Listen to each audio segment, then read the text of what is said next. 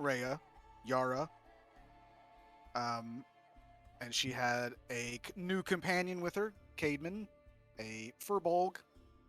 Um, she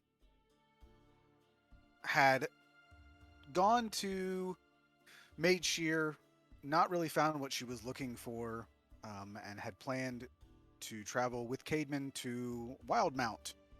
Um, I don't really remember if you. I know you guys talked to her, but I don't really think she gave you a whole lot of additional information that was interesting to you guys. Not More just about what she was. particularly. Yeah, it's more about what she was doing. And she gave Callum some sending stones. He didn't know what they were. Um, just to keep her in the loop, and vice versa. Um, you eventually headed to Mage Shear. Oh, you also picked up a bard. Allie is forcefully convinced to join you. How did that happen? So now you have a dog and a bard, or a wolf dog thing, and a bard following you around. Neither of which have joined you in the catacombs of the Longgate Cemetery, where you met up with some followers of Melora. Um,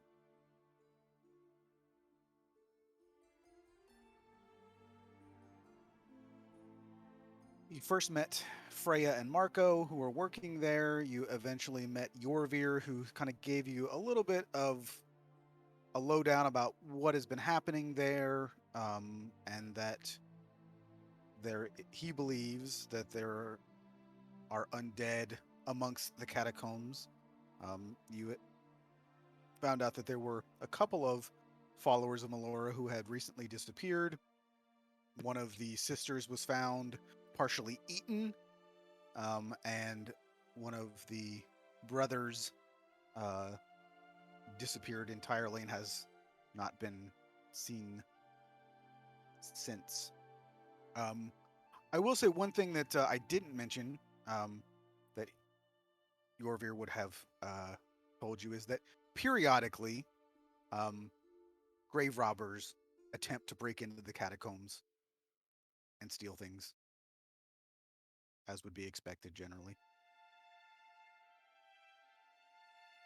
Um, he told you he didn't really have much to give you as far as a reward, which you all said was fine, and in fact, Signa gave them a bunch of money. Um, You're damn essentially, all straight she did. She's paying for the privilege. I was gonna say you guys are terrible at being mercenaries. yes. Who said anything about being mercenaries? Well, adventurers. The only thing that he had really asked of you was that you didn't disturb any of the dead that are already there, and don't steal any of their stuff. It's basically what it boiled down to. And that's kind of where we left off, was you all heading into the catacombs. Into the catacombs with... Yes, I forgot, which, Cassidy. One of the girls, yeah. Yeah. Cassidy, one of the, is there to kind of give you a kind of a tour guide, explain what you're looking at, what things are, that kind of stuff. Potentially capable of fighting, but probably not a frontline fighter. So, change up our music a little bit, and then move to the catacombs. Everybody should be near the bottom right. Yep. I already gave torches to the people who can't see.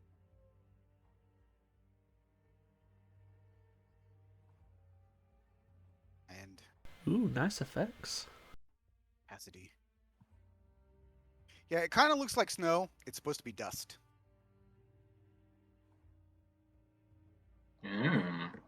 I know I've been playing too much of a different character lately when my first impulse is to go to my weed voice. Yes. Don't do that.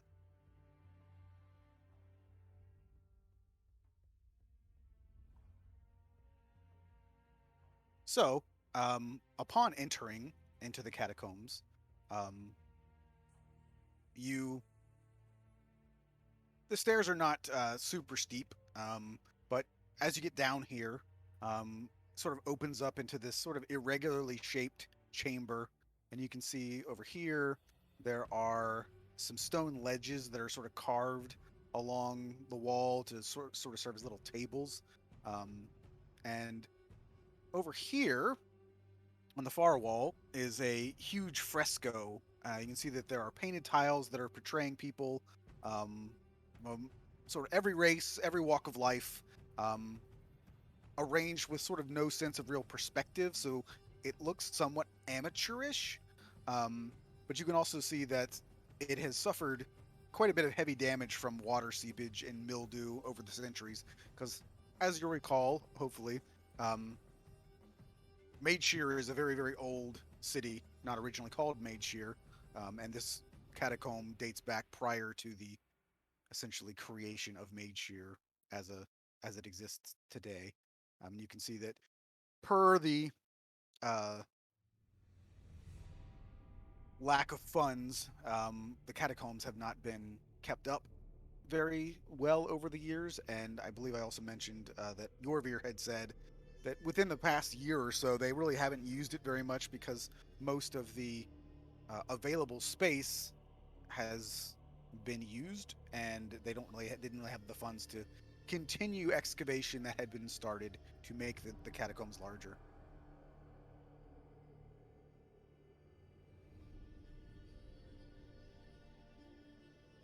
Not So bad down here.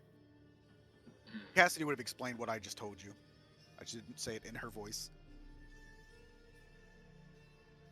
As far as what you're looking at. So, how quickly do you all want to travel through here? Do you want to just take a look around things? I don't know how much you want to investigate each place that we go to. That's a good question. You are the expert on this area. Is there a good reason for us to investigate? Any concealed areas that you would expect that are I worth haven't finding? really been down here in a while. I don't know. There's a room over here.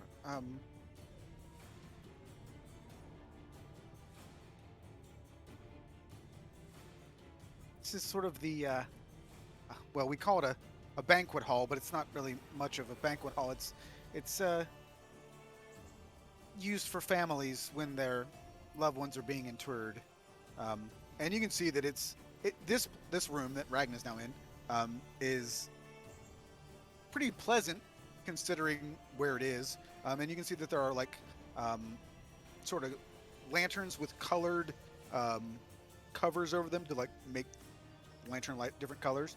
And there's like incense burners, and there's long tables that like and the seats and everything that you could sit at, and you can see that there is also what appears to be kind of like a closet over here. And Cassidy's like, that door's locked. I don't have a key. I don't actually know what's back there. I've never been there. In there. I mean, just to test it, Callum's going to see if the door opens or if it's actually locked. Yeah, it's locked. Well, if we're dealing with any typical forms of undead, I imagine a locked door that is not currently broken open is sufficient to show that they have not been there.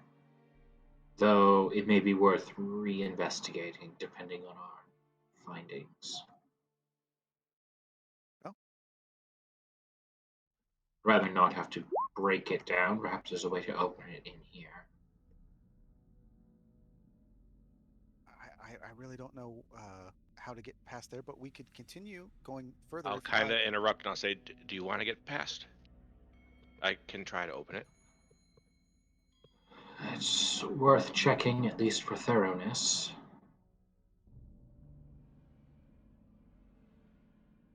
Right.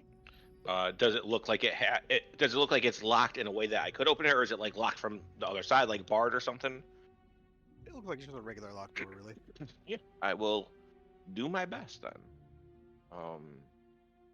I will pull out my thieves' tools and get to work.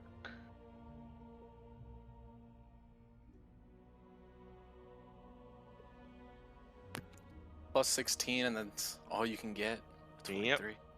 So the way this map is sort of this is a ladder that's going down. It's kind of hard to make it look like that, but No, I get that. I'll just back up and let Cassidy go on. He will say, you know this place best, but if this is somewhere that you're not familiar with, it might be better to let one of us go first in case there's any danger. While they're talking about this, Callum's just going to take a quick look at the area in there. Does it look like it's been traversed in any way recently? Like footprints in the dust, anything like that? it does not look like it's been disturbed recently. You can see that the ladder does not appear to be in great shape, and it also doesn't appear that the ladder was the original way to traverse. Because looking at it, you can see that it looks like there are handholds that are actually like carved into the rock that you would assume were probably the way that it was originally used.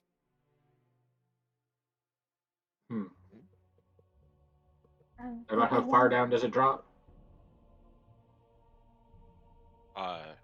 You said this is an old area, right? Yeah, it's probably about 15 or 20 feet down.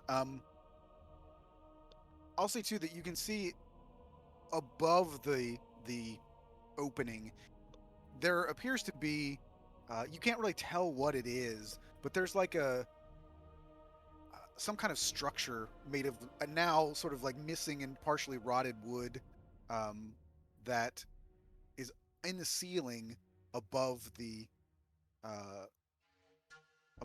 opening. I say without making any rolls, you would guess that it was probably at some point some sort of like pulley system to lower things down into this opening.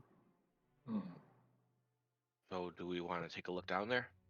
I would personally say we explore the rest of this floor first before we go deeper. I Last definitely thing- put like the table over it though. Last thing we need is to be down there and have something up here follow us and block us in. I'm fine with that. Then can I close the door back up and lock it, Matt? Yep. Just to be safest. We'll say that you did that so that I don't have to make another line in the dynamic lighting. That's my door. There you go. All right. So, Cass, I take it you're only familiar with this floor then.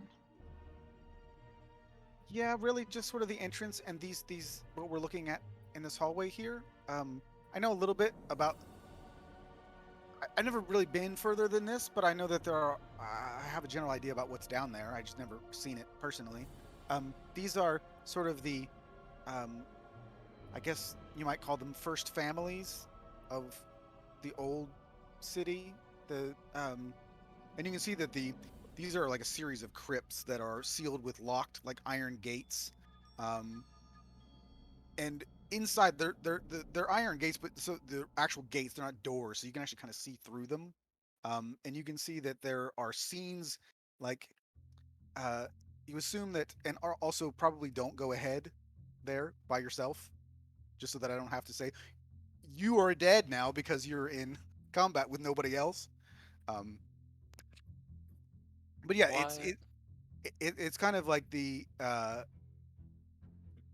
depicting daily life, I guess. So there's like people that are dressed around like richly dressed, that are like seated around dining tables and writing desks. But you can see that it's kind of macabre because it's like it's the bodies of these people the dead bodies that are like positioned in these ways to like make it like I guess that's like the it was the custom of how they buried the dead was to like put them in. It's like a demented serial killer's like version of like a manger scene you'll see around Christmas. Yeah, I mean it's kind of like that. So they're setting up scenes of like what people were like Okay. in their lives, you know, and like they're the best thing I can think of is that they used to do that for like babies. I don't know if you ever seen those old pictures where they would like they would take the dead baby and they would make them look like they were doing something, like that they were alive when they weren't, and then they took the picture. It's kind of that similar thing where they're attempting to make it look like they're still like a still image of them as they were when they were alive. It's weird. It's real weird. You probably haven't seen this particular custom because it wouldn't be common in this day and age for sure. And this is traditional for the particular sect of Melora's followers here. Well, no, these catacombs were not originally. They didn't belong to Melora. We're not entirely sure. It seems this was more of a cultural thing rather than any sort of specific deity. But we chose not to disturb it because, you know. Callum's just nodding along, and as he's doing so, he's looking to make sure that it doesn't look like any of these doors have been like tampered with or opened It or looks like unlocked. they've all been attempted throughout the years. You can see that the locks and everything, some of them have been replaced, and you can see that yes, they've almost every single one of them. You can see uh, attempts to break into them because there are valuable things in these tombs, I guess. Hmm. But none of them look like they were successful, as far Well, as I can tell. nothing recently. There are no broken gates currently, but you do see remnants of the attempts to do so. And Cassidy will say, we have a spell that if anybody attempts to break into it, it's a magic mouth spell that will attempt to scare people and let them know to what they're doing is not acceptable. Could you possibly elaborate on how that spell works? I'm not very well versed in magic. Would it stop things inside of it trying to get out as well? As far as I know, the way that the spell is set up is that anything other than the proper keys attempting to open the locks will set off the spell. See. And those keys are. I believe Yorvir has them. Alright.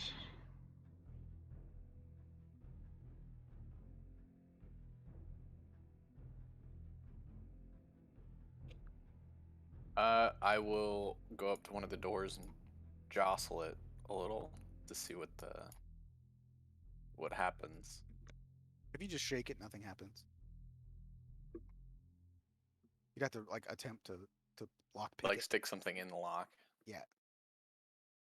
I've got no thieves' tools, so that's it for me. So these stairs in front of you are going down. Mm-hmm. And down we shall go. I suppose so.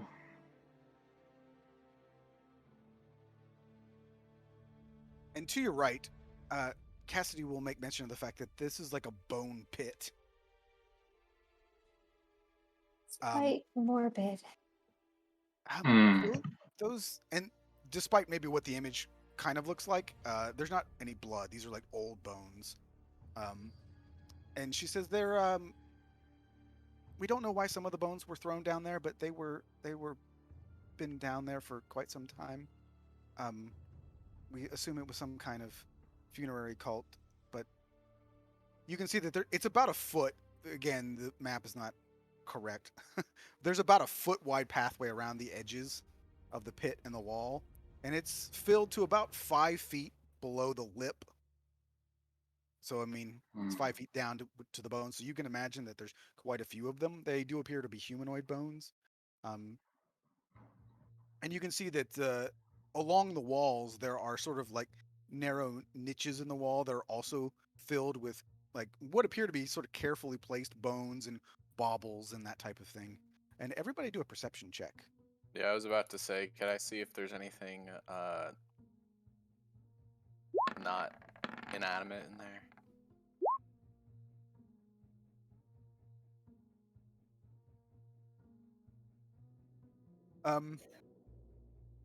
The bones appear to be just bones that have been sitting there for quite some time. They do appear to have a bit of dust, but Ragna and Arvid, you hear noises around the corner, like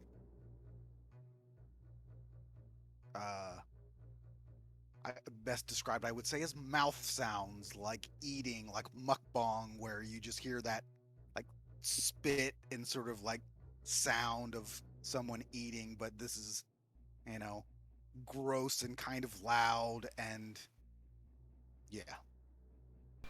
Arvid will just give a very low, like, whistle.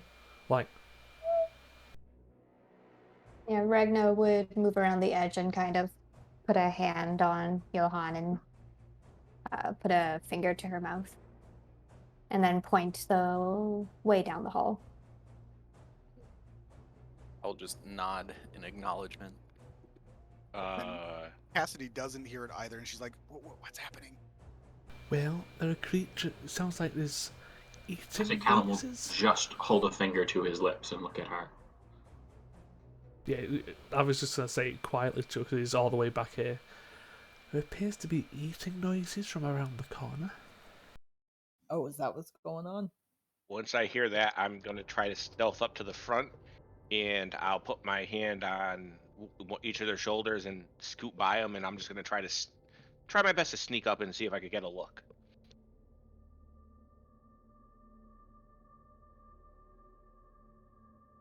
Unless either of you that want to stop me, feel free.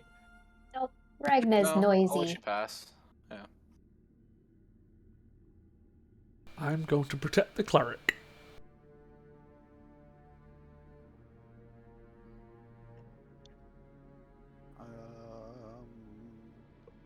All right. Griswold will turn back and point in a direction and put up 3 fingers.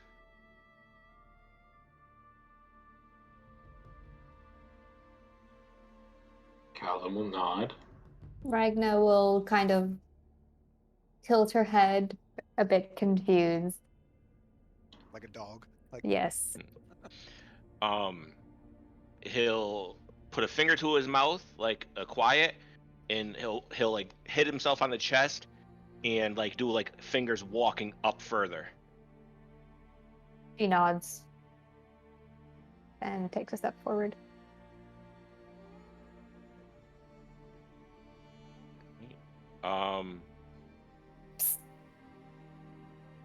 Puts up a fist. All right, Matt, since I'm here, how distracted do these things in front of me look? pretty distracted. They do appear to be eating something on the floor, Um, but you probably couldn't get a whole lot closer without them noticing.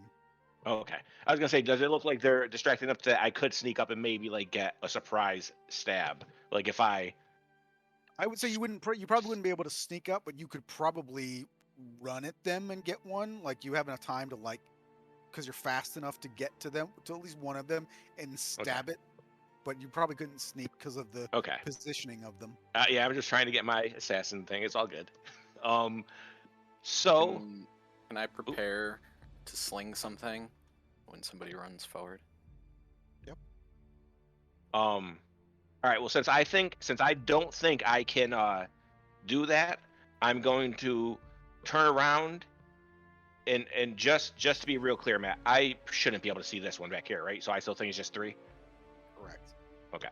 So actually, you might see like an arm or something. Okay.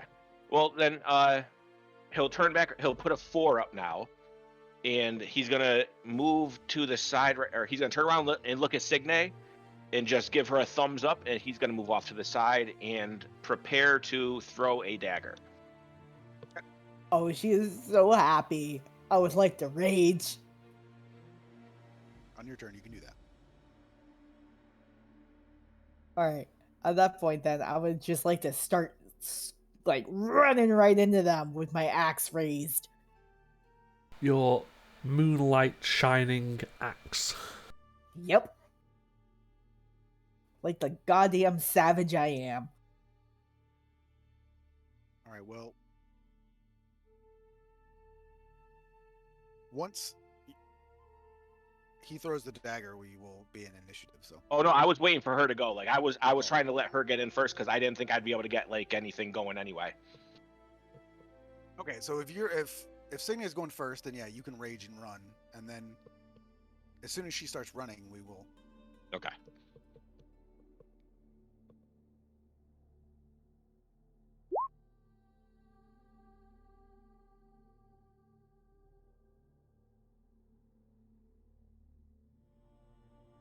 So let's get the music a little bit more active here. I'm betting it done. That first one I can reach. See, I like how you've all run into combat and I'm just sat back here with the cleric. All right, initiative time. I believe I finally have a character that has good initiative. It's a nice feeling.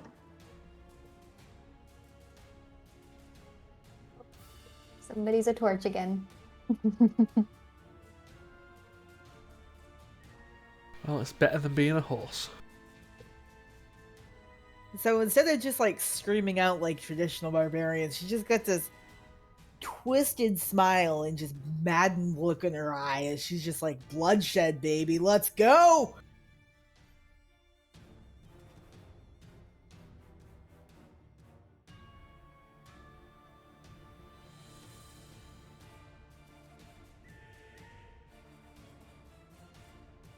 Who is the? Nay. She's the only one who got. She got 20.16. Who was it? Sigma. Signai. Oh, I could have swore I saw her in the. Did I accidentally give it to a light? I did. It's okay. We know who it is. Yeah, it's fine. Oh, wait a minute. Just roll it and I'll change your number. 20.16. When I clicked on it, it deleted it for some reason.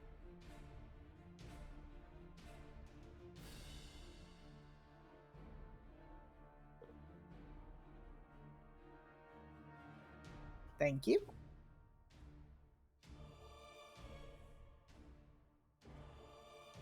Oh, Griswold's first anyway.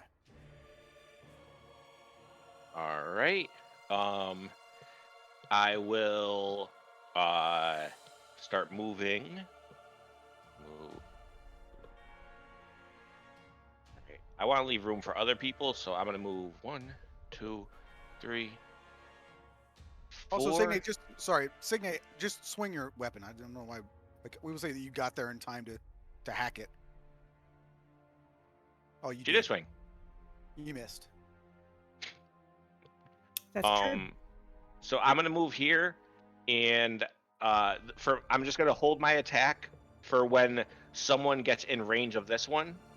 Actually, you know what? No, I'll just throw a dagger at this one, since Signe's already in range with it. So I'm gonna just throw the dagger with my main hand. Missing. Indeed.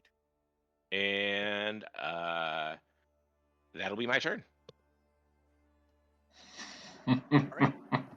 So you can see that these probably none of you would have seen these creatures before. They do appear to be humanoid, and they're large. They are quite a bit like taller than you would maybe have anticipated. They look like very tall human beings, so they're all well over 6 feet tall when they stand up after being bent over, eating whatever it is that they're eating. So this one is going to kind of step over, and it's going to attempt to. First, it will attempt to claw at Signe, and it's going to miss. You see it like reach out towards you with these like sort of.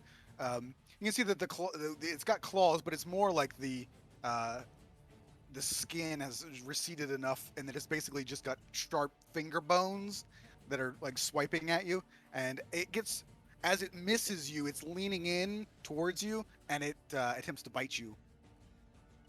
That's a 19. Oh yeah, that hits. Okay. That is 8 points of piercing damage as I probably onto your shoulder just bites down as you dodged out of the way of the swipe, and it sort of just comes down and bites. You can feel the teeth go in, and the blood starts to run down your shoulder, and you notice that the others take notice of the blood as well. And it is Johann's turn. Was that with damage already reduced because I'm raging? Oh, sorry. It's 4 points of damage. Gotcha. Thank you.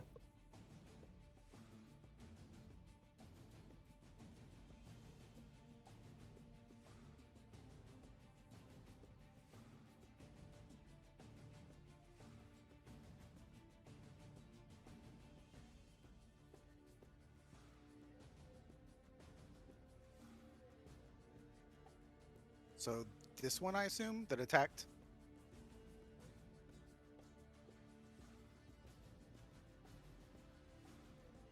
Johann. Sorry, my mic was up.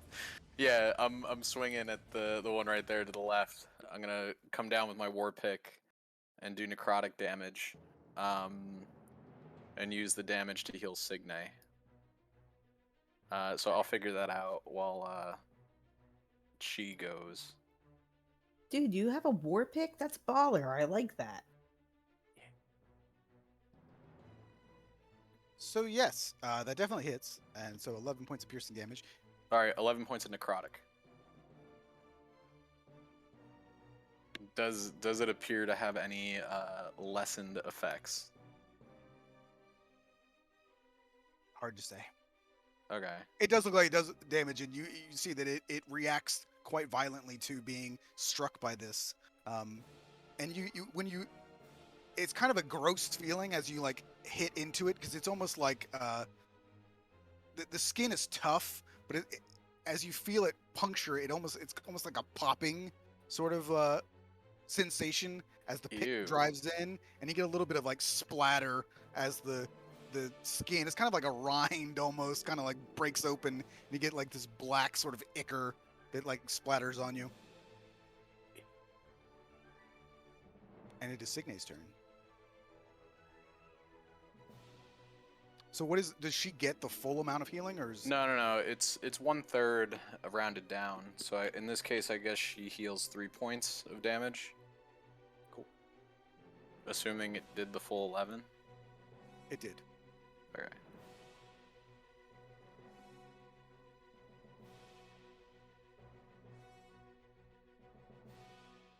I would like to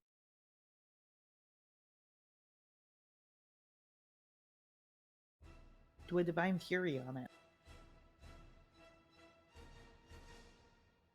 So the 2 is from your rage, the 7 slashing, and then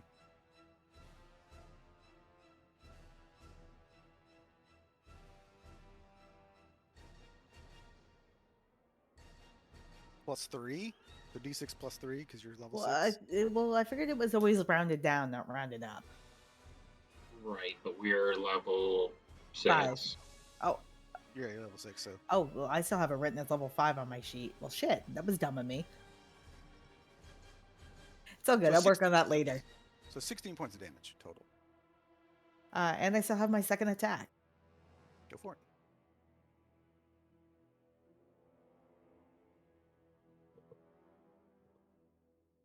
Hold on. What is wrong with this? A 13 does not hit. Fair enough. And it is Ragna's turn. Actually, give me a minute. You said these creatures were large? They're not considered large creature. They're just tall humans, basically. Okay. Tall humanoid size, but they're not considered a large creature. Just they were double checking. Yes, if they were a large creature, they would be that big. I figured, but had to ask. Yes. Well spotted, Bill. Thank you. All right, You Ragna. think she's going to run up there and then why not? She will. Where is it? Use Bless on her 3 friends at the front.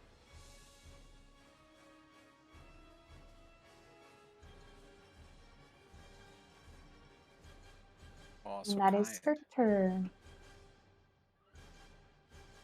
All right.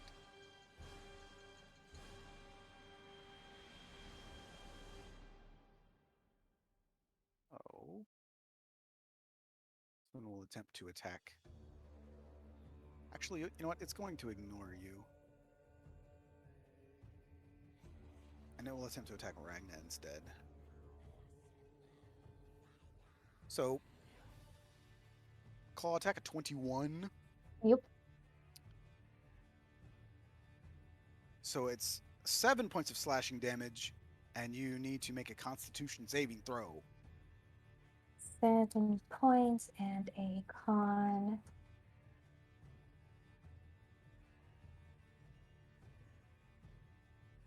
Saving throw. All right. You save on that, and it attacks you again with a 14. I assume that misses. Yep. And then let me roll con again for her Bless, which I think saves. Alrighty. What's Arvid. concentration again? Is it the DC. damage or or 10, depending on which is higher? DC 10 or half the damage, whichever is higher. Oh, okay. I'll signal to our cleric in the back. We should probably head a bit closer. We don't want to be caught out by ourselves. She has a terrified look in her eyes. She's kind of like reluctantly nods at you. Like I'll hold a forearm and just start leading her around the pit. Okay. I can get to about there. That's it.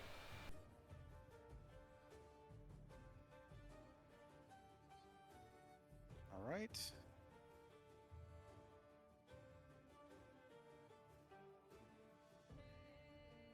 So this one will go after Griswold. Can I Right. take an attack of opportunity? Yep.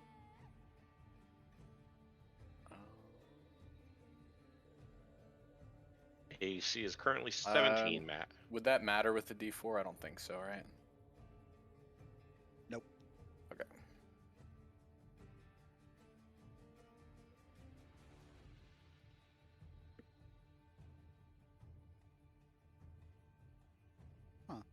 That's weird.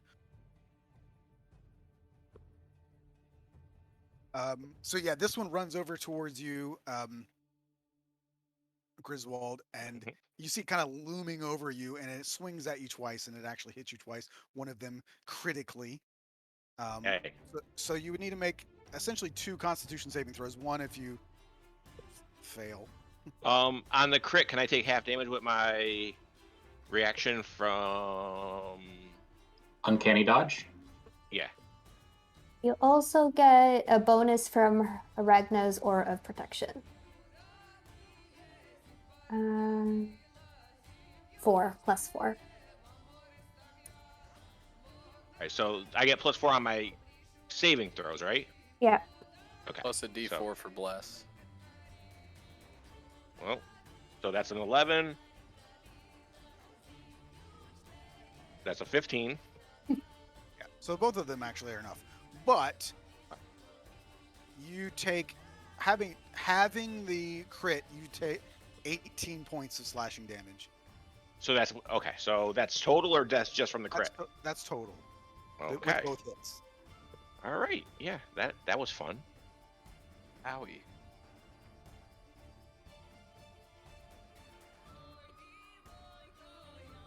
Callum. Callum just takes a second, takes a deep breath, exhales, and then takes off like a bolt towards the combat.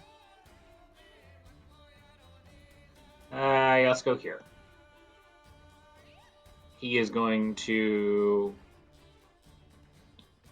start by throwing a punch at the one next to Griswold.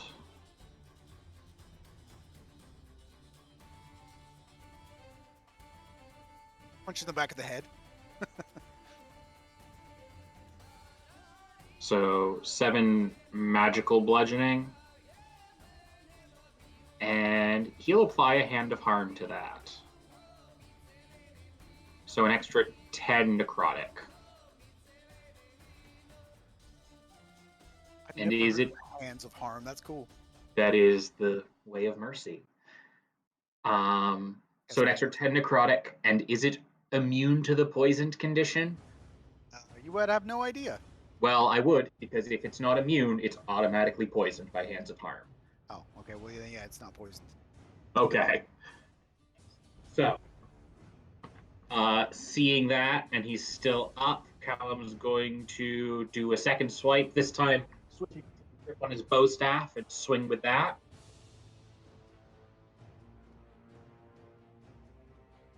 Same target. That hits. Okay. 6 normal bludgeoning. Doesn't seem particularly resistant to the normal bludgeoning compared to the magical bludgeoning I just did. That seems about the same. Okay. And then his third swing is actually going to go at the one over here, because he is going to, now that he's swung with one end of the staff, he's going to strike back with the other.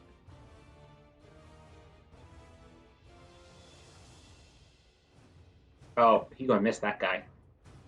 Whack Regna instead. That said, that was 10, 20, 30 feet to get there. So having done that, because he's got the mobile feat, he can move away from both of them now. Without Provoking attacks of opportunity, because he attacks them both. And that's his turn, as he zips back to here. Alrighty. This one will kind of move down here up against the wall and attack Signe. 21 and a 14.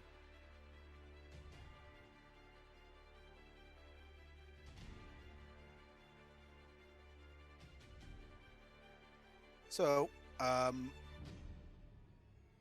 save on the Plus 21. 4.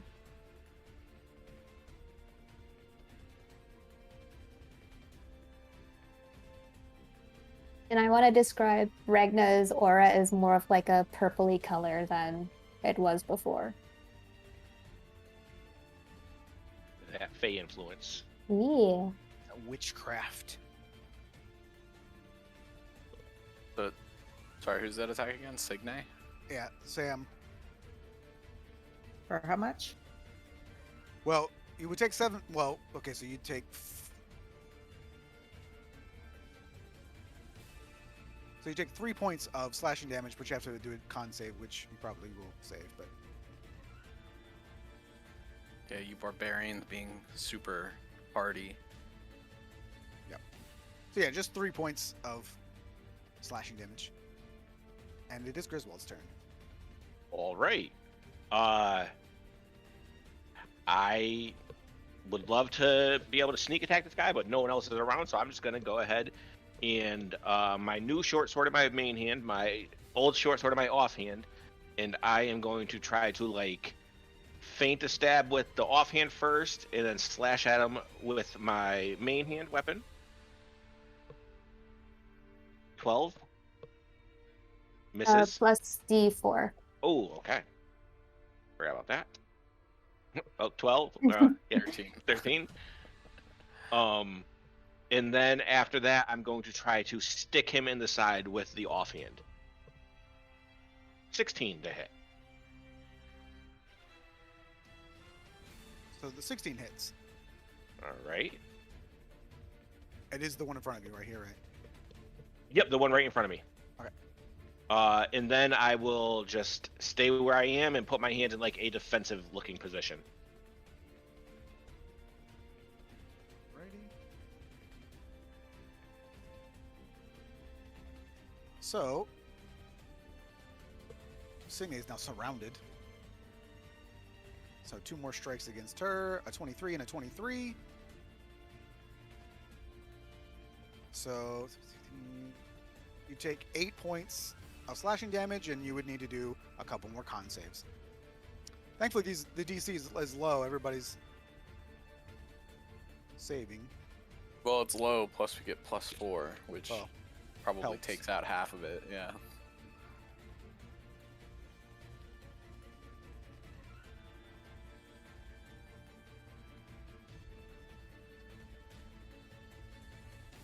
Plus, Regna's bless as well. Bless. Bless is so good. Signe, are you there? Yes. So 8 point slashing, 2 con saves.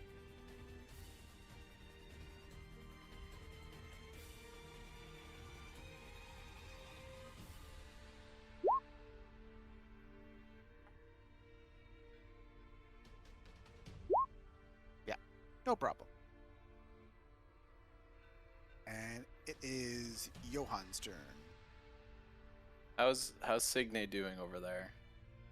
Is there cause for concern yet? She's a barbarian. Feeling like a 51 out of 61. I'll take my war pick and try to cleave a nice chunk off the guy to the south of me. Wait, sorry, is the guy to the south of me the one that I attacked before, or did he trade places with the one on the left? You know what I mean? Like, This one is the one that appears to have been beaten up a bit. okay, I'll swing at him.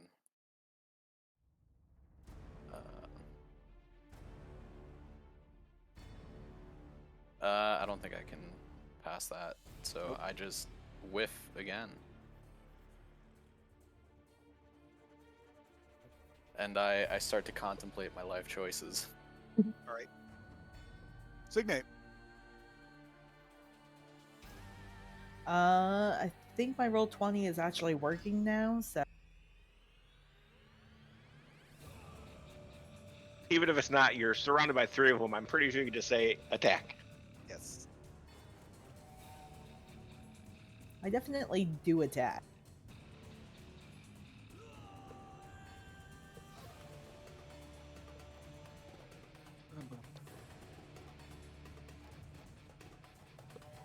So which one do you want to beat the crap out of?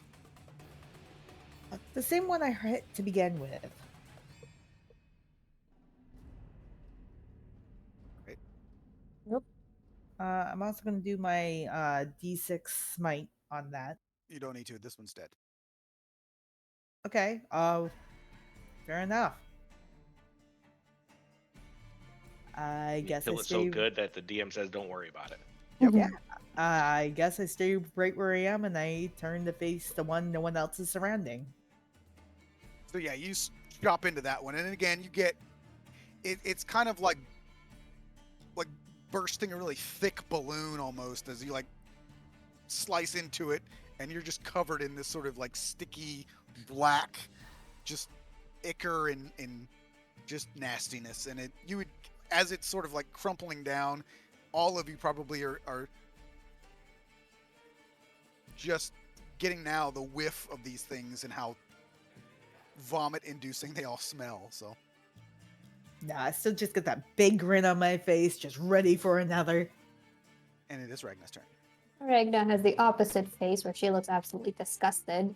But she's gonna take a few big steps over this way and swing her long sword twice in quick succession at that one. Long sword. What is the range on your aura? 10 feet.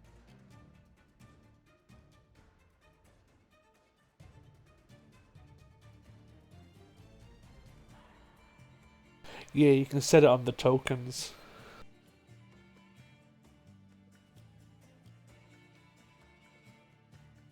Purple aura, yay. It's so little though. It's very tiny right now.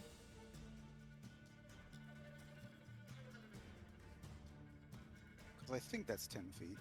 Yeah, Was- but centered on you. Oops. I I say, believe the expression is small but mighty. Ragnar, you can set it on your own token as well. Oh. And by 10 feet, I meant 10 feet radius, I think. Let me double check that. Yeah, it is a 10-foot radius. Okay. How do I make an aura appear? If you click on your token and then click on the Yes. little gear and then Yes. scroll all the way to the bottom, there will be 2 Oh, okay. fields for auras. And Okay, I just dragged this aura because it's actually a token. It's an actual like magic effect that I have. And you can set how many foot radius it is and the shape and the color.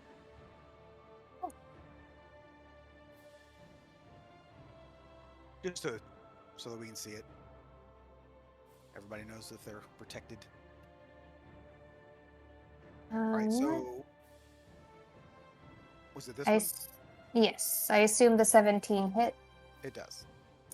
Oh, and once you set it, I think maybe you can't. You can probably see that, can't you? Did you already set it up for yourself? Yeah, I see the purple. Yeah, we can't see it. It has I to think be. Matt has to do hers Yeah. to see it. Ah. I think it's just like an option you click, which is like make aura visible or something. Yeah. You can't do it on your end, Tara, but Matt could go in and do it on your token. Okay. How about now? There it is. Hey! Sweet. So 9 points of slashing damage on this one here.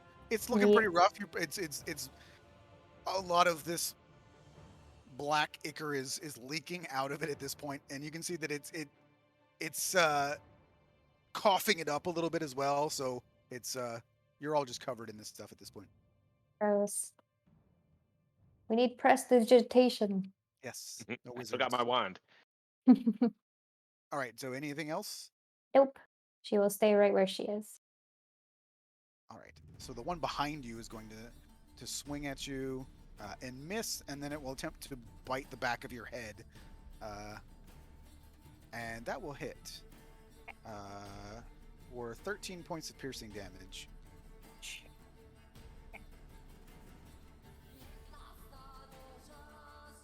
And now your hair is covered in black, gooey ichor from the mouth of this thing behind you. Oh, And it is Arvid's turn. Yeah, I'll continue to say it.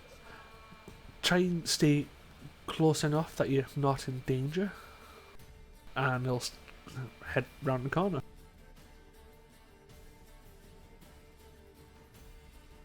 She'll kind of duck behind Callum. 30.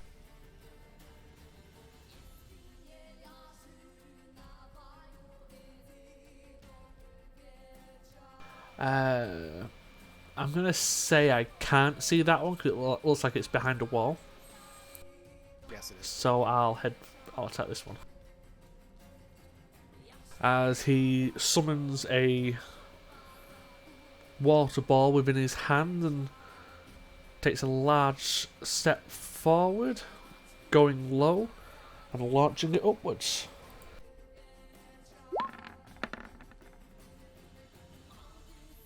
Hmm.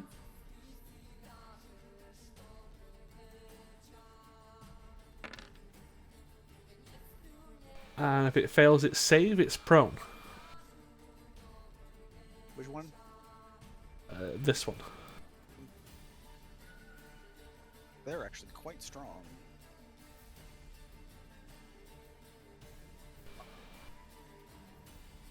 That's an interesting little cantrip. It's a nice one, isn't it?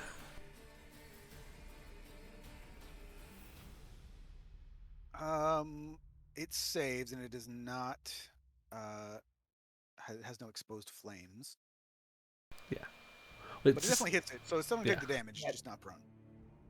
yeah, so I've basically just threw like a baseball-sized amount of water at it. Yeah, that's it. All right. How rude.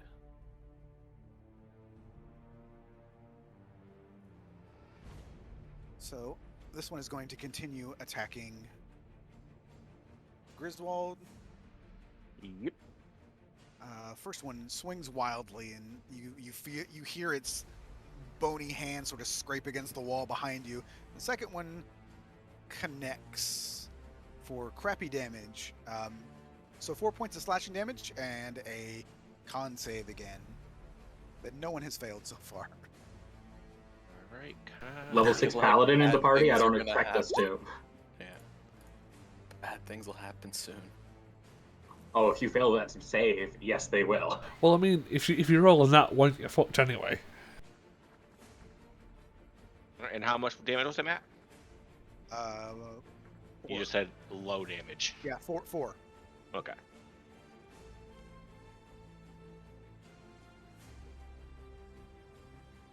All right, Callum. The one on Griswold's looking a bit beat up, isn't it? Yeah. All right.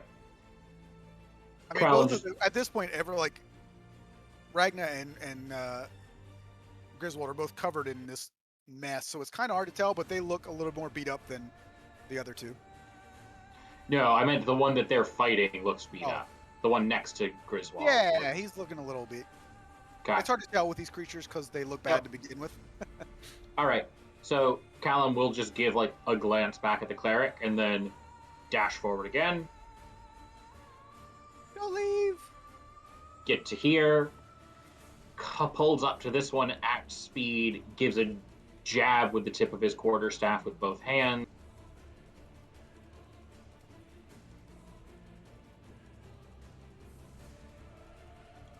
"12 bludgeoning to the side of the dome on this one. Okay. Still up. It is. Okay. Draws back a little bit and brings the butt end of it wheeling up into the torso, aiming to crack some ribs. It's dead. Which is funny. Yeah, I swear it happens so often. It seems in D&D. You did hit 12 damage. You had 13 hit points. Yep. yeah. Just That takes it out. bashes it off against the wall, and then spinning on his heel, brings up a foot to kick at the third one, who is between the others.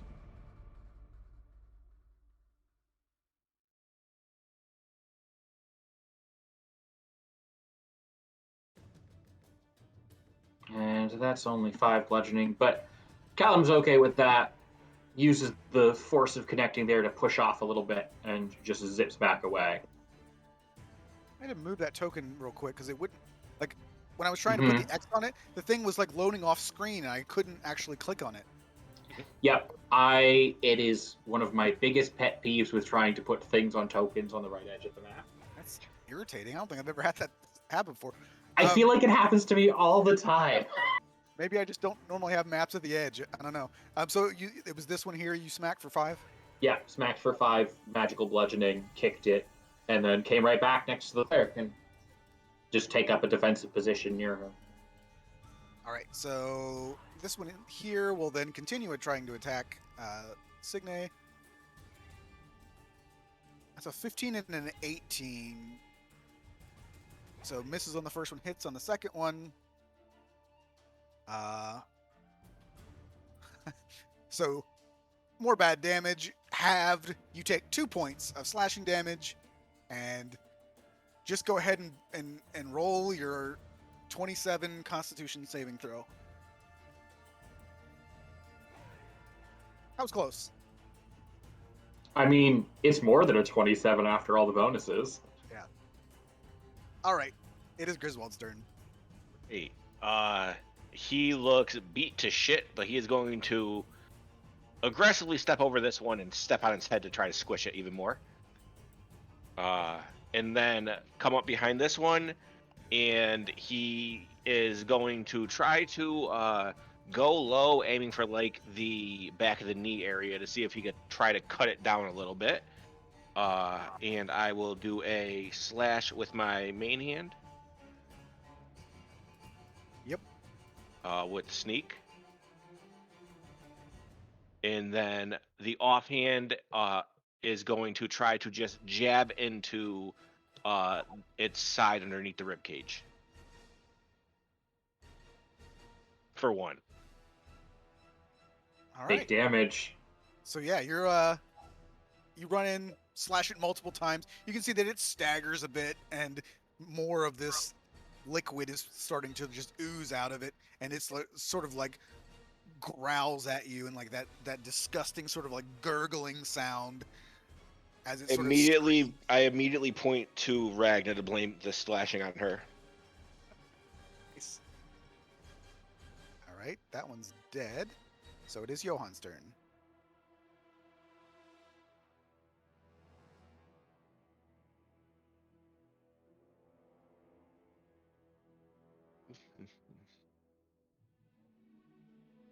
So that one is cut down as well.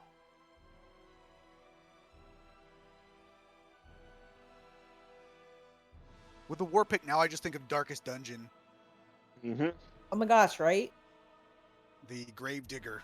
If anyone's looking for a new game, Battle Brothers is amazing. Really been enjoying Vampire Slayers. Vampire Survivors. Survivors, I'm sorry. $3 on Steam. Yeah. And And it's really nice. All right, so I Griswold heal gets for 3. 3. Yeah. And it is Signe's turn. Whew.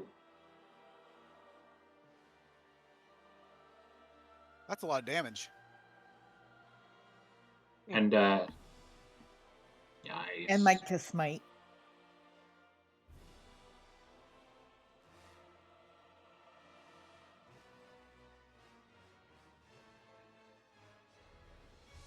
So 41 points of damage. Fuck that one guy in particular. Give me a second here.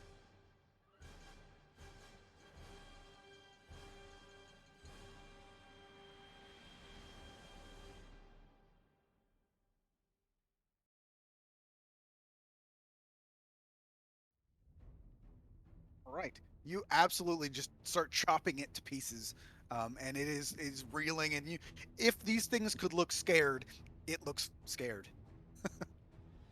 It's still standing, but it's not in good shape. Nice. And it is Ragna's turn.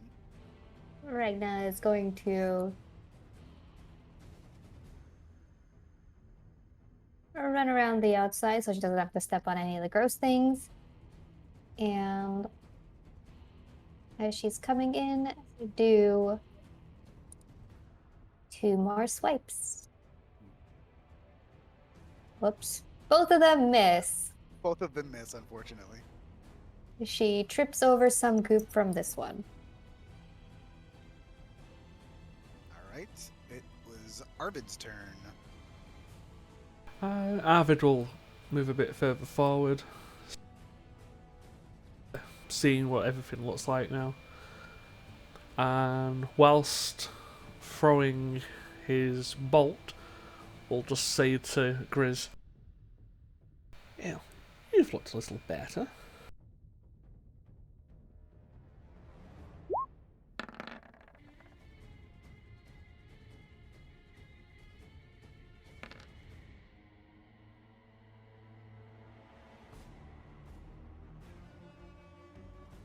Saves on the strength, 6 points of damage.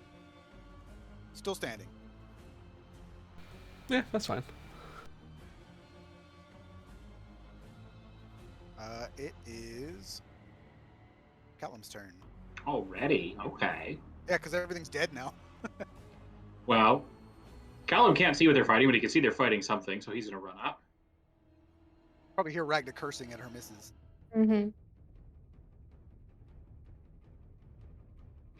Can get to there. 45 feet. Didn't have to go that route, but can get to there. He's going to throw some strikes. Same thing. He's coming in at speed, so two-handed jab with the quarterstaff first. I don't think it's possible that you can't kill this. Yep, it's dead. Okay.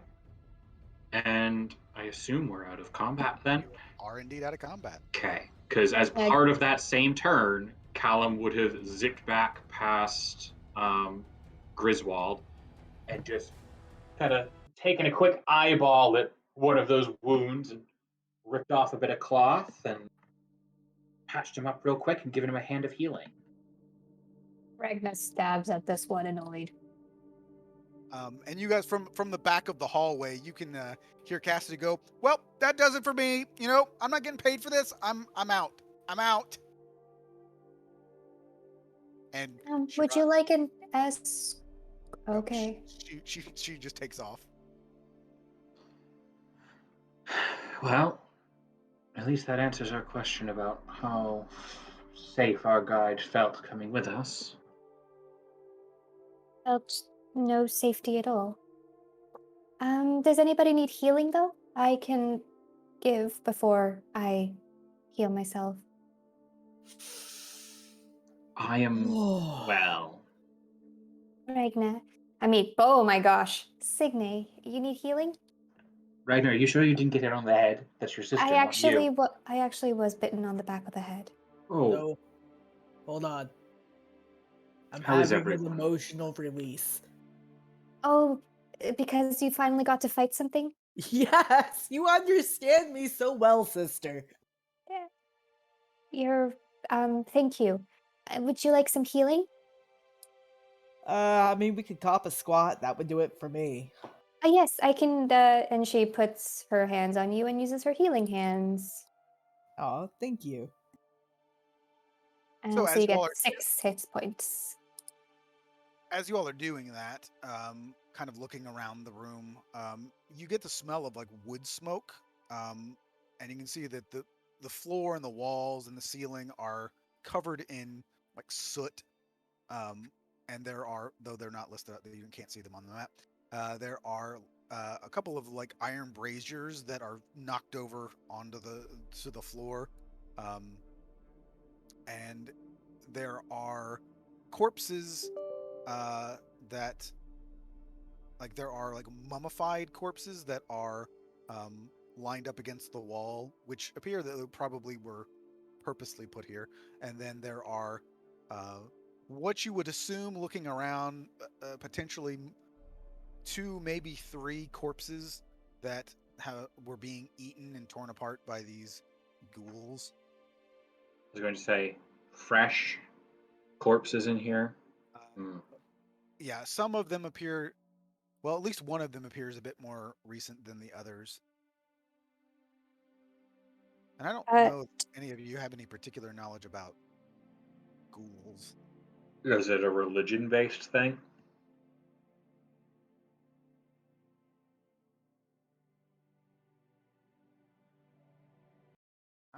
I'm good.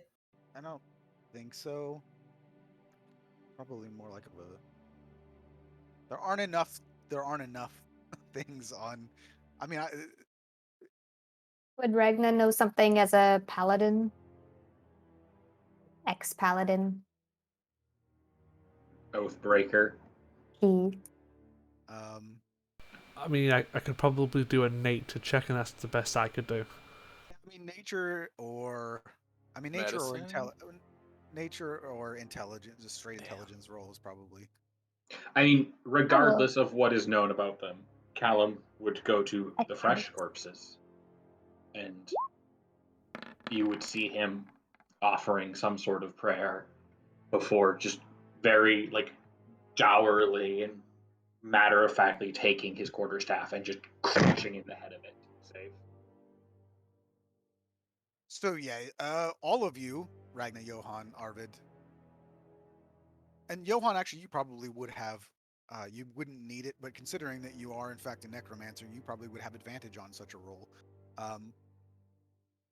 You would know that ghouls are not summoned by necromancers. In fact, ghouls are abyssal undead,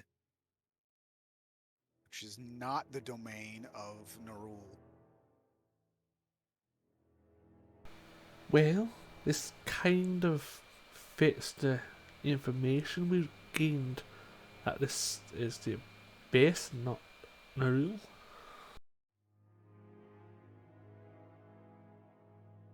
Hey, sis. Yes. So, I noticed after a while, like, my hits started kind of getting glowy. Do you Yes. think any of your divinity could have worn off on me before you, joined Zavilna? Um, I mean, it's possible. It could be that you've carried favor with, um, you know, and she kind of like looks down a little bit. I genuinely have no idea. Well, I will say that you probably don't even need to roll for it, Ragna, but in general, I mean, you yourself are an Asimar, so you would generally know that at least within your family, there is some divine blood. So the possibility that it would exist within Signe is not zero. So, Mhm. Yeah, she would also mention that and say, well, I do have a divine blood, so it's possible that you have some divine blood too. Maybe that's where it's coming from. I don't think Arathis, or I mean, maybe Arathis would want to take you on. It's possible. But the blood may be more likely. Yeah, I mean, given what you've said about him, I don't think I'm really his type. Ah, her. Oh, I believe it's a her. Arathis is feminine, yes. Yes.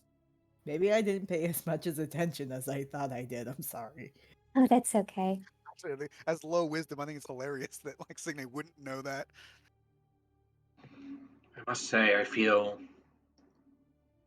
simultaneously relieved for the people of this city and deeply disappointed. This is not one of Neryl's schemes we finally stumbled upon. We should probably still put a stop to it, yeah? Yes. Agreed. So yeah, aside Matt, real from quick, you listing, were saying we smell like it was like fire in here, like wood burning. yeah, it's. I mean, you can tell that it's this is not recent. Well, no, I'm just saying, is there any like chimney or anything, or does it look like it was just It's just braziers to keep the. okay? Yeah. Okay. But you can tell that it's been knocked over, and at some point, like bodies and wood had probably been burned here. Right. Griswold will just reach into his bag and hand the wand of prestidigitation to Ragna. There's 8 charges on it still. Oh, thank you. And she will use that to get the gunk off her and step away. Does anybody else, would you, any of you like to use it as well? Not yet. Ideally, I'm gonna get covered with a lot more ick. No, I'm fine. I nothing really happened for me then. I'm as well. Kyle kind of polishes down the blunt stick he just used to beat several corpses back to death. It doesn't bother me as much as it probably does you. Well, thank you, Griswold. And she holds the wand back to him. It seems that it might serve you better. I don't mind as much either. I've been in very down, not so good places, so it doesn't have the same effect on me. Okay. Arvid, additionally, with your 24, you would know, because Arvid knows a lot of crap, that the ghouls generally won't even attack elves at all. Interesting. You are in fact immune to their paralytic attacks, which is what everybody was basically immune to anyway, because you just everybody saved. But they will generally ignore elves if they see them, due to their abyssal origin. Given that the first ghoul was in fact an elf, and it makes them elves immune to their paralytic touch. So, Interesting. Of course, our only 2 elves hide are people who can stand in the back for most of the fight. Yeah, But so you guys would not have. You didn't even. It didn't come up. But Well, like I said, I'd bring that up. It's a well, I'm quite lucky that we're fighting ghouls because considering the first ghoul ever in existence came from an elf, they kind of leave us alone and we're immune to their poison, kind of. That's interesting. very. I suppose for the rest of you, just stay close to me. Um, I wonder if I'm immune to them. How elf are you, if you don't mind me asking? About half. It's hard to track family lineages in this particular. Well, the particular family I came from. My mother's a full-blooded elf. Well, I don't know if it'll be as effective for you, but probably should do something. Well, hopefully, we don't need to find out. Where is our friend? She. she left He ran. very quickly, yes. Ah, I Well. had asked her if she wanted an escort, but I couldn't even say the word escort before she left. Probably for the best. It might do us well to give me a moment, and Callum's just going to briskly walk back towards the entrance to make sure she hasn't been like attacked by something on the way back. yeah, Good I call. won't make you move your token if you don't really want to. There's nothing there. Sweet. By the way, I will. Mhm. Sorry. Go ahead. Oh, Griswold, how are you doing? Do you need a moment to catch your breath after? I'm good for now. If I'm feeling like I'm gonna be in danger, I'll let you know. But for now, I'm good. Seems that we have plenty of people who are practiced in either healing magics or simply medical service to aid if such a thing comes up. So what you're looking at in front of you, particularly for Griswold, who's up there, this is again on a 2D map. It's kind of hard to describe. So these stairs are going down, and this is like a winding stair. So this goes drop. There's a drop down. So this is like a. So over here is lower than up yeah, here. yeah. So, Okay. but you can also see that these stairs that are going down here look like they're falling apart. Are they all stone still? It looks like they are really originally stone, and you can see that they were haphazardly repaired with bits of wood, but they look very, very rickety and look quite unsafe. All right. Griswold will like kind of just give me a second. He'll just can I just like actually you know what I will move out of the way and I will look at Callum and say you want to poke those a bit with your staff just to make sure safe for the people wearing armor to go down. Makes sense to me. Callum was like halfway over the railing, just ready to jump. Yeah, I mean, most of you could probably do that anyway, but But My only worry with jumping over, I thought the same thing was you thud and someone's gonna hear it. but Callum Johan's will. just gone. Yeah, so we'll just poke his way down the Johan, you need stairs. to do an acrobatics check. With And guidance, because I can do it for 30 feet. Oh, I'll probably just fall down. It's not a big deal. Acrobatics, damn. Yeah, you definitely fail. So you yourself do not take damage, but the stairs start to collapse even further. Oh no, yeah. So as you step down the stairs, I mean, you can see them start to crumble. Like now, there's like gaping holes between the steps. Yeah, maybe just toss a rope over the side then. Yes. Who has a rope? Oh, mine got tied outside of the tower. The building is. Yes. So it's about 20 feet down. I think most of you could probably mostly just jump. Well, I mean, getting down is the easy part, right? It's getting back up that's true the too, but- problem. That railing also probably does not look like it could support. Hmm. A rope. Oh, a rope anyway. Okay. You might be able to attach it to these. What's how tall is this statue? It's above the, so it's probably its head is probably about to the ceiling. So you All could right. Well probably then, also try and you could do an acrobatics check to try and yeah. scramble down the statue. Well, I was gonna say when we're coming back up, can we like kind of use it for an extra couple feet to jump up off of? So yeah, I will jump down right here and kind of just look around. And does it look like there's any way we could scramble up this to get back up top, or do we need the rope somewhere? Well, the statue appears to be a strange four-armed humanoid with vaguely insectoid features. You can see that in one of its hands, it has a scroll. There's a quill in the second hand, a skull in the third hand, and the fourth hand appears to be empty. I will kind of just looking up Ragna. Yes.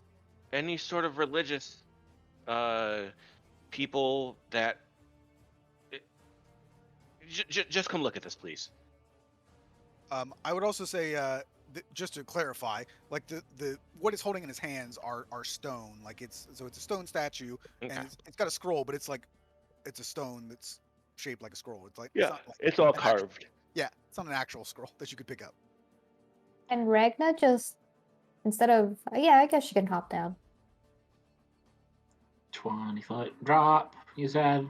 Yeah, 20-foot drop. And I'll just point at it and just never seen anything like that before, but does it make any ring a bell for you? And she will stare up at the statue. Is there any religious connotations to said statue? Also, anybody who is not particularly dexterous, I mean, if you want to jump 20 feet, you can, but it's 2d6 damage. I was gonna say, Oh, Callum okay. only does it because he's got slow fall. He can't take damage from that drop. Okay. What can Ragna hop like over these stairs? Is that shorter drop? And then top that? Can I athletics this? I mean, the reality is that, like, in D&D, jump range is ridiculous, so I'm pretty sure you guys could probably, everyone could clear the stairs. by just jumping. With a running start of at least 10 feet going in the same direction, you can go your strength score. So, and if you don't have a running start, it's half your strength score, which is So it's 10 about feet 15, or less. It's about 15 feet. Yeah, I'm just gonna drop. Okay, I've decided. Ragna's just gonna squeal and run for it.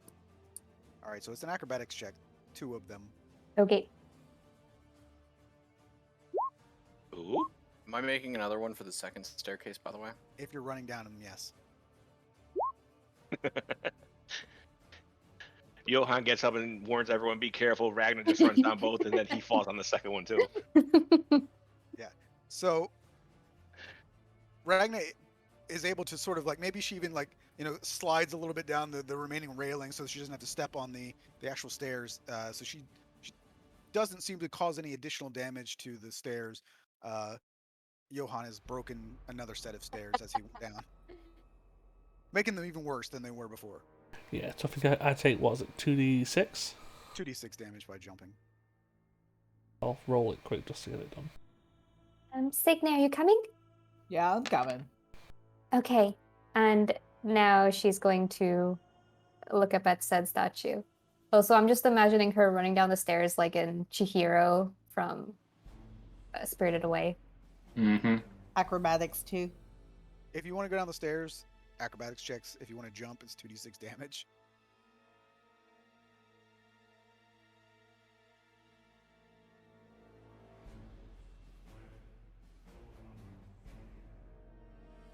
Yep.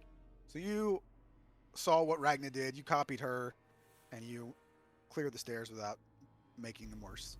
And then if you want to look at the statue and try to determine what it is, you just do a religion check, Ragna. Callum will try that too, since he's proficient. Like I said, I can just guide people up to 30 feet, so just assume you have guidance. Doesn't guidance take like an action every time you cast it? Yeah.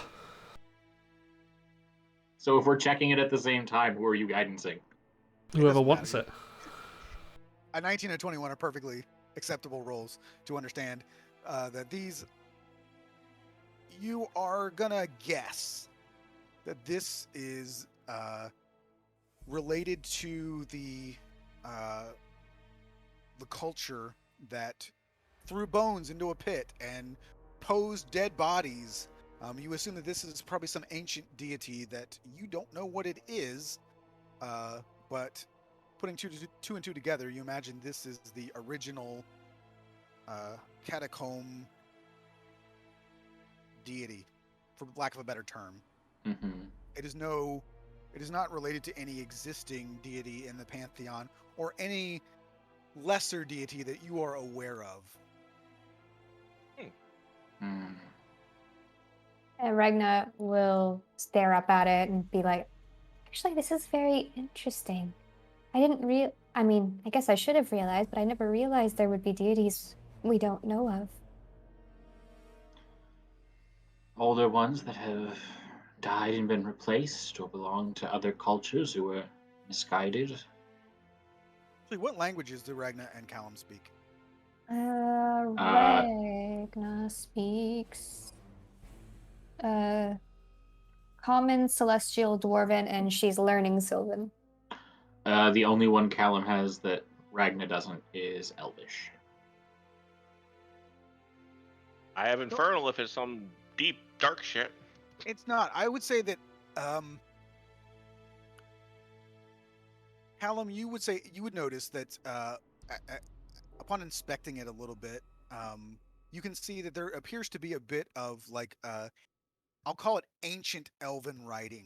So it's not Sylvan, but it looks like it's sort of a combination of Sylvan and Elven that is a little bit wonky. So you kind of get it gives you an idea about that this is very, very old.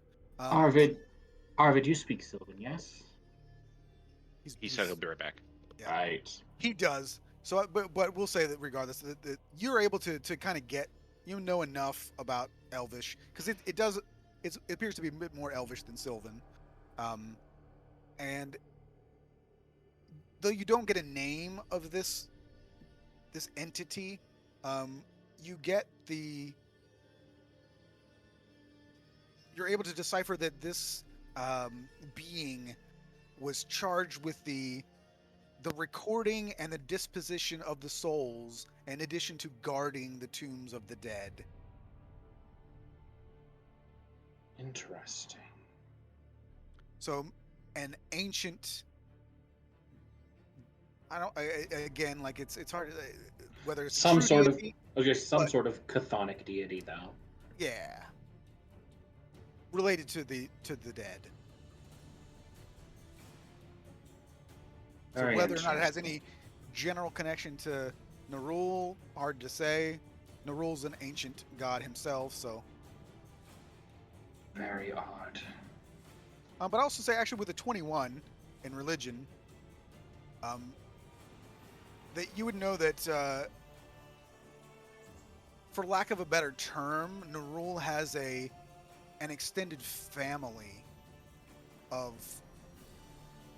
strange gods and demigods, and that he has many children and all that kind of stuff. So you're not sure this could be related. You would put it maybe 60% confidence that this is somehow related to Nerul. I mean, it's a death deity. Callum's putting that at very, very high odds. This is more related to death rather than undeath, I guess, as well. So yeah, must be some lost underling of Harold's acquaintance, relative of some kind. Could it be an underling or relative of Orcus? I suppose that's technically possible, though a grave site dedicated to a demon as opposed to a deity of death and undeath. That is true. I suppose it's technically possible, depending on who founded these. Certainly the entryway is macabre enough. Well, also take into consideration people in the prime material realm tend to do stupid things, so a place dedicated to a demon's not too far out the realm of possibility. You would also notice that the eyes of the statue are made out of what appears to be just like flawless jade. I mean, ironically, if it is some sort of temple to Nerul and his lessers, then might actually make this place safer for the dead. So, Also, everybody just do a perception check. yay. Very perceptive. These are not the droids we're looking for. For once, Arvid isn't the winner. Griswold heard demons and stuff like that, and he just started zoning out. Johan, you were actually close to the door a minute ago, and behind that door to the north there, you hear like shuffling sounds. Maybe Okay, a little I bit was- of little like vocalizations, but no words. Yeah, I wanted to open that door once we settle down with this, and I'll just kind of shush everyone and kind of motion towards the door. The door itself does not appear to be locked, but it does. If you're trying to like open it, it does appear to be jammed. Raspberry. I was waiting for it. Good old Spaceballs. Signe, do you want to break a door down? Do I? Of course I do. Short swords out in both hands. I will Yep. assist her in destroying said door. Johan, you may want to stand back a little bit so others have a way in if there is danger on that side. What do I need to break a door? Strength. Only one man would dare give me the raspberry. Oh. You kick the door as hard as you can, and you get that where you kind of get your leg. You misjudge the distance a little bit, so you kind of lock your knee a little bit, and you kind of just smack it really hard, and you get that sort of like a bit almost like when you smack your funny bone. You kind of just get that shock to your foot. Ah. Do you need a hand over there? I can try and melt the hinges. Oh, I want to try first. Yeah, go ahead.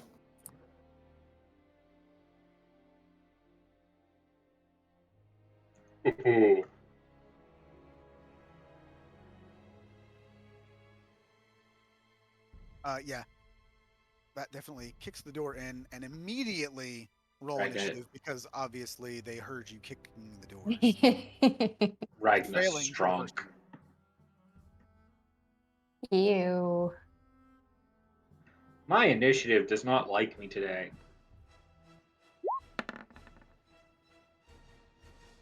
Hello, you. Yeah, the reason why I'm saying melting the hinges, primal savagery, acid. Right? A minute. I've actually been really enjoying that cantrip. It's so underrated. Because you have to get into Absolutely. melee with your druid. Yeah, Yeah. it's fine. I've been using it with my chufty turtle healer. Well, I mean, I think that's the difference right there is you've been using it on a turtle where your AC is 19. I mean, Not- mine's 17. How is yours 17? I'm wearing leather armor and a shield. Uh-huh. That's 13 right there. And he's a Dexy boy. Yeah, I've got 16 in dex. That's still only 16. Oh, sorry, I'm wearing studded leather. I just said leather. Ah, gotcha. But yes, I've got a 17 AC. Sorry, roll 20 is being If dumb. your dex is that high, why aren't you just stabbing things? Because I'm not an idiot. I was gonna say, Arvid's got it. You need to have a lot of daggers if you want to, cast dagger every turn. Also, take into consideration, I have Balm of the Summer Court, I have Cure Wounds, Healing Word, Aura of Vitality, and Revivify. I'm gonna not waste magic and just cantrip people.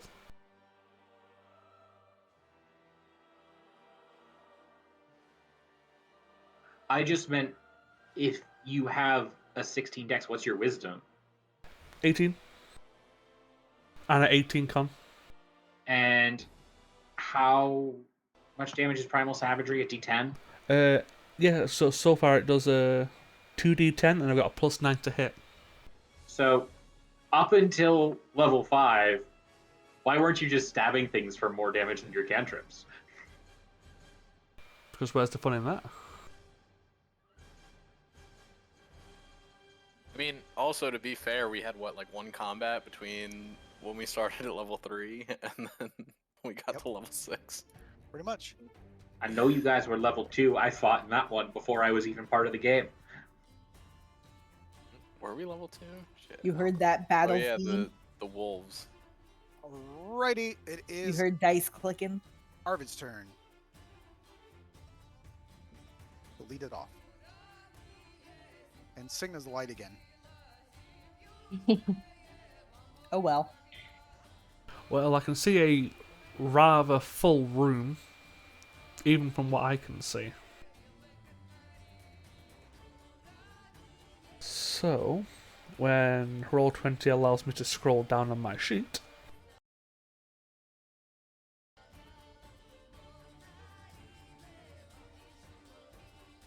So yeah, as soon as you kick the door open, Ragnar, you hear the more moaning and guttural sort of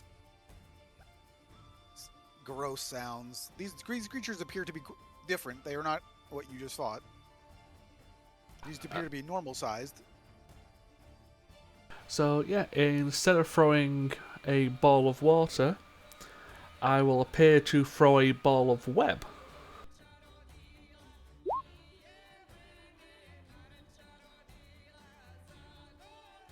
And I shall cast Entangle within that room. You really throw that, but No, but it's flavor-wise. I know what you mean. Yeah, I know.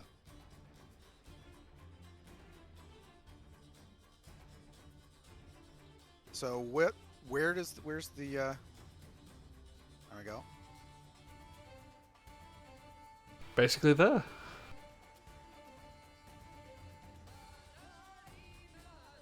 And it is strength saves.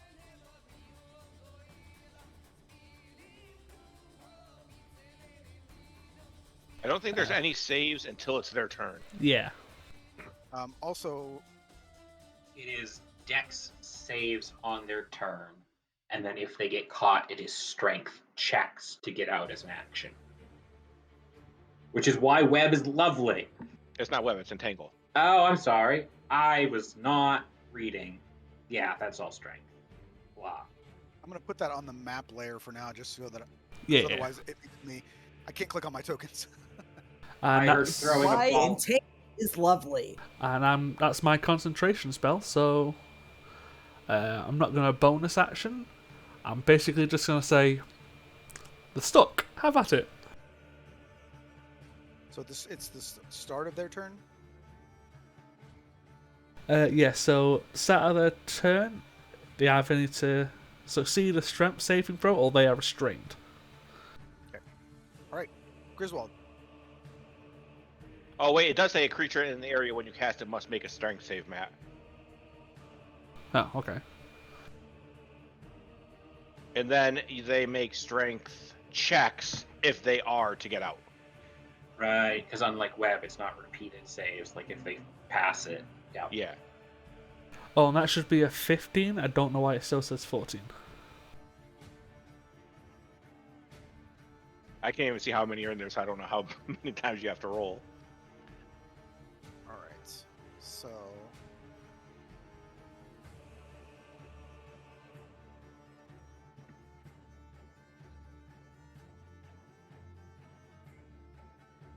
you got 3 of them in the front there. Still better than nothing. So it's on me? Yep. Alright, so I'll take one. I'll take 10 feet here. Oh. Okay. And I think you'd have advantage because they're restrained. Weird. I will 15, 20. I'll move up here. I'm going to use my main hand to slash at this one. I'm going to try to like come down over its head with a slash because I'm assuming it's probably trying to grab itself out of the entanglement. I don't know if I have advantage or not, Matt. Is it because they're restrained? Yes. So that would give me sneak attack too, right? Oh yeah, if you have advantage, yes. All right. So 13 damage. I'm going to use my cunning action to disengage and move back the last 10 feet of my movement. It was that one, right in the middle? Yep, the middle one. Okay. And then disengage. I move my 10 feet back out, and that will be my turn. All right. Signe. The light of our party. Yes. Yeah, but Definitely would like to use a second rage for the day.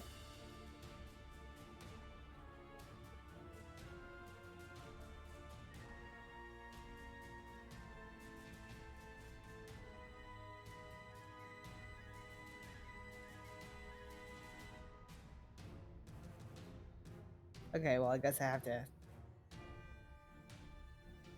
Yeah, like I said, I know I'm 2 spaces down. I'm just showing for.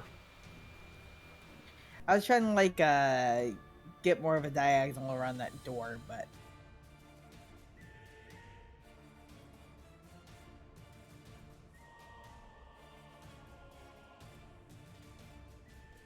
So which one? The same one? That one?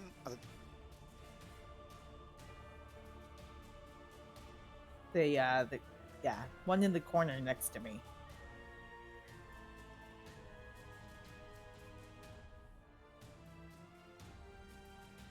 Definitely hit it.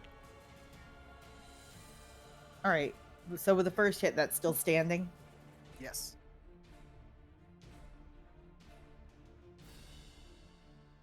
Though it does not look happy.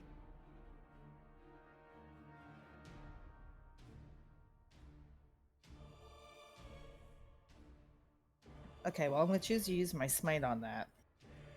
I think it's always just the first one you hit. Yeah, it is. Yeah, I mean it is. Yeah. Sorry, thought I was clicking on your new macro that you put in for me to make it work, but It's already in your attack. Oh shit, you're right. Thank you.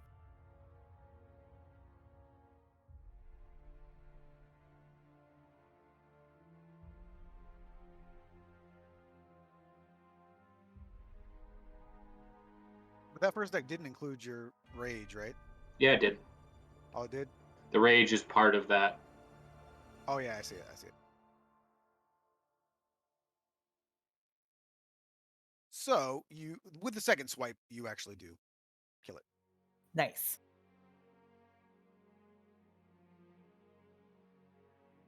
And that's it for me.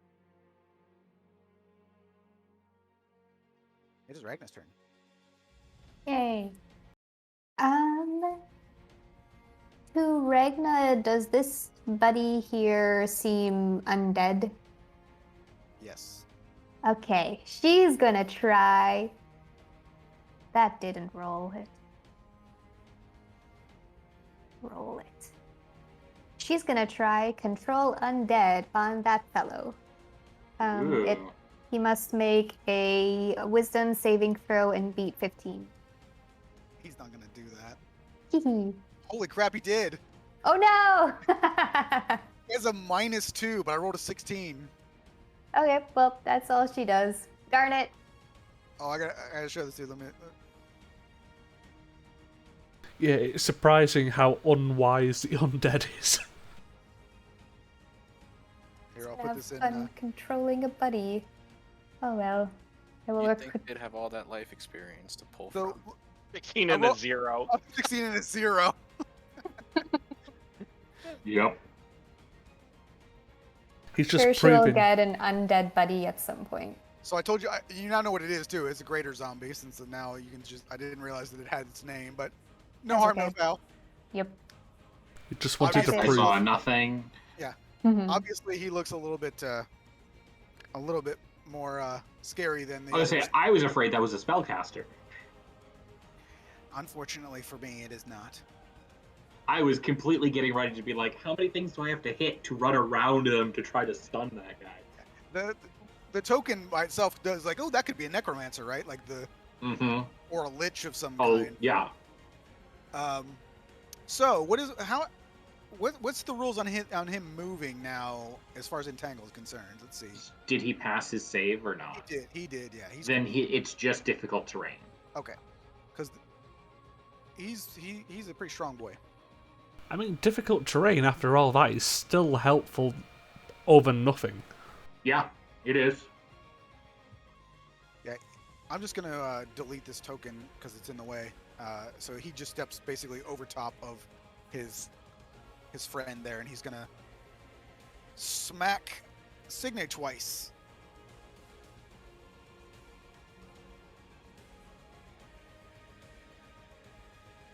That's an 18 and a 25.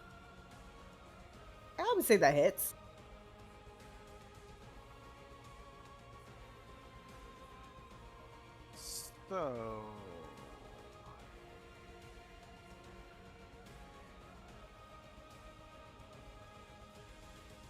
So we'll have this after, but it's... So 10 points of bludgeoning damage and 5 points of necrotic damage. So that's the first hit. And then 6 points of bludgeoning. And 7 points of necrotic. So you took 14 points. 20 damage total after reductions. Ouch. Ow.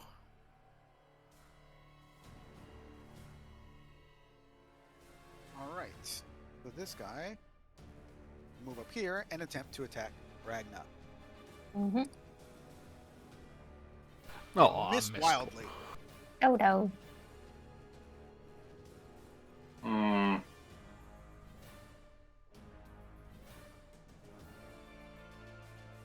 this one has to make a strength save, which he'll probably not do. If he's already restrained, he has to use his action to make a strength check to unrestrain himself. Well, he will, and he does. Actually, it's an 18. Okay. Well, that's still an action used. Yep. Just killed him. Wrong button. Like I said, it's not a fantastic spell, but for a level 1, it gets a lot of use out of it. Right, It's so- no web, but it's a solid backup.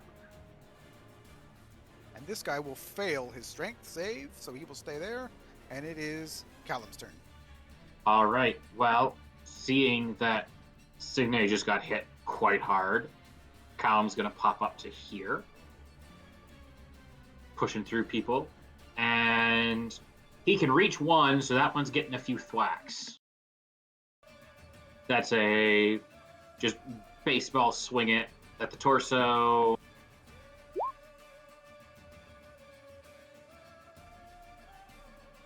And then I'm assuming it's still up because other ones have taken much more damage than that.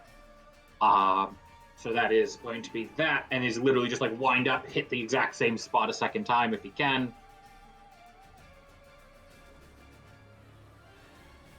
Oh, yeah. For less damage.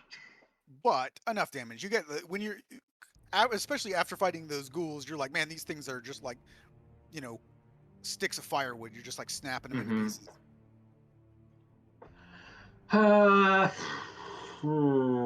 That actually makes things complicated. Oh, I don't like this. I don't like this at all. I think that's actually going to be Callum's turn because he's going to just pop back through everyone. And just hang in there, Signe. That's the turn. Johan. I will wade into battle with all my splendor and glory, and I will try to backhand that motherfucker with my war pick. I just like the idea of when Johan waging battle, you just hear in the background, Autobots, roll out. Ah, 17 I preferred hits. Decepticons. to be fair, Starscream was nice. 7. All right. And I guess he'll Signe for 2. Thank you. And when you hit him with that war pick, it just sort of like its head snaps in your direction, and you're like, "Wow, that didn't do much." Did he take the 7 damage? Is a better he, question. he took the 7 damage, but you Okay. just realize that like this man Party is motherfucker. yeah. Arvid. So from where I am, yeah, I could manage it. So he'll take a sidestep and overhand swing like a cricket ball. The aqueous bolt aiming for the one next to Signe.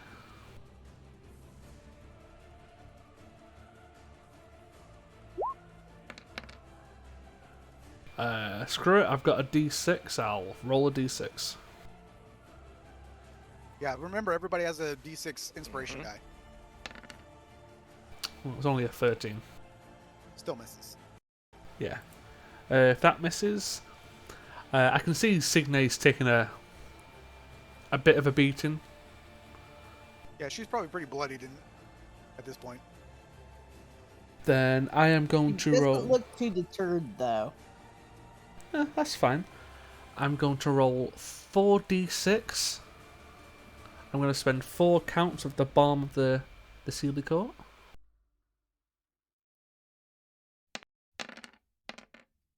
You regain 14 hit points and you have 4 temporary hit points.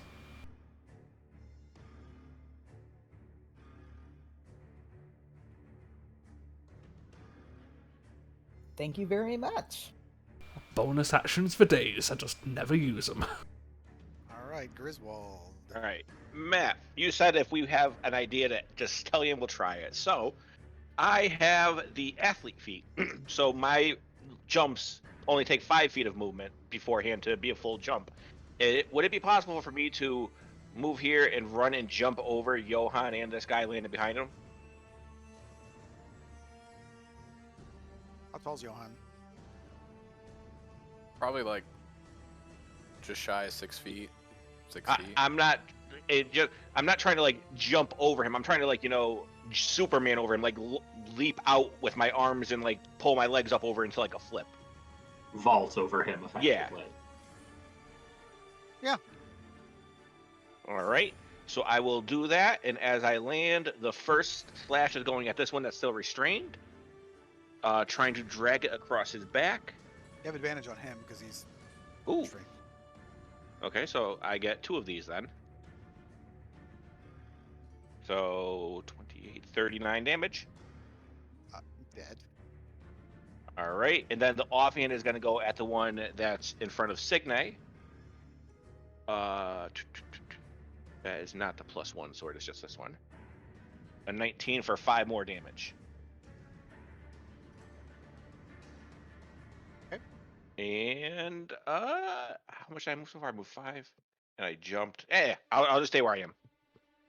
All right, Signate. Revenge.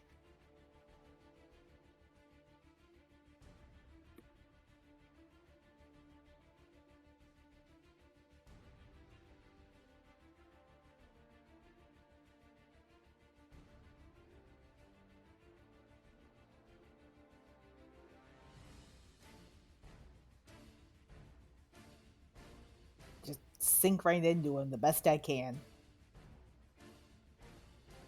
Right. Yeah.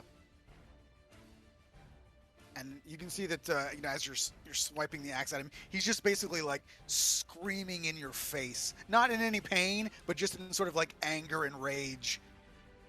I don't know. I mean, the radiant damage might cause him some pain.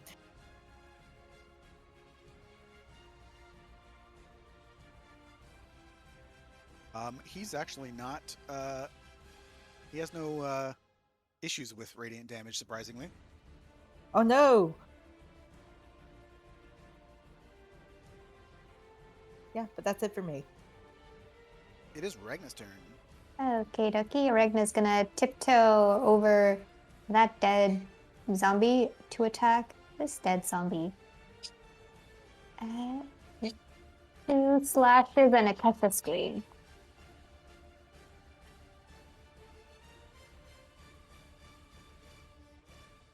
They both hit. A 12 hit.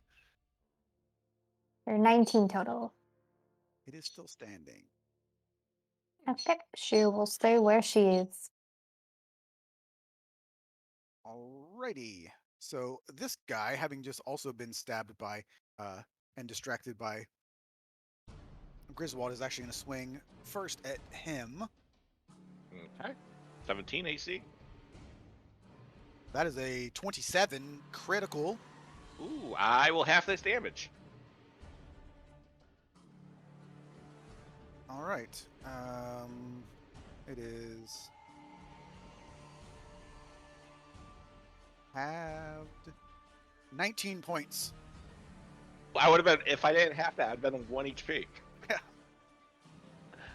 So yeah, he swings down. I mean, you can see that like he's got some power in his undead form, and he just slams the top of your head. And it seeing hurts. and seeing as that was successful, I think he's going to do it again. Oh, yeah, sure. Yeah, so it was a 23 this time. It's not a critical. So you take 10 points of bludgeoning damage and 2 points of necrotic damage, so another 12. All right. Any saves for this one?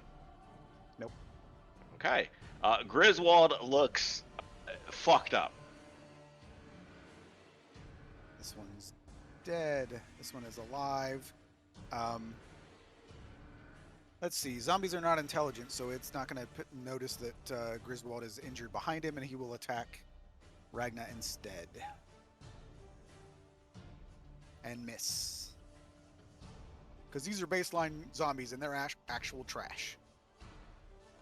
That one's dead. So it is Callum's turn. All right, let's see. Come up to here. See this one still struggling a little with the vines. Callum is going to just bring his staff straight up into its chin, try to knock it on its butt.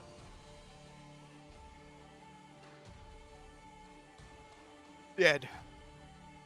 Dead. Head goes flying off across the room.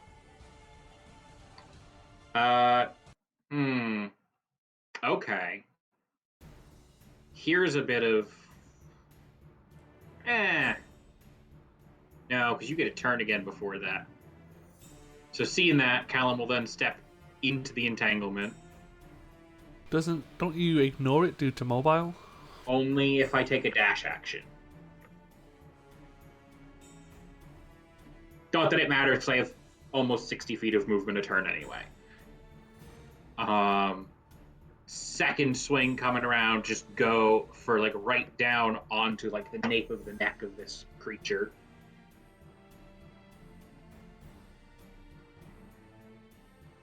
$16 to hit him. That hits. Another 8 bludgeoning. How's he looking? Yeah. Pretty solid still? Yep. Okay, well, Callum is going to expend a key point then. He needs to make a Constitution saving throw or be stunned. He's good at those two. A 20. Yeah, that's a pass. And then he still has a bonus action attack, so let's try that. Let's go. He's brought it down. Now he's just going to come up with a knee into the torso. I'm assuming a 9 is a miss. It is.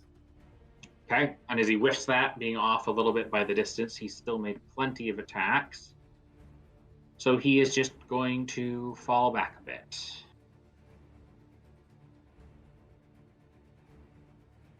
And that is his turn. Now it's his turn. All right. Johan,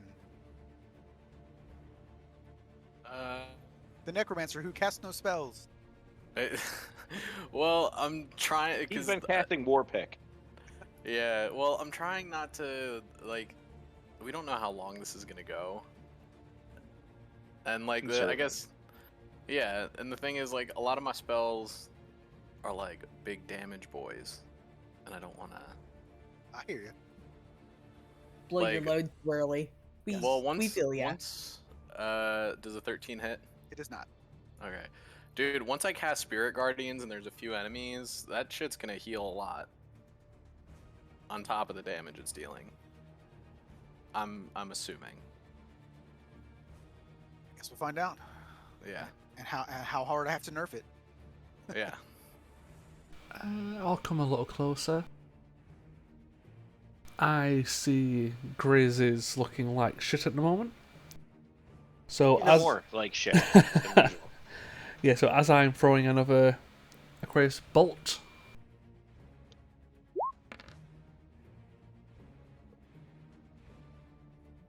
I'll also spend 2 counts of the balm on Grizz. So I'll roll 2d6. So he takes the damage, but he saves. So you heal 3, but you've also got 2 temporary hit points. Okay, so I heal 3, and I'm gonna put the 2 right there. Okay. Like, it's not the greatest healing, but when it's literally a free resource, It's almost doubled my health. yeah. All right, it's Griswold's turn. All right. Yeah. Just going straight for it. I am going to come up off my knee and like swing upward at the back of this thing in front of me. Hitting, I'm guessing. Indeed. All right. Also with the sneak attack on it. And then with my offhand, I am going to try to find an opening somewhere where he was like trying to block the other swing and just jab it straight into his torso somewhere. Nope. You know what? I'll try my D6 on that. Nope. Yeah. Just for everybody, Uh, it's a 15. He has Okay. an AC of 15. All right, gonna- and then just in case anyone else wants to get closer, I'm gonna just kind of circle around him a little bit to right here. All right. Signate. Signate smash.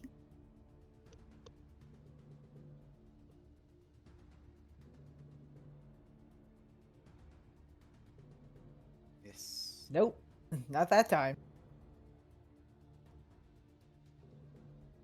That hits. That's it for me. That's the trick. You're always angry.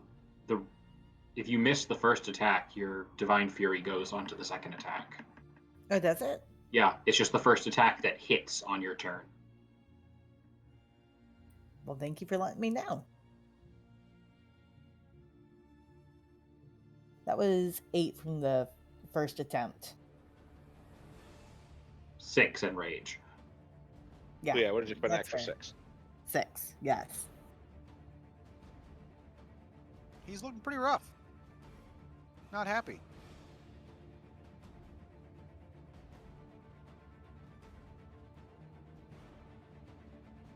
Oh, and you get to choose whether it's necrotic or radiant. Interesting. I'm just going with Radiant. Yeah, I- makes sense. I was gonna say, I think she gets to pick like when she picks the Oh, subclass. so it's just one or the other. Yeah. Oh yeah, makes sense. All right, Ragna. Yes. I love the ones that you get to pick every time, but Ragna's think that's gonna carefully move across the entangle to the sky and blast twice. Quick. Ooh. 14 misses, but Why not? Let's do that D6. Finally using it definitely turns it into a hit. yes, without a doubt, you cannot fail by doing that. Yay. She will hit twice, and if that doesn't finish him off, throw a Divine Smite in there. Nope, it finished him off. I did? It did. Yay. Arvid, how long does the bonus hit points last? They're temporary hit points. So just until the rest? Yeah. Okay. Or I didn't know if it until was you like the receive. duration.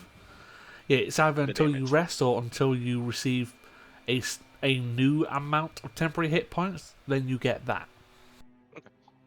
And Alright. Ragna will put a hand on Griswold and be like, you're not arguing with me. And she's going to cast Cure Wounds at 2nd level on him.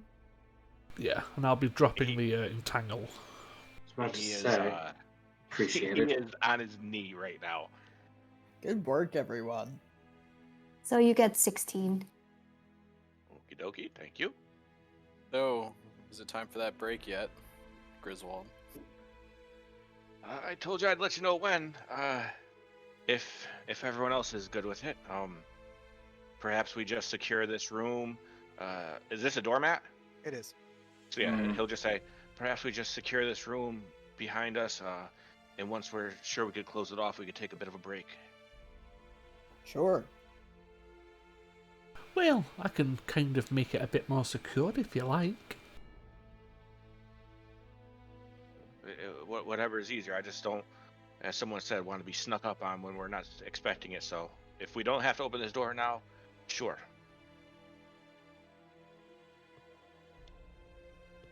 Well, if we're taking a rest, Signe, Griswold, come over here. I'll see if I can patch you up a little bit while we wait. And we'll just remove the dead zombies. And anybody would like, you can do an investigation of the room. Yeah. I'll do it as well. Not too good.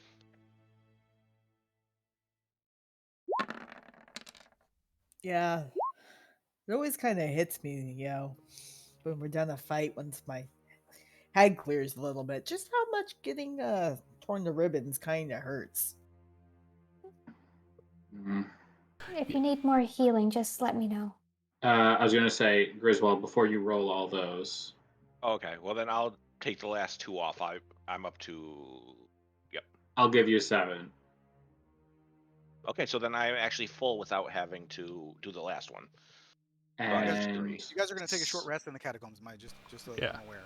Okay. Well, then- I'm gonna solve that problem in a second. And now Signe.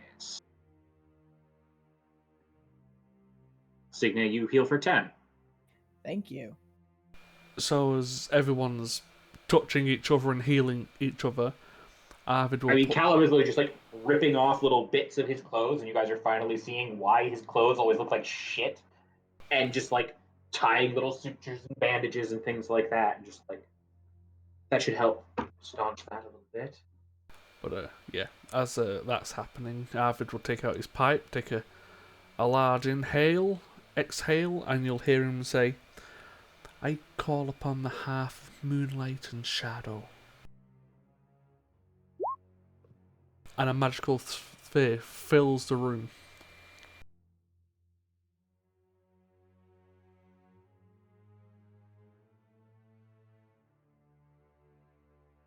All right. Well, I will describe what you see in this room after we take a quick break, because I'm going to go grab a drink. So Same here. Sounds good. So, is our short rest successful before I do anything else? You'll probably find out after the BRB. Okay. no, I would say that it would be nothing. Nothing will attack you. Okay, because So you'll have Callum will spend a good chunk of that napping a little bit, meditating, but there might be some audible snoring. But it means that at the end of it, he will have all his ki back. There you go. All right. Be right back. But yeah, such a good ability, especially for traveling around. You're just suddenly much harder to see, and you can see better. I'm still quite partial to Liamon's tiny huts, but Hearth of Moonlight and Shadow is a solid second place. Third because of Rope Trick. Well, unless you can cast either one of those spells.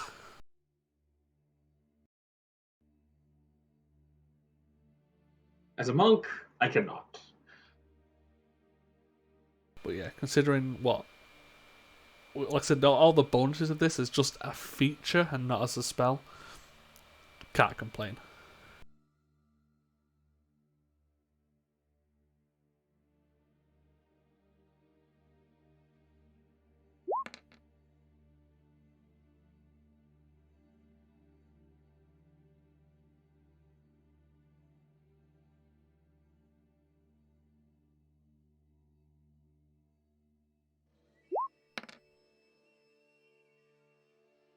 Well, the first one would, the second one would have just filled me straight up. God damn it.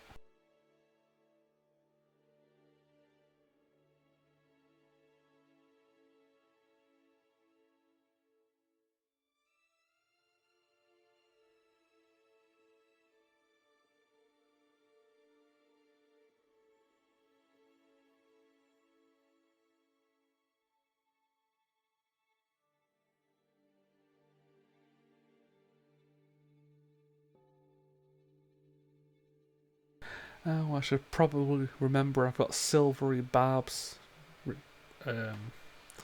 set.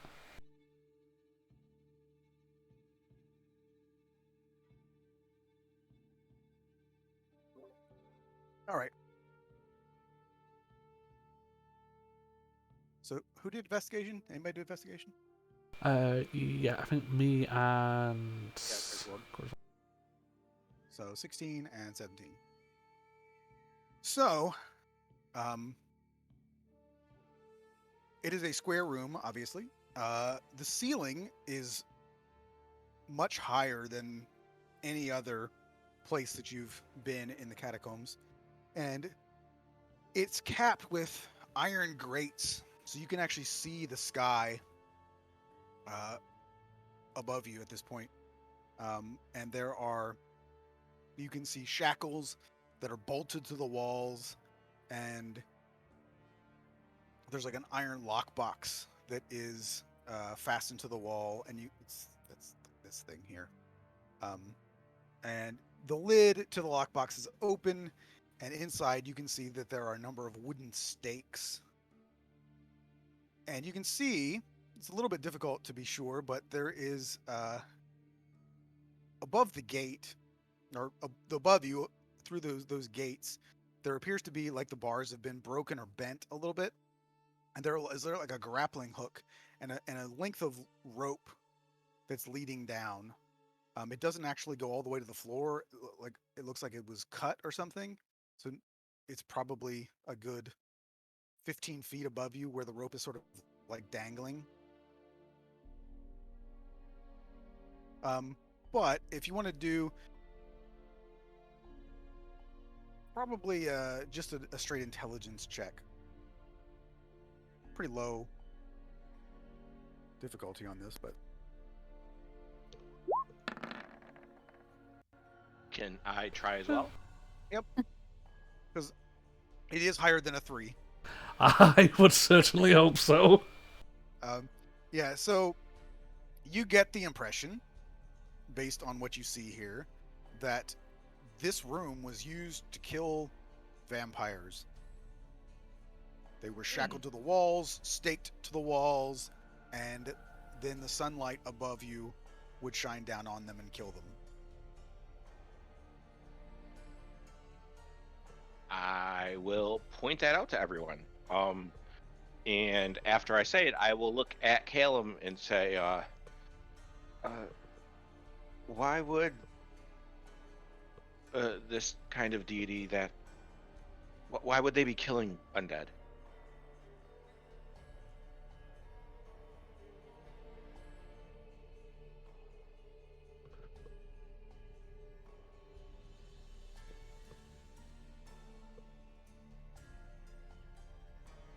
Did you ask that to Callum?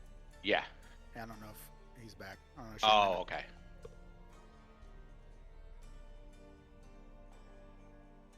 I actually just started describing it without waiting for everybody. Well, it's definitely strange. Oh, sorry, you're describing what? Describing the room. Basically, we think this was used to kill vampires, this area. Shackling to the wall, sunlight hitting them, and that kind of stuff. Yeah, so I didn't realize that not everybody was back. So yeah, real quick, the room that you're in is very tall, and there is essentially a great opening at the top, exposing that you can see the sky. And it appears that there's like a grappling hook that's dangling from that, but the rope has been cut.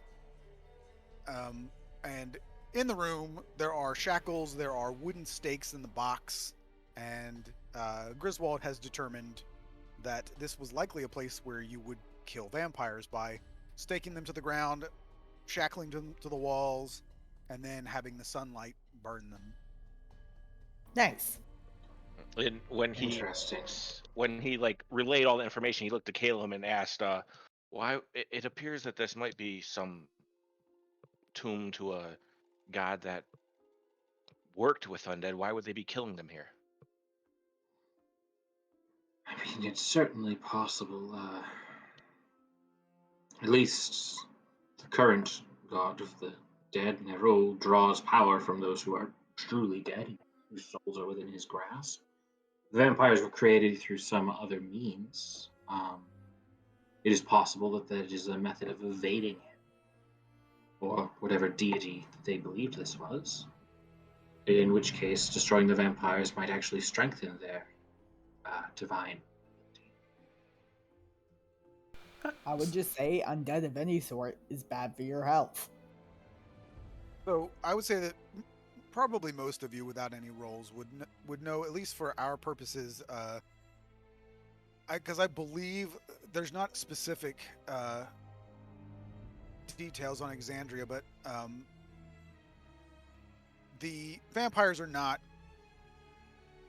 exactly like D&D vampires, and they are creatures of the Shadowfell, as far as I'm aware. And I believe that, at least for our purposes in here, they are worshippers of Shar, also a deity who resides sometimes in the Shadowfell, but also is like the patron saint of like the Underdark and things like that. But yeah, they like Callum said, they are technically considered undead because they're not alive, but they're not created like zombies are created, and they're not undead abyssal creations either. So they're sort of a thing unto themselves. Yeah. But by your logic, Callum, you could take anything in any context and claim it has something to do with the rule. I mean, death touches us all. I would say that that is fair. Just be cautious thinking everything is your enemy. Quite the contrary, I think most things are not. That is why I'm on this mission.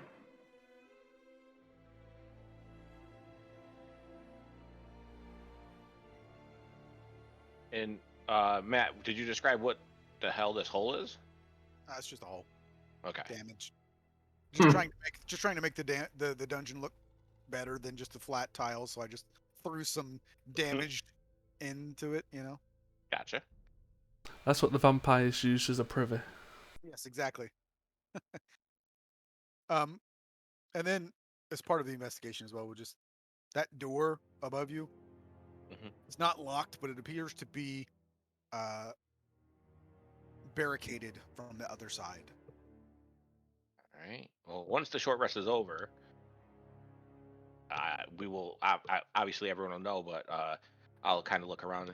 So, do we feel like perhaps trying to go through there, or since it's barricaded, just leave it for now?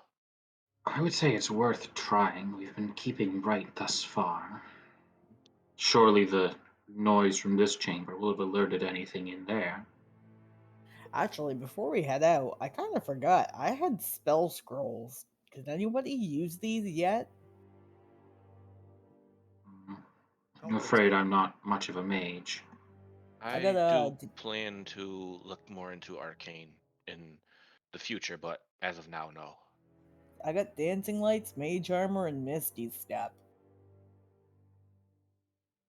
I mean, Ragna kind of. I don't know that you've actually taken the warlock. Not yet.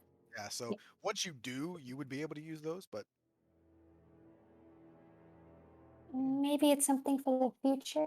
I mean, I'm also trying to learn arcane. Yeah, no, I don't mind holding on to them. I just kind of forgot I had them.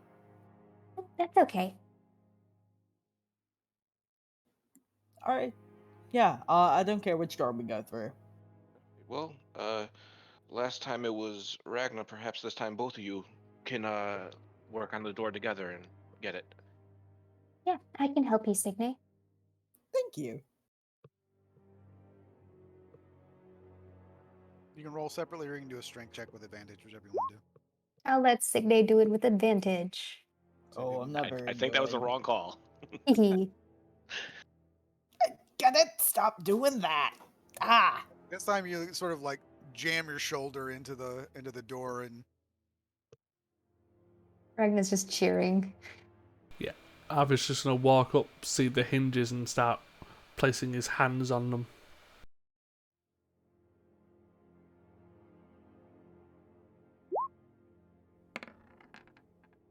Oh, Ragnar. You missed the hinges. Apparently so. They You must realize be on the that other side of the door. yeah, the hinge is on the other side of the door. And then Ragnar's like, well, I can try again. Matt, Nope. what's the door made out of? Nope. It is made out of wood. Yeah, Signe. He just slides down the door.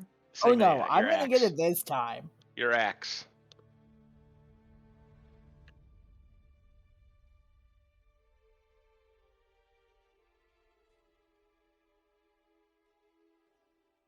God's Yes. may give me strength in battle, but God's damn it, this door. Yeah, so you do. It takes a bit of time, so you just start hacking into it, and you Oh basically no, have I'm to not. just. No, I'm not using my axe. I refuse. Well, either way, it takes you a while. You eventually are able to break the door, but you recognize that like basically there was just like boxes and a bunch of heavy stuff pushed up against the door. So you basically had to dismantle the door to like then be able to drag some stuff out of the way before you're able to actually get to what on the map is going to look like an empty room. But I promise you, it's not an empty room. It's just what the map shows. I will describe what you see, but it looks like an empty room. So what you see as you enter into this room is that this is basically like a crematoria. You can see that the walls, the sort of like long room, have hundreds upon hundreds of little niches in them, and there are they have like small urns or boxes and little trinkets and stuff. But what really draws your attention is that you see that there is the bodies of an elf and a tiefling laying in this room. Um, and there's no apparent immediately upon looking at them there's no apparent sign of death, but they are obviously dead. Recent? Yes. Callum will go take a look at them, see if he can tell what's happened. Do a medicine check. Okay. Probably grave robbers that barricaded themselves in when the chased them in. In my medical opinion, they came down with a severe case of death. Yeah, that was a roll of 2. Based on actually what Johan said, which is probably pretty accurate, in fact, one of them I mean the tiefling in particular, based even just like kind of the look on their face, you wouldn't be surprised if this person didn't basically just have a heart attack and die, because there is no apparent damage. The elf appears to have a broken ankle, and it's hard to tell how long they've been in here. It's not like days, but it's also possible that they, you know, I don't want to say that they starved to death because they don't look like that, quite emaciated, but um, yeah, there's no real. Obviously, one of them was injured, and one of them looks like they, again, could have had just like a medical emergency. When But you say it doesn't look like it was days, do you mean that it was more or that it was less? probably more. Okay. It doesn't look like they died here yesterday, Okay. but their bodies haven't like started to like fully. They're not desiccated or anything. They started to decay a little bit, but they're not. There aren't like maggots and stuff crawling all over them. And Callum will certainly offer some prayers, which may take a minute while the others continue to look around. Well, Matt, everything else that we've come across here has all been ancient stuff, right? For the most part. I am Except for going to the- look through their except for the bodies and stuff body and see that- if there's any identification. Except whatever the ghouls were eating. True. Which may have been the same group of people here. I mean, because you also remember you saw a grappling hook hanging from that grate above you. pretty good way for grave robbers to get in, right? Yeah, I just because we were asked, if I remember correctly, not to disturb like the tombs and stuff, right? Yes. So I wouldn't think that this would be the same as that, right? These are obviously not this is not for them, like this area.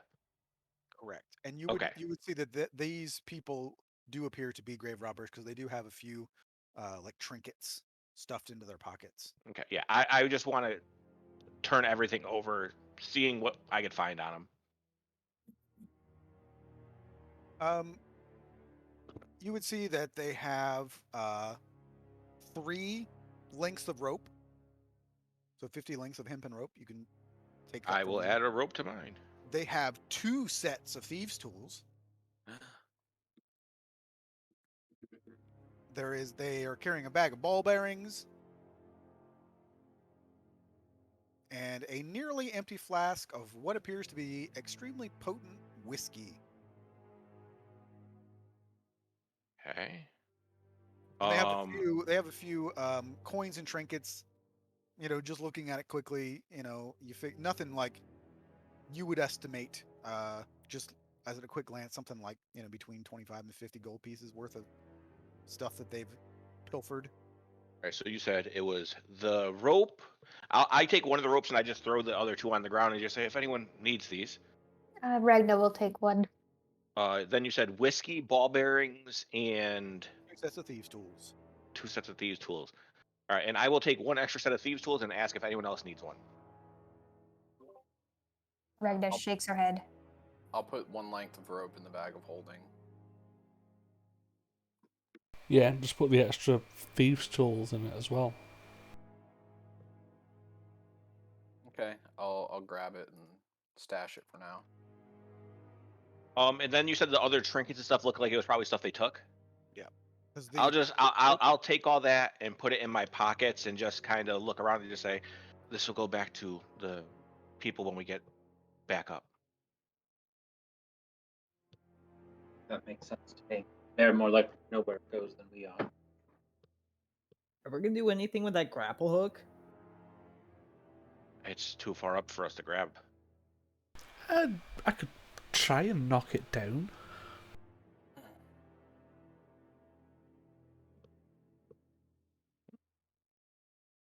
If you think it's worth it.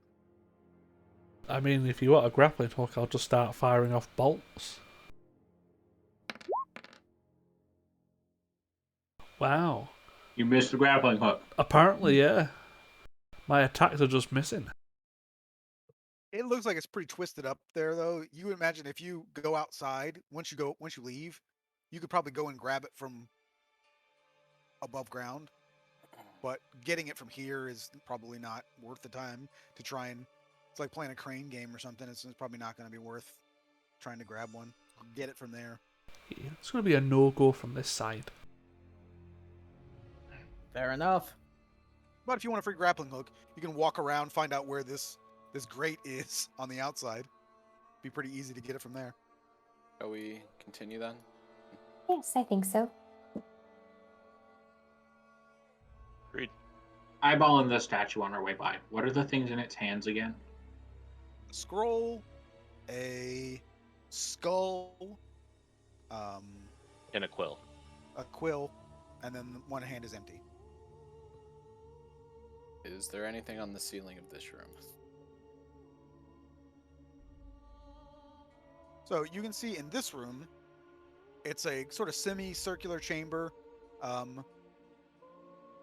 that have sort of openings containing bones, not, what you expect to see here, obviously. And there is an obelisk that stands in the center of the chamber, and it has 4 faces that are covered in mysterious runes that I believe Ragna would be able to read, Yay. because the carvings are in Celestial. Perfect.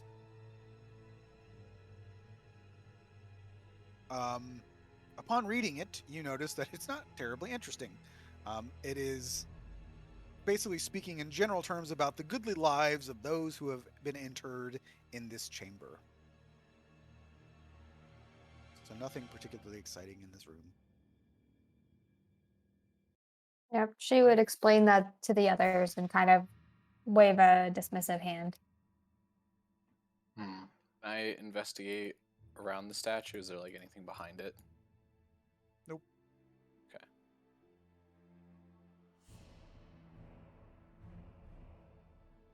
And those stairs are going down again, but they do not appear to be rickety like the other ones. Yeah, no offense, Ragna, but that's why I always thought your religious statues were creepy. Well, those aren't.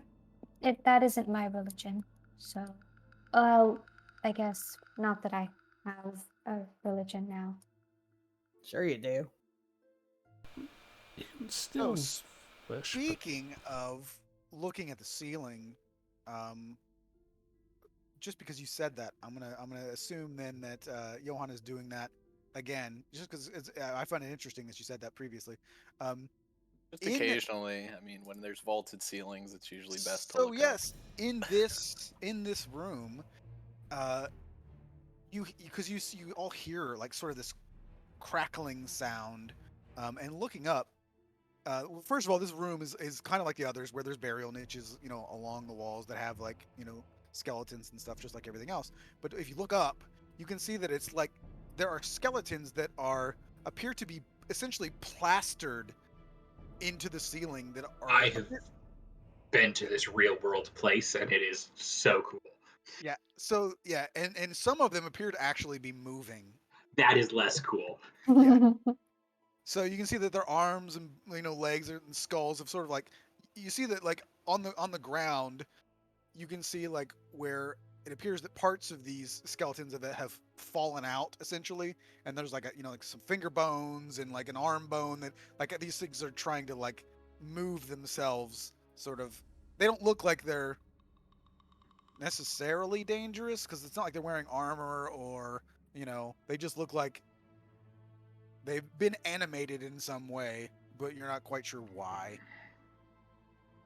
And they just look like they can get out. It's not like they, the plaster does appear to be weakening in a sense because, like obviously there are pieces that have fallen, but it doesn't look like you're in any sort of imminent danger of the skeletons falling on your head or anything. But it's creepy as hell. If I can reach, I'd just like to smash their heads as I go by. You can't.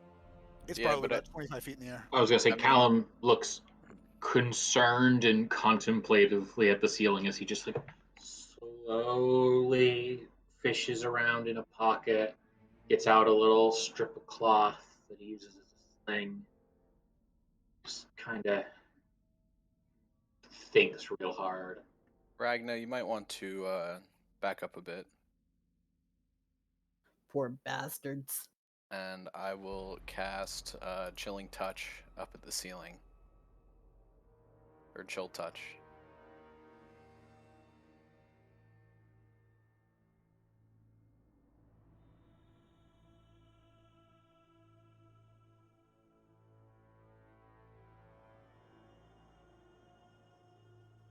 For 4 damage. I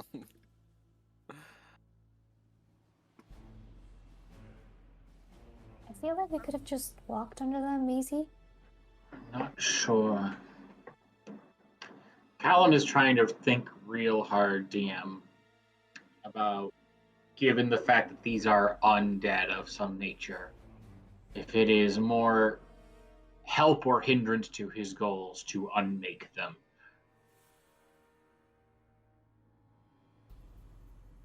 Yeah, I mean, I'm trying to take them out, if only for the reason that I don't want to have to make an expeditious retreat later and have them hinder me then.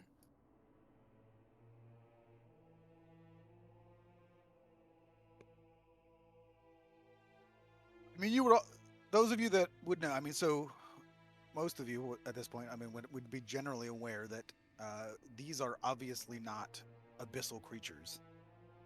So you're getting conflicting reports about what's happening here. But yeah, like, I as a player don't really know this, but these are obviously animated skeletons of some sort. Is it a blow against Nerol to kill them because it's destroying his troops, or does it help him because it's releasing those souls back to him?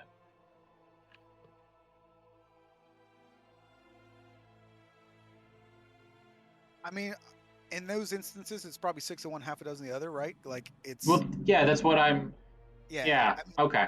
because it's like, well, yeah, it's like you could destroy them, but if their souls are still in his possession, he'll just make them again, right? Like it's Right. not. So, if anything, since they seem very thoroughly trapped after watching them for a few seconds, Callum is just gonna put a Really hand trapped. on Johann's. He said they're making their way through the plaster. No, I Yep. suppose there's no imminent danger of them falling.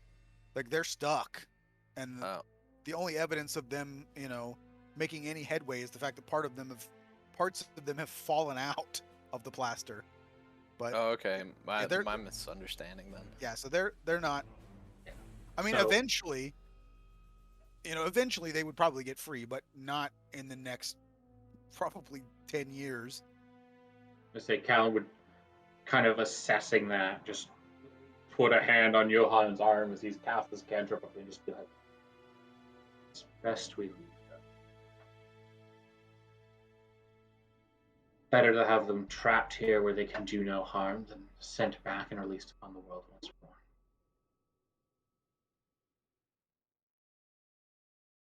I mean, aren't we purging the entire crypt? Of the things that were killing the folks outside of it, yes.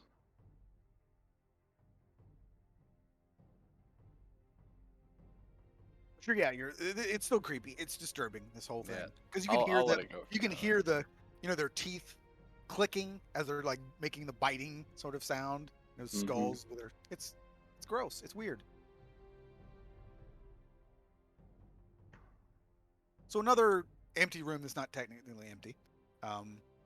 So you can see that in this particular area, there are sort of niches near the floor that are filled with stacked bones and skulls that are neatly arranged we'll say about 6 inches apart, that are sort of like sitting along a little ledge.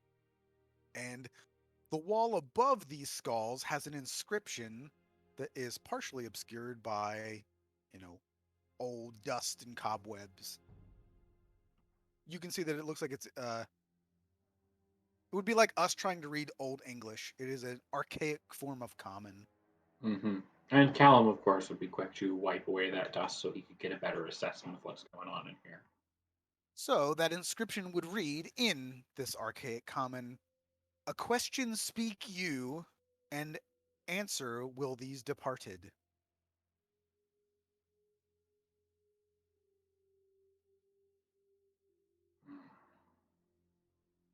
Callum would read that much aloud to everyone. We have to ask a question? Not sure if we must or if we simply can. We're asking a question of the undead here? Or the dead here? DM, does that count as someone asking a question in the room?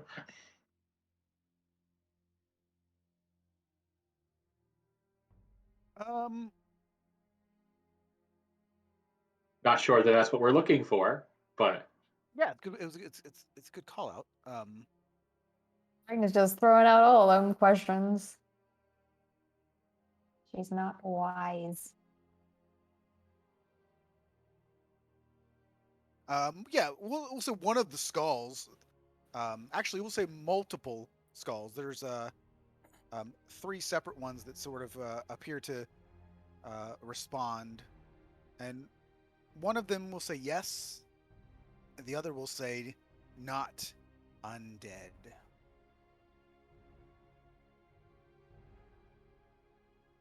Ragnar will step a little bit closer to the skulls. That's interesting. Seems like we can ask them questions. Who was worshipped here before?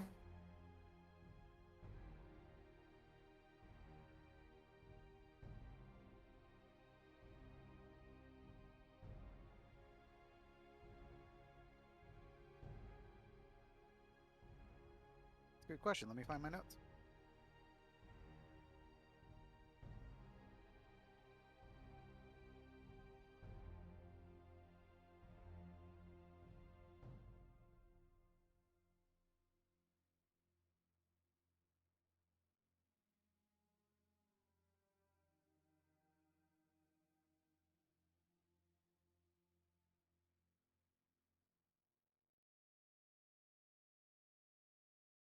So,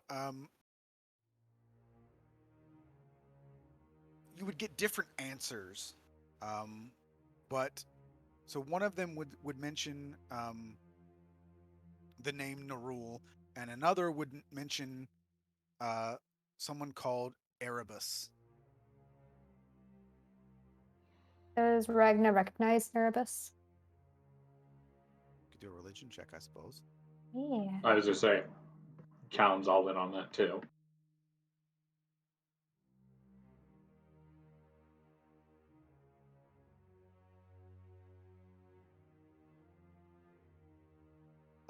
Erebus is essentially like a primordial deity of like darkness and death. So very, very, very ancient. Are there any notable differences between these two skulls?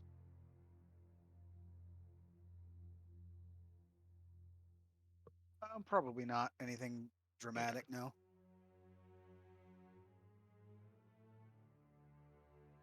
And Um, Ragna would look back at Callum and just say, "Oh, then I guess the four-armed statue was of Erebus, considering I don't think that was Niru."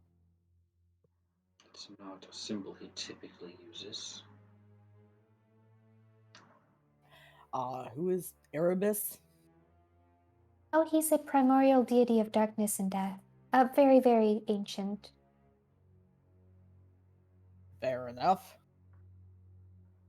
Griswold's gonna kind of step up and he's gonna whisper to Ragnar. So can I ask a question? I would assume so. As you are whispering that, Callum was stepping into the center of the room. In what year was your god initially worshipped here?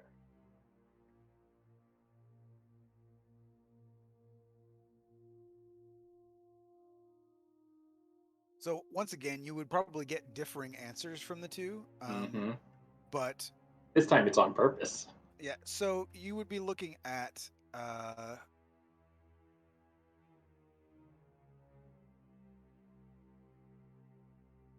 we'll say about 750 to 1,000 years ago, because again, remember we don't actually have the year that we're in, but about 750 to 1,000 years ago would be the equivalent year that they would tell you. The range for both of them is in that Yes. ballpark. Okay. Erebus, the one who said Erebus would be the older one, obviously. Okay.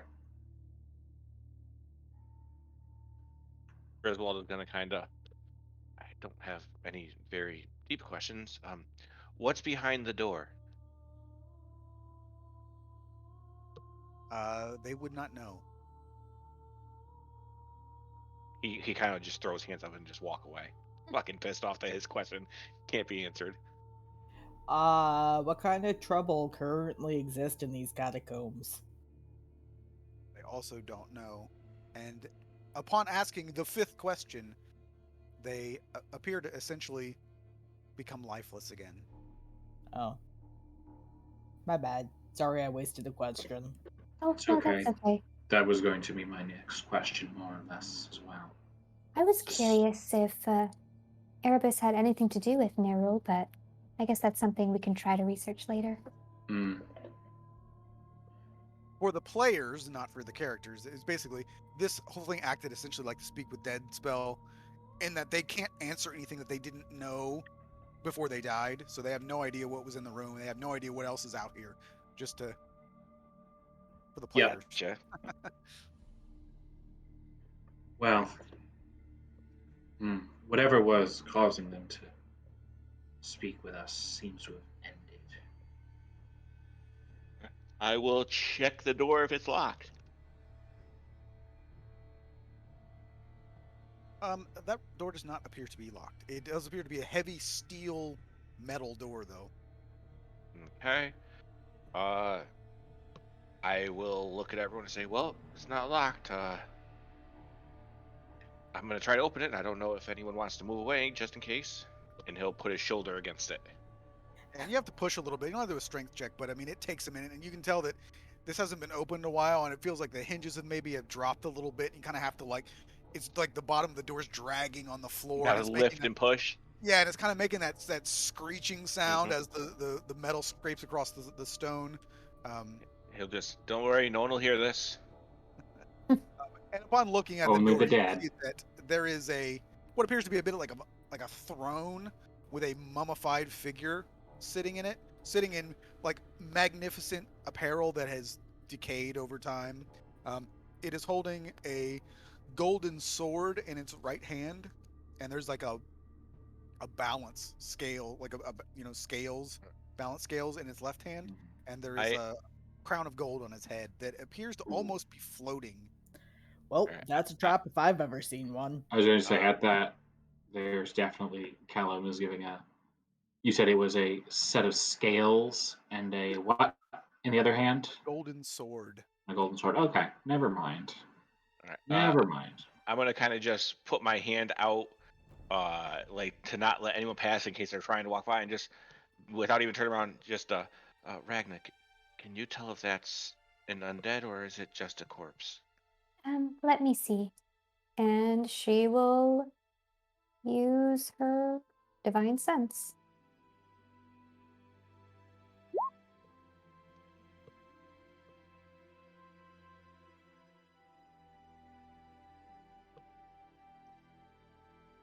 Well, you're certainly getting something from those skeletons behind you Yes.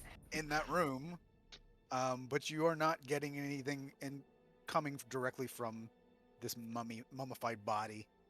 Yeah, then she'll shake her head and say, it doesn't seem to be undead. There's plenty of undead to our right, though, of course. I'm going to just do a quick search of the room, make sure it's not trapped. You know, throne rooms usually would be something there, but just give me a moment. And can I just kind of go through very, very slowly and looking for traps and anything like that, Matt? Yep, do a perception check. Investigation? In this case, perception. Okay. Ooh. All Very right, nice. not bad. Oh, Yeah, it was a DC 15, so it was actually very nice. So you can see that the crown that appears to be floating is in fact not floating, and you can see that there's actually like thin wires that are suspending it, and the cobwebs around it are sort of camouflaging the wires as they hang. But you get the impression that there is definitely a trap involved in that part of this.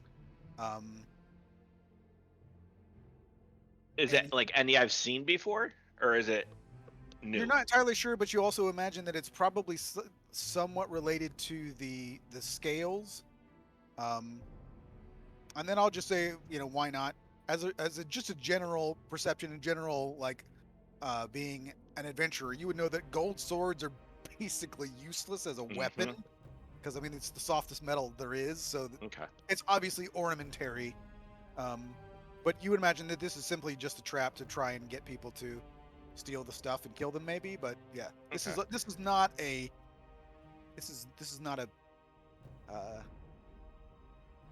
just a normal sort of room burial. Okay. There's something tricky going on here.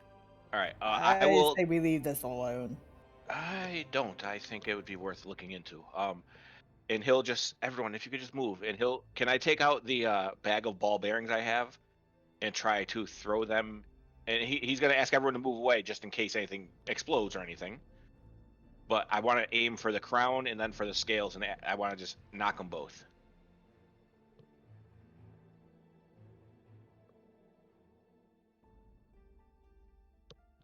Yeah, let me see what happens. Well, we kind of soft promise not to disturb the non-moving dead too much.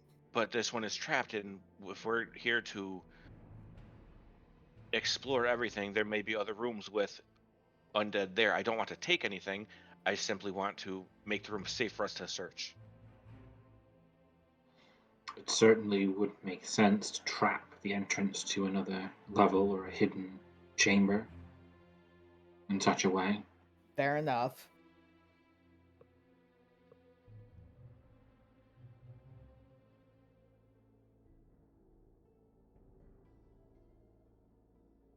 I guess just make an attack roll for your throw.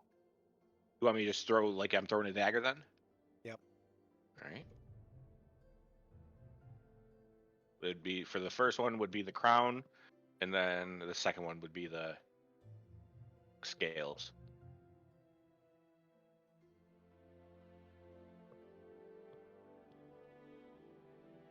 Okay, let me see here.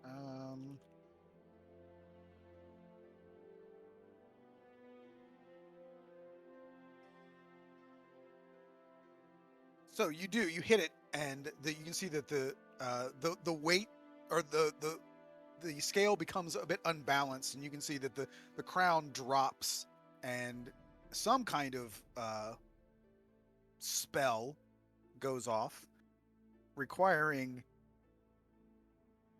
Griswold and Ragna and Arvid to make dexterity saving throws as a bolt of lightning shoots out in a straight line, which you are all standing in. I asked you guys to move. Griswold, you get the bonus. Okay. Am I good, Matt, or do I need to roll a d4? Oh, it's just +4. Oh, never mind. Automatic. Yeah. Do you get it as well, or is it only others? Mine's already part of it. Okay. Yeah. Arvid and Griswold are able to do that, but Ragna takes 9 points of lightning damage. Then we each take 4? Or is it not halved? Oh, shit. Because I know lightning bolt it is is. take Yes, half. you would take half. So Okay. you would take 4. All right.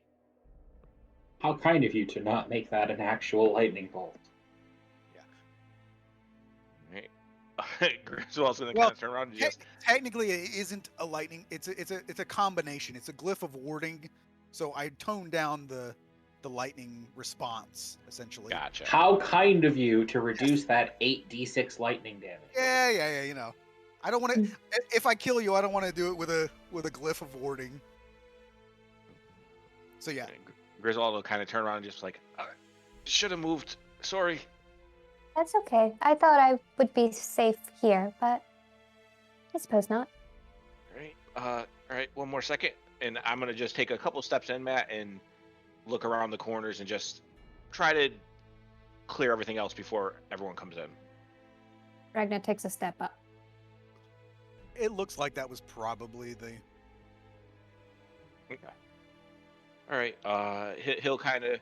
It seems to be clear now. Just be careful if you want to give it a look, and I'll start investigating around. I say Talon will come in, tapping with the stick just to be safe. And I roll a 1.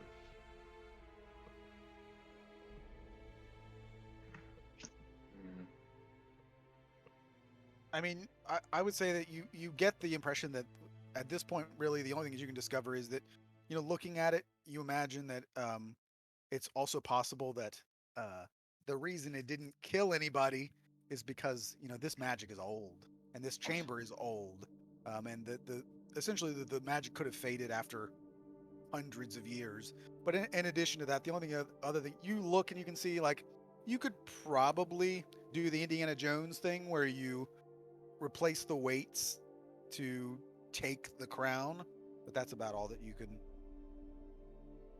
There's not really anything like any other valuables in here. You do get the idea that this was this person's sort of, I guess, joke or cruel. Come steal my shit and die. Yeah, that kind of thing. Okay. And But sorry, go ahead. I was gonna say, well, actually, I figured now that I think about it, the door probably kind of indicated this to us. It doesn't seem like anyone's been through here. Yeah, it's Kind been of. sealed for quite some time. That's all that Callum really cared about. So he'll poke around for just like a minute or two and then just come back out.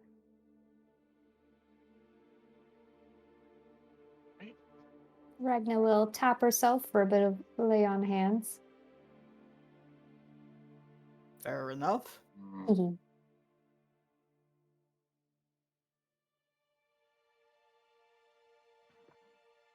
So another interesting room here. This area is displaying, similar to what you saw at the opening of the catacombs, where like people were positioned in like their daily lives and that kind of thing. However, there's a big difference here. As you can see, where the previous displays were sort of, that pleasant depiction of daily life, these are like nightmares where you have skeletons of like very young children that are posed as if they're strangling this what appears to be a grown man, and there are like 5 people holding a skeletal man into a chair and appear to be like pouring something down his throat.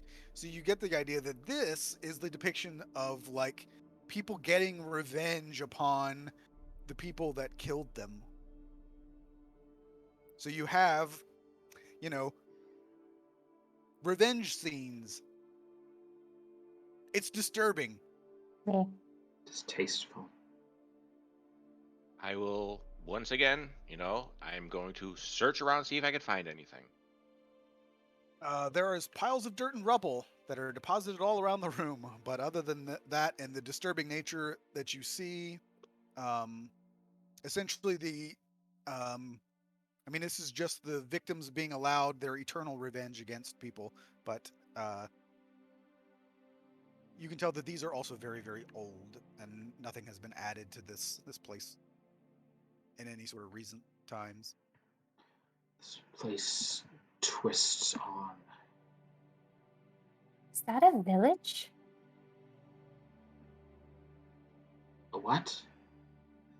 These things kind of look like houses to me. Whoa. They Oh, do. okay. Whew. And in fact, so this section here is almost as you kind of like entered into sort of like a subterranean city, and you can see that, but they're crypts that are modeled after like houses and other buildings, but they're about 2/3 the size of like a real house or something like that. A village.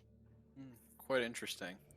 Yeah, it's kind of like a weird sort of like diorama of like a village, but the houses themselves are actually tombs. I will attempt to open this door. If my spatial reasoning is correct, I imagine that will lead you to a ladder.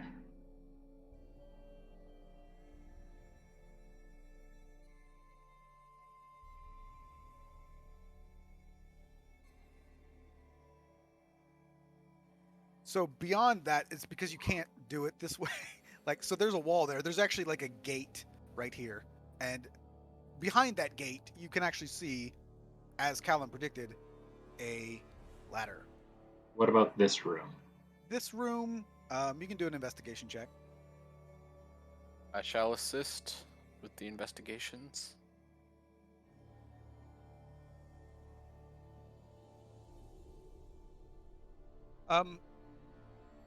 This appears to be where priests or clerics or whoever would prepare bodies for burial.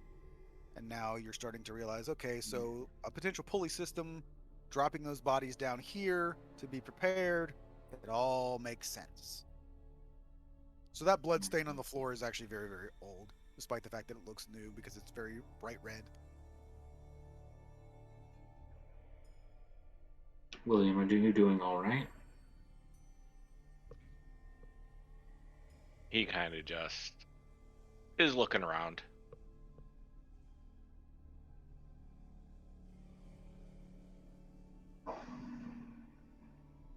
And the same thing he's been doing the whole time in here, seeing that room and then seeing all these crypts. Callan's gonna come out here and just start poking around and be like, does it look like there has been activity in this room? Does it look like things have come through here? But no. Not really. Okay. Yeah, I'm just Well, listening. these curious rites aside, Yeah, no, that looks like some weird shit nobles would do. I did find their village tombs rather interesting, though. Interesting, if a bit vain. So this general area, you can see there does appear to be some footprints. It looks like people have been sleeping down here. There's some makeshift beds where Johann is. And then that tunnel leads off to a different map. The beds, how recently do they look like they were used? Fairly recently. There's not like a lot of dust on them or anything like that. For some reason, I don't think that's our friendly clerics upstairs. Oh, I think not. I agree, especially given that there were no signs of clear travel from the entrance to here.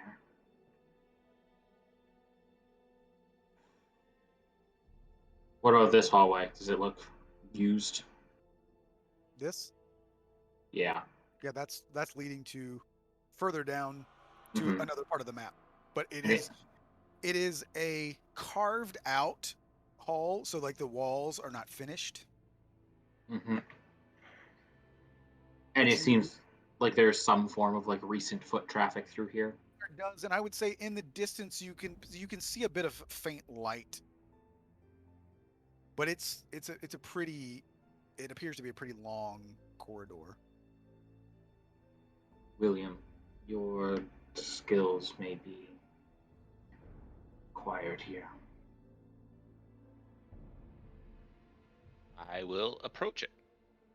Callum will follow a short distance behind. Ragnar will keep some distance as well. Yes, so you have to go single file. So what's the marching order? I was first. I think Callum was second.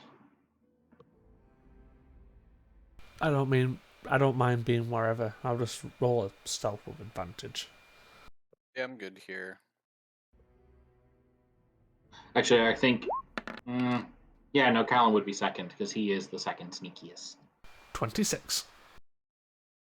So I just want to clarify real quick what the +1 is, and I got Shane to help me add a macro that will actually take my luck stone into account. Yeah, it says it's only good luck.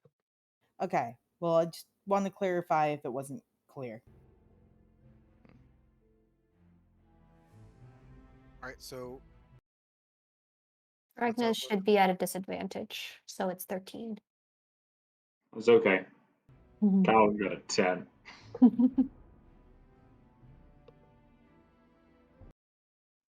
Griswold only got a 14. Mm-hmm. Oh boy. Wow. I don't know why you can't get you on that tool. Whatever, doesn't matter.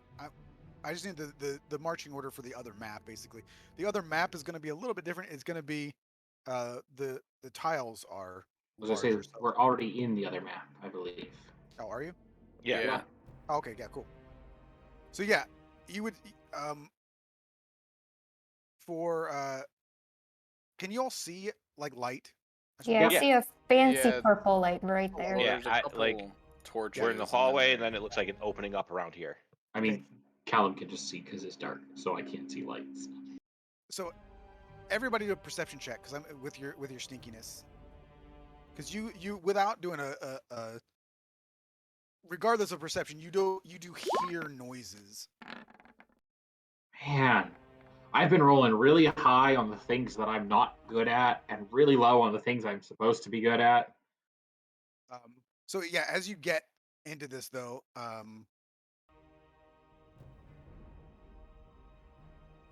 the overall stealth was decent but not spectacular. So everybody just go ahead and roll initiative because we are going to hit combat. And you do hear like movement, like people like you hear noises of like footprints or not footprints, footsteps going back and forth. Yeah, words.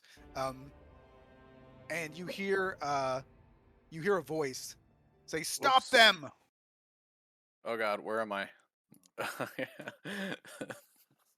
Just real quick, when you gave that description of that place, Matt, there's like maybe 20 minutes from my house. There's supposedly a haunt. Well, there's a legend it's haunted, but it's called the Little People's Village, and it's like a lady supposedly went insane and made houses for fairies that she saw in the woods.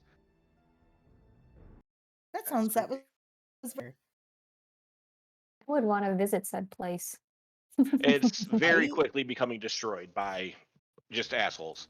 Oh That's god. mean.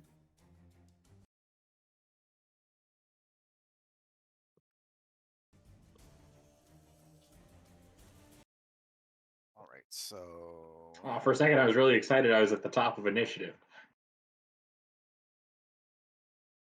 yeah, you heard somebody scream for you to be stopped. So there's obviously at least one person who can speak common because that scream was in common.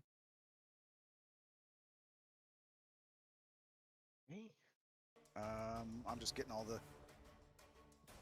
character sheets pulled up here. You could cut it in half if it's too much work for you. There's actually not that many of them. No, we want a challenge. Yeah, you say that when you're in the front of the line. When I hear stop them and just know that we've No, been I found want a out, challenge. I'd like to yell back, can't stop, won't stop. Matt, one of them is rolling public. White is. White. Yes, he's called Edgar. Yes. He's got to do things the white way.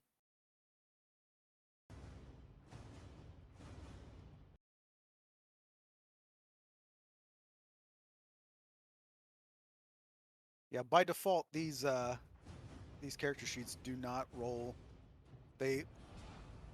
By default they whisper toggle rather than always whisper. Whereas I think you other can ones set that up in your probably settings for the game. think I had to do that recently. because the other ones, the old character sheets we used to use did that by default, but these do not. Yeah, you can set that up in the settings for the actual The game. actual game, yeah, it makes sense. If I'll mess around with it. you can't be in the game when you do it, but like if Yeah, you're yeah. out on that main landing page, there are things you can adjust there. Do.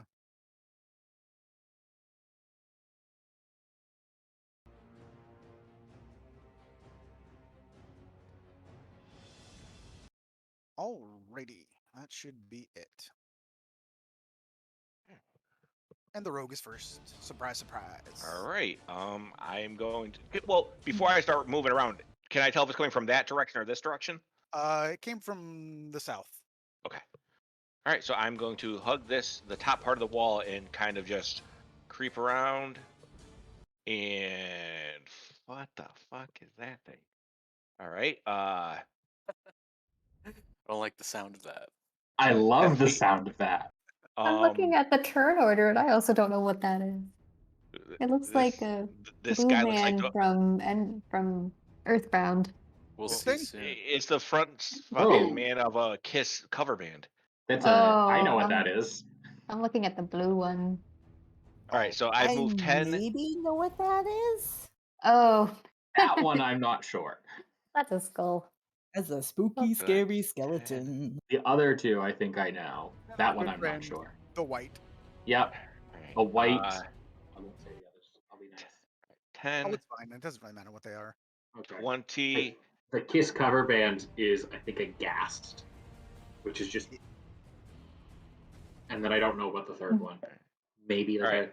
a shadow. As I'm running, I'm gonna point the sword of my offhand down this way and say, 3 of them that way, and I'm gonna run towards this one right here, and I will main hand with my +1 short sword. I'm gonna try to slash at it, like diagonally down from to the top right to the bottom left, probably missing. Indeed. And then I'm going to attempt to regular short sword offhand attack him, like spinning around and trying to jab it into his gut for 3 points of damage. It laughs in your face. Yeah, and then I have 5 feet of movement left, so I'm going to. Oh no, I can't use the bonus action, so never mind. I'm staying right here. It's good. You like that 1 to 6 damage, don't you? Mm.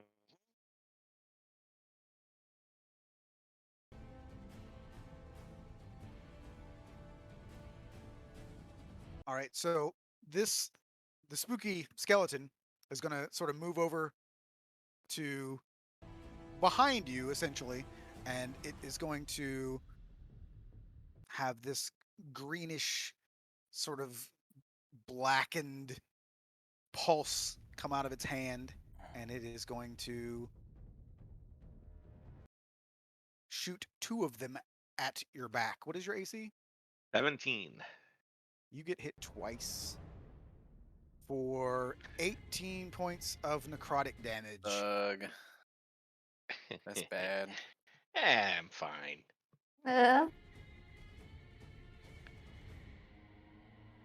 And it is Callum's turn.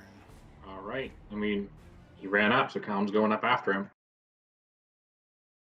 You also probably heard him go, "Oh God!" Yep. Saw the bolt streak across the room at range towards him.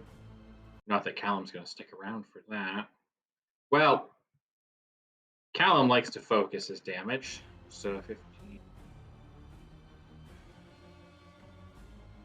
30 feet to get there. Get on this guy who he assumes Will has stabbed. And just immediately come in like 2 shots with the staff to the temples. Cool. Very nice. I gotta get better at remembering I could uncanny dodge as a reaction every turn. You would have been able to dodge the first one with uncanny. The second one would have hit you, I think, regardless. But Oh no, it just halves one of the damages. oh, okay. But I didn't remember, so I'll save it in case I get hit with something harder. Yep. So those 2 hits from the quarterstaff on this guy, and then having boxed his ears again, it's just gonna come up with like a front kick to his chest.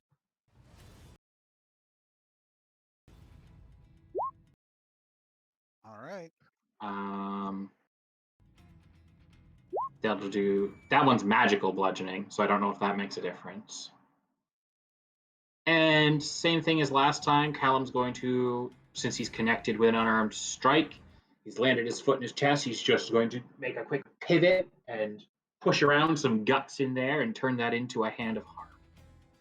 So your bow staff, though, or your Can't- quarterstaff, is not. Not magical quarterstaff, but my unarmed strikes are. Okay. And yeah, Matt, just to be clear, my offhand weapon is not magical either. Only my So, main hand one would be. So mine would have gone down to a 1 if it did get halved. so yeah, same as. So you would notice that hitting this thing with a non-magical weapon does appear to, like, you recognize that it chuckles at the non-magical attacks. Yeah, but then the kick straight to his chest is magical, and that seems to do better. Yes, it does, and it would sort of like, if it was breathing, it would have like kind of knocked the wind out of it. Yeah. How about the bonus necrotic damage it took on that kick as well?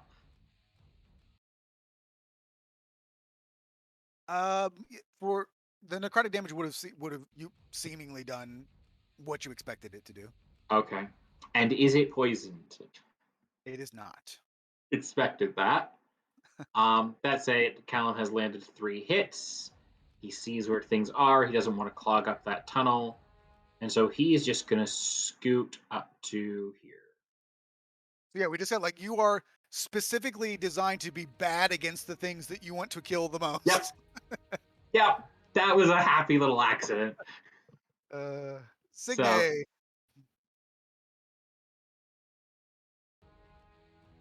Whoa, I don't think I'm supposed to be here. She got so angry she phased through the wall. Yeah, no, that happened to me too. I was trying to like move the Yeah, let me torch. see if I can. She began building up infinite momentum. She's trying to skip the encounter. Wall clip. Yeah. She's going to speedrun this whole combat. Well, she just has to hit the next trigger, right? Yeah. The combat automatically ends. Bonus action rage. All right, so I don't know why that's not by default, but again, it never is, and I forget about it. So you should not be able to clip through the dynamic lightning now. I think part of what it was before too was her torch and her token were not centered on each other, so she was actually taking up more than a space. And Roll20 does not like it when you move two tokens that aren't like perfectly lined up into dynamic lighting. So let's see. I don't know why I got 3 there, but yeah. First one hits, second one's probably a miss because it's a 13. 12. Correct. I would say first one hits, second one's a 9. So Jesus, I can't read. Both of them would have missed, so it doesn't matter. 13 or a 9 would miss. So let's see. Yes. Wyvern's Bane is a magical weapon. Nothing. The radiant damage doesn't seem to do anything spectacular more, but it still hits and does damage. So, yeah. You get the feeling that it's weird because this is almost like a spectral type creature, but you do feel like the Wyvern's Bane does make an impact, but it's a weird feeling. is it just me that the music keeps starting and stopping for? No, Yeah. it's That's going cutting fine. out. Nope. It's like going pretty well for me. No, Yeah. it's cutting out for me. Oh, it's working for me too. So For mine, You it's guys might going. need to refresh. It's like playing for 3 seconds and then it's freezing. And Oh, stopping. mine's fine. I will try refreshing my page because Yeah. the timer on it stops too. So I'm assuming it's just having a problem like loading it. Yeah, same. So yeah. Any additional movement for Agna? Or Signa rather? No, she's gonna stay there, but she's gonna call out, "Hey, these guys don't take normal damage." Johan. Yeah. 1, 2, 3, 4, 5. Okay, I'm gonna do the thing with the spirit guardians.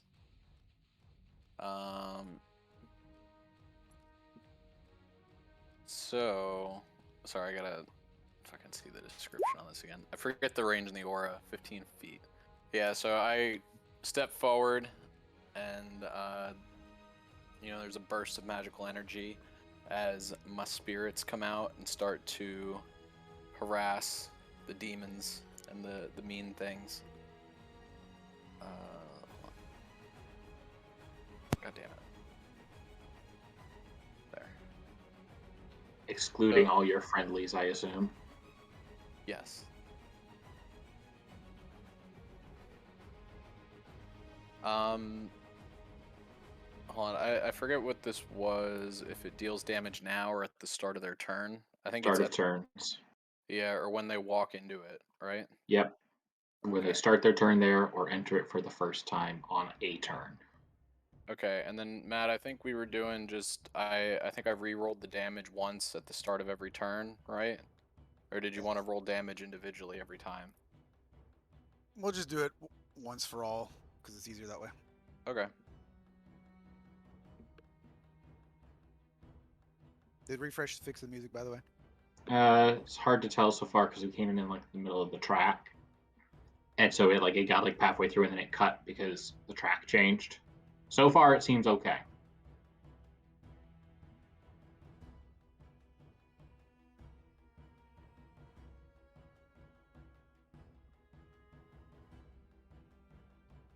All right, so if you want to just go ahead and roll for the damage because I mean, obviously at the start of their turns they're gonna run. 2 of them are gonna be in it, so. You want to take because it rolled a 5 when I initially cast the spell. Do you just want to go with that for the first turn? Oh yeah, that's fine. Okay. Do you want to do anything else? No, that's it for my turn.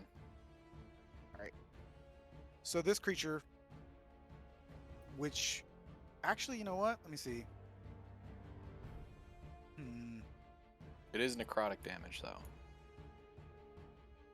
You're evil? No, I can just turn my damage into necrotic, which I need to do in order to heal you guys. Gotcha. So it's probably interesting because I imagine that the creatures look more fey than like fiend, but they're draining the life out of the things that they hit. All right, so this one is going to take the damage. It's smart, but it's still going to do it anyway. Okay. And it will attempt to. I was gonna say he does get a wisdom save for half. It's not. It's smarter than it is wise, but. Oh yeah, natural 1. And I'm gonna funnel the healing right now into Griswold. So you're gonna heal 1. Oh yeah.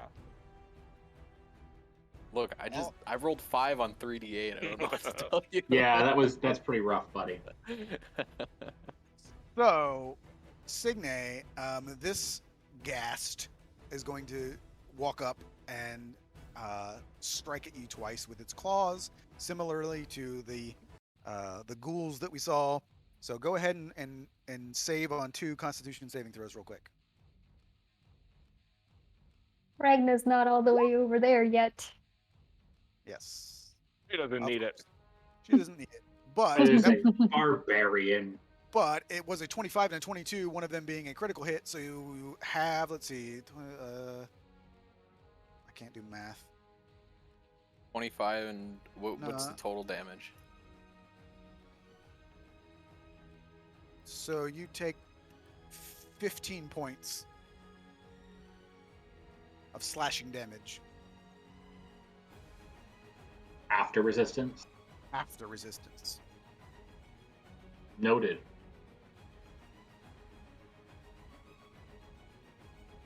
And it is this other person's turn who is not going to attack, but Signe, Johan, and I don't see them. no, and Griswold. You changing your name still throws me. I wasn't calling William. You can see him. He's got papers. He's got like books and stuff, and he appears to be running back and forth and like throwing them into this portal. And that's his turn. And that is now Arvid's turn. Fun.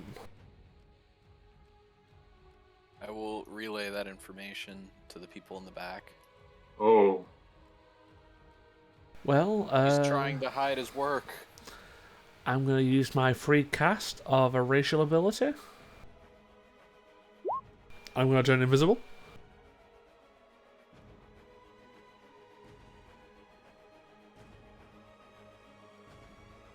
That's 30 feet. Let me just turn myself into a ninja. Very nice. Yeah, that's it for now. All right, so it is the White's turn to take 5 points of damage. What do you want to funnel it to? Griswold. I know he got hit pretty hard when he first walked in. Right, another 1 HP.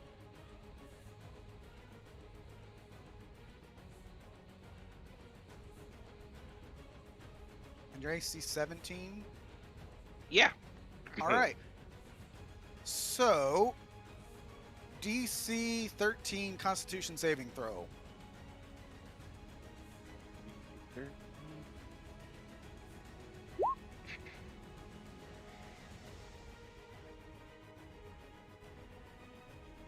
All right. So total, you take 12 points. of I have necrotic- that with Uncanny Dodge, please. All right. Well, you would take. Can you use it on both attacks? Because he attacked you Only twice. one. Only one attack. Okay, so just pick one, first or second. First. Okay. So, what did I say? You said 12 total. So then you would take 10, because the first attack was 4. Well, second one, yeah. So, second one wasn't that much better. But so you take 10 points of necrotic damage, and you also lose 4 permanent hit points. Your max HP goes down by 4. Indeed. Oof. And it is Ragna's turn. Finally. Regna is gonna. Still standing in the hallway. Yeah, What's happening? he's gonna run here. I'm Still- invisible. Yeah, she doesn't see you. She doesn't see much else. She's gonna use her action to keep moving in. Casually move past Arvid without realizing. It's double Mm. movement, obviously, to get through. Arvid. Yes. You can't see him because you like bump into him. Like, Okay, 5, 10, 15.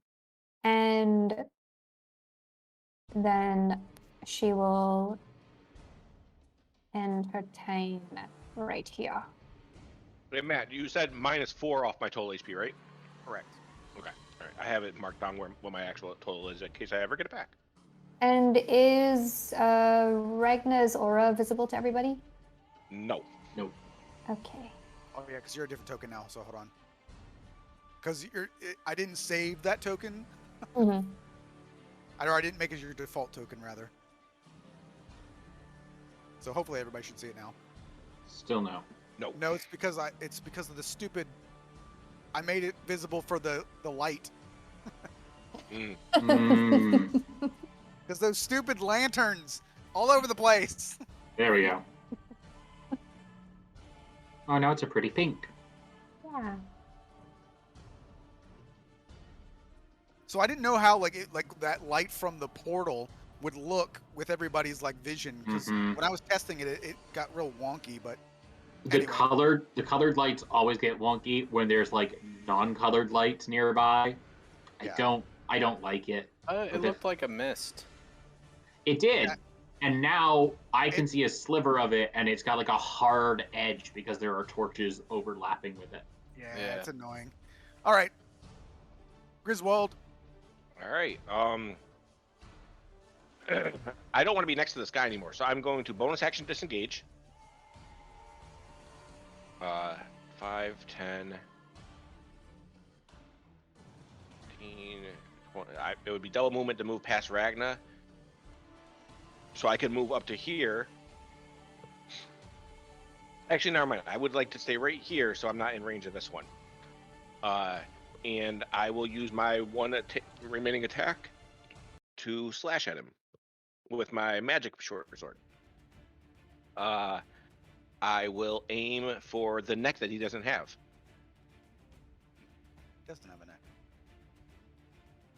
So I will hit him with it, and I will just drag it down across his back, and the sneak attack damage. And that is all my movement and my action bonus, so I'm good. All right.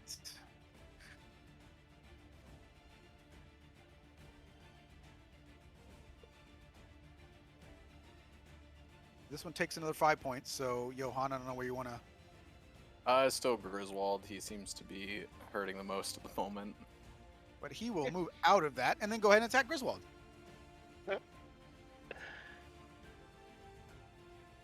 They really don't like you, man.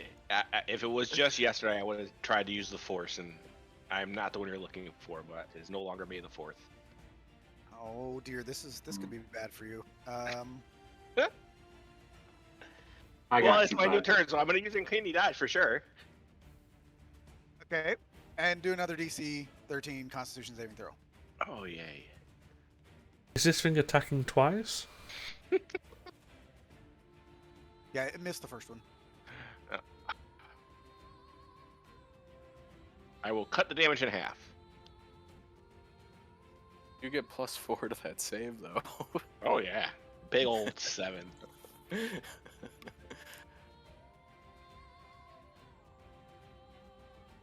So, I'm not sure how this would work. So you would take 7 points of necrotic damage, which you're having, right? So 4.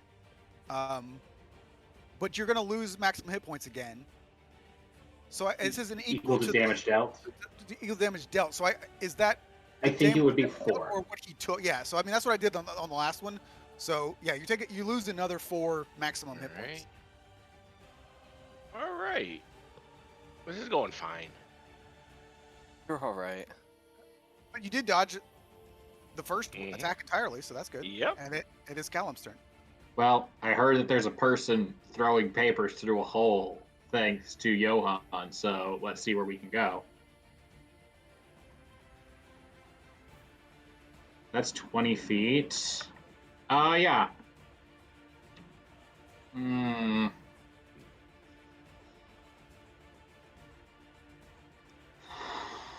Hold on. 20 feet to there. I got to do some measuring. 30, 35, 40, 45, 50, 55. I can't quite reach him unless I dash. Wait, what are you talking? Wait. Because what, it's 40 to here, right? 45. Moving I've already gone hers. 20. She moving through her space takes 10. Oh, okay.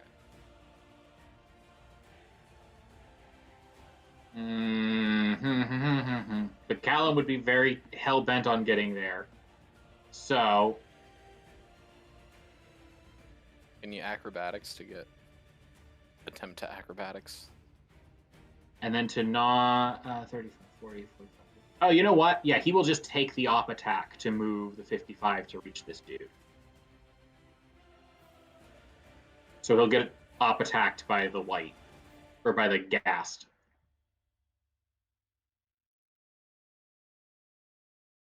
$44. 11 points of slashing damage and a DC 10 Constitution saving throw. What he hit me with? 11 high was- 11 points of slashing damage. Maybe with a 24. Okay, yeah. And I think you'd still get the bonus because you'd be in the aura when he hit you, right? I would. Yes. Con save. So that would be a 13. That's the first one that could have possibly failed. All right. And now I'm on this person who is just, they're a human. Look at. Nope. Gotcha. Those are pointy ears. Not Oh, an undead, though. No. Okay, well, let's try this. First hit, Callum's actually going to come right in and just lead in with an uppercut to the gut.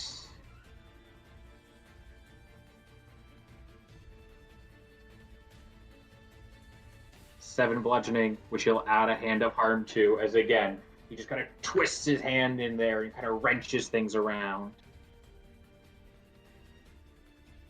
So 7 magic bludgeoning, 9 necrotic, and he's poisoned unless he's immune.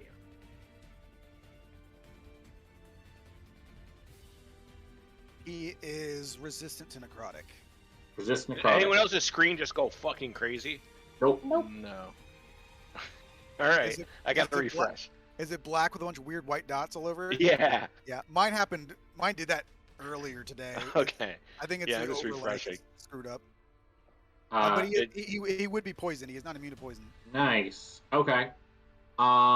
Then Callum second hit, seeing that hit land, and since he spent a key point, he will then bring his hands back together on the staff and try to again just bring it like right down across his back.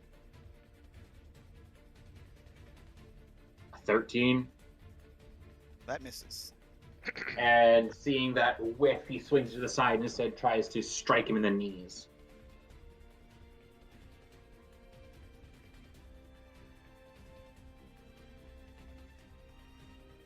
Ten non-magical bludgeoning. And that is Callum's whole turn. Okay. Let me adjust something here. This is not calculating properly. So 10. I forget, what does poison do? He has disadvantage on all attack rolls and ability checks for a round. Okay. All right. Signate.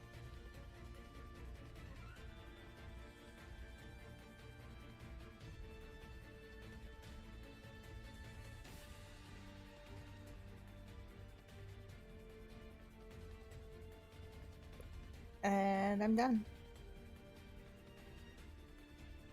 Who are you attacking? Oh, the one thing you can reach.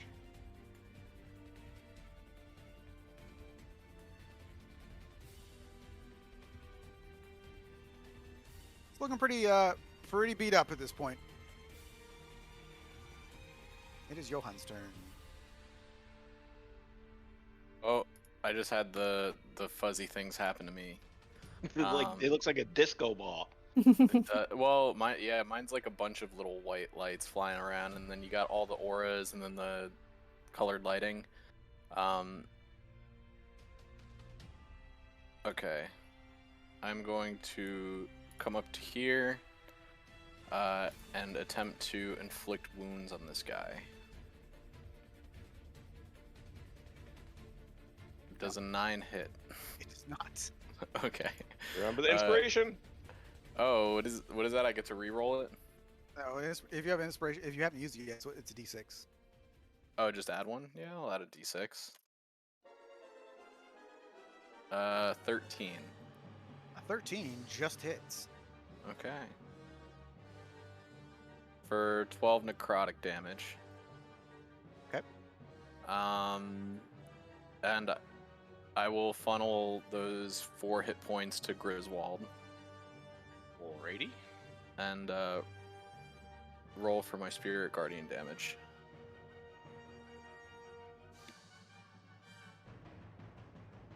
That's better. more like it, yeah. In fact, at the start of its turn, that kills it.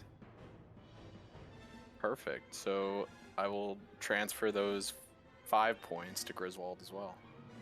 Well, do I take off the damage you dealt or the damage it takes because it might not have full HP? I guess that's a good question. So I think it says, hold on. Let me. Sorry, I had to refresh.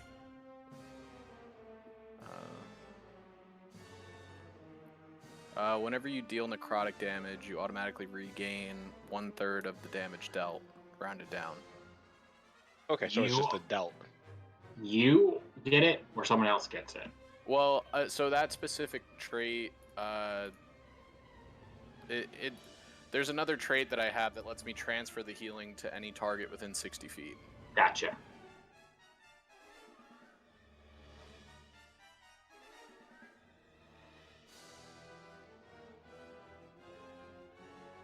Alrighty.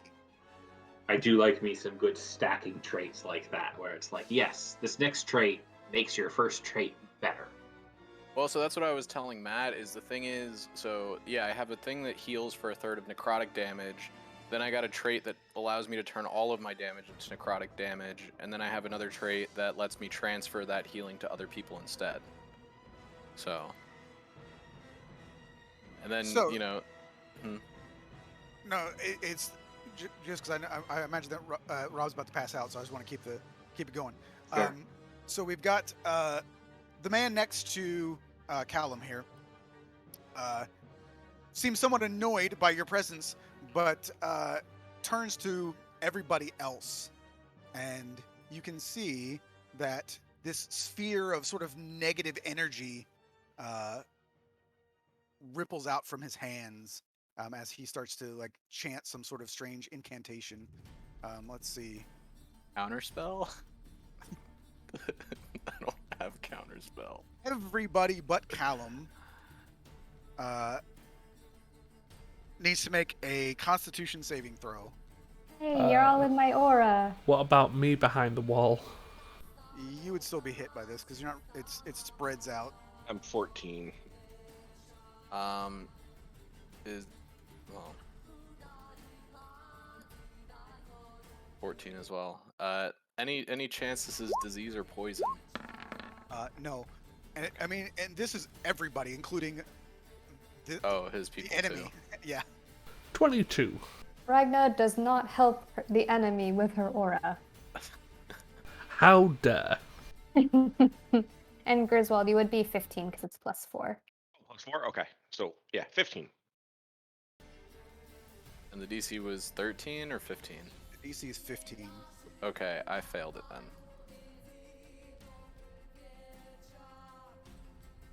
By 1 point. So give me a second here.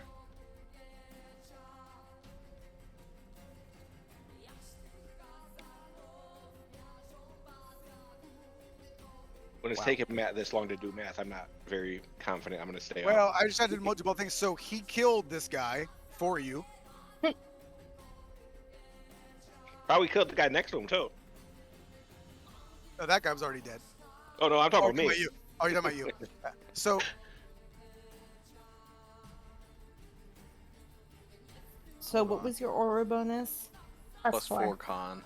+4? Okay, then yeah. Okay, I would make it. Thank you. Yeah, welcome.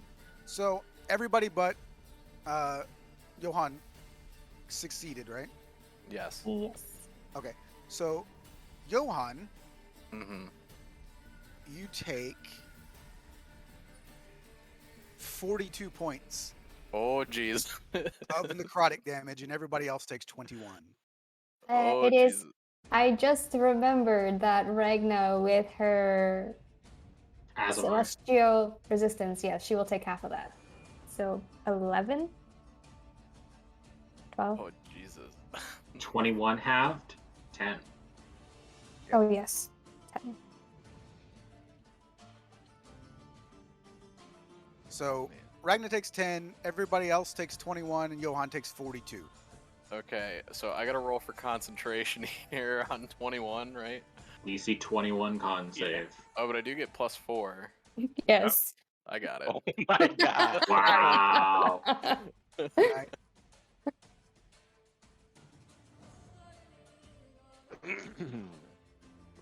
All right. So it is Arvid's turn. Cool. Take a step forward. So, I'm guessing this looks like the portal. Yes. At a glance, I don't think I'll be able to do this. Can I tell if this is something like inherently just magical, or this is like runic?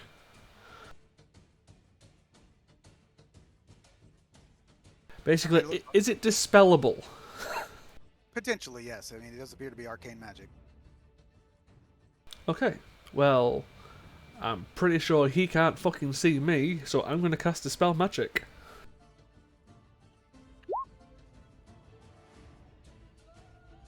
Which will now reveal love it. myself.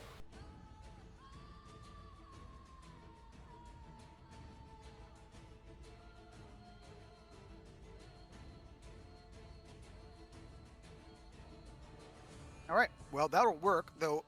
I don't seem to be able to. I would turn off the lighting, but the dust floating in the air is getting in the way of doing that. So let's just say it's dispelled. Yeah. Cool. No worries. So Arvid just reappears with his hand pointing at the Yes. portal, and it just disappears. And of course, like the portal itself is actually drawn on the map, so I can't get rid of the whole thing. But you get it. You get the point. And I can tell that certain people are looking a bit more hurt than others. Really, everybody except for Ragnar is pretty hurt. Especially Johan at this point. Although you probably can't. Johan probably doesn't look hurt because he can't really look like anything. He got sparks flying out of his head. Oil leaking through the clothes. I look fatigued. I look angry. His What is love? Yeah. His robe is burnt, basically. Yeah. No, I can't cast Healing Word because I've just cast a spell, so... No, that's it. All right. It is the White's turn, and it's going to pull out his longbow and attack Arvid. I'm going to tell it to go fuck itself. I'm going to, as a reaction, cast Silvery Barbs. So it gets disadvantage, and I can give someone advantage. You can only do that on one attack, though, right? Because he's going to shoot at you twice. Yeah. I understand. I'm just going to disadvantage his first attack, It's disadvantage, which is good because it was a 23, so disadvantage is a 15, which misses. and second one is a 17. That hits. He takes 7 points of piercing damage.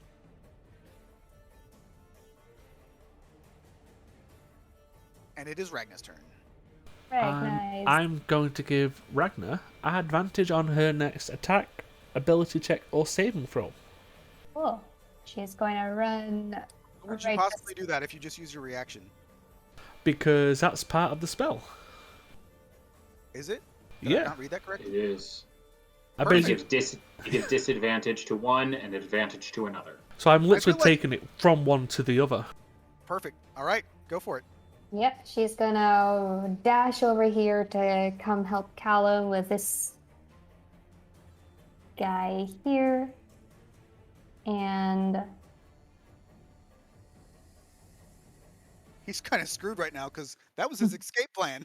he And it is going to It's not a spell you slash can cast quickly.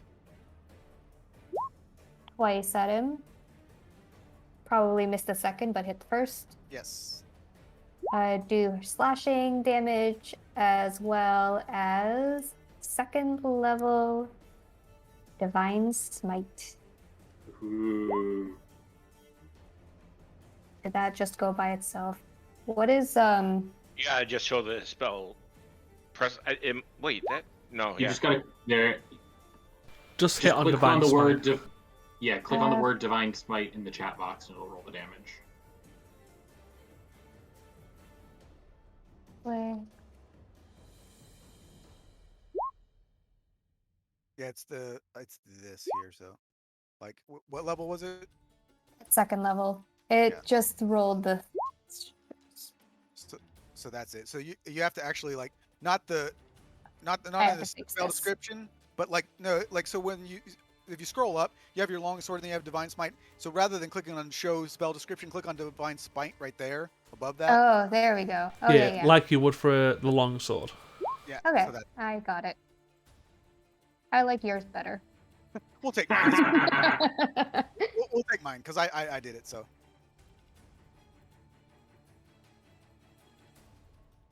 All right. Anything else? I know that's all she can do.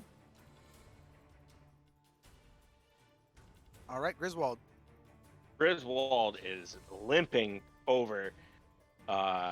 He does not want to go back towards that thing, so he's going to just run as slowly as he probably ever has because he's very hurt, and he is going to attempt to jab both of these swords into this guy straight on. First one is the magic sword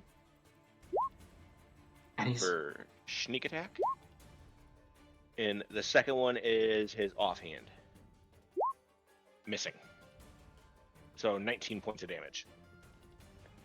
And he is going to, when he misses with his offhand, it just, the blade just falls out of his hand and he's just there kind of like staggering. you want to risk an op attack, he still has disadvantage until Callum's turn. Nope. I move, I would only have 10 feet of movement anyway. He could still cast anything he wants on me. All right, Callum. All right.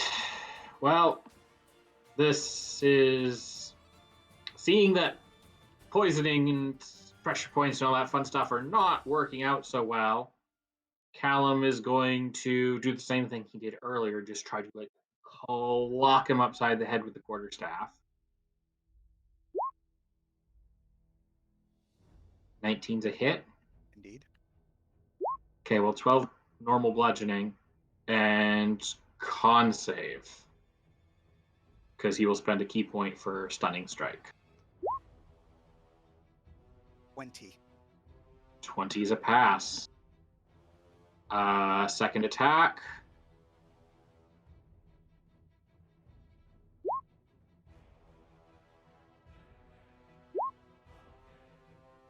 Back to the other side.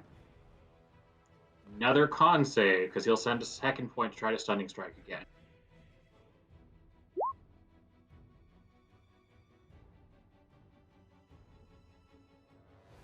What even is my DC?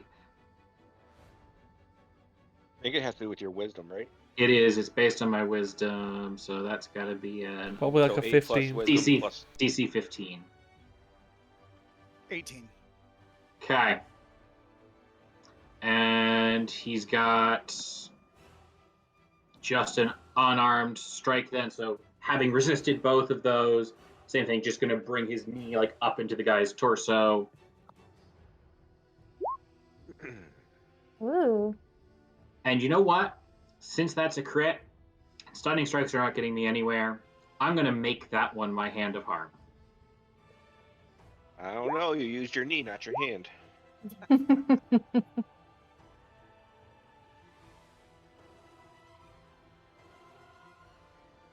So 9 and then 16 necrotic, half to 8. Well, didn't that it added your bonus twice though, right? Oh, yeah, that's right. It's less than So that. Thank you. 12 So half. 6 and 2 is 8. And yeah, 12 half to 6 on the necrotic. I gotta set up a separate one for when that lands a crit.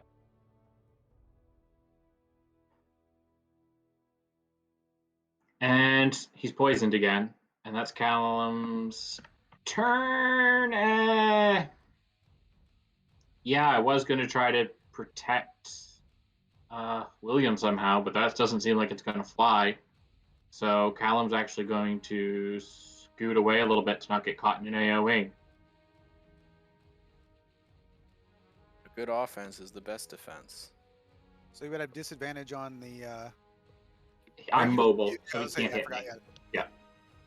Yeah. He would have missed you anyway if you would. So yeah, I'll scoot to here. Here's good. And that's Callum's whole turn. Signate. With my free hand, I'm gonna snarl at Arvid. Go take care of him.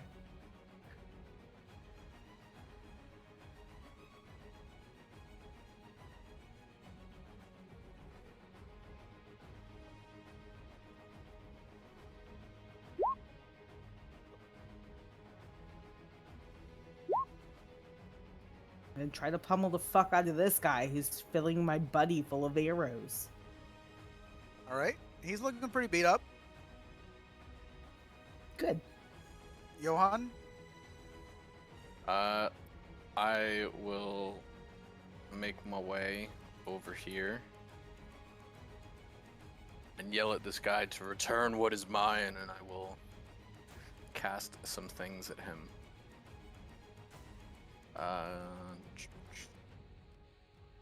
Let's just do this for now.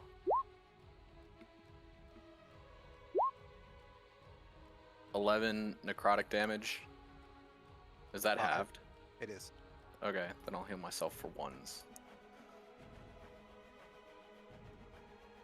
And let me roll Spirit Guardians.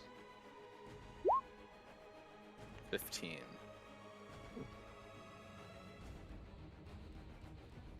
Alrighty. Halved though. So 7.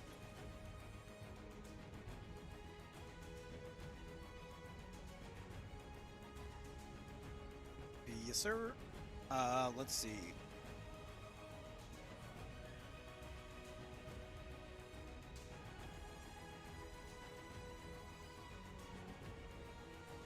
So he casts another spell, and you can see that he's sort of like weaving his hands in and out, and this sphere of yellow-green fog sort of erupts from him and starts spreading outwards. So Callum and Johan and Ragna and Griswold, Constitution saving throw.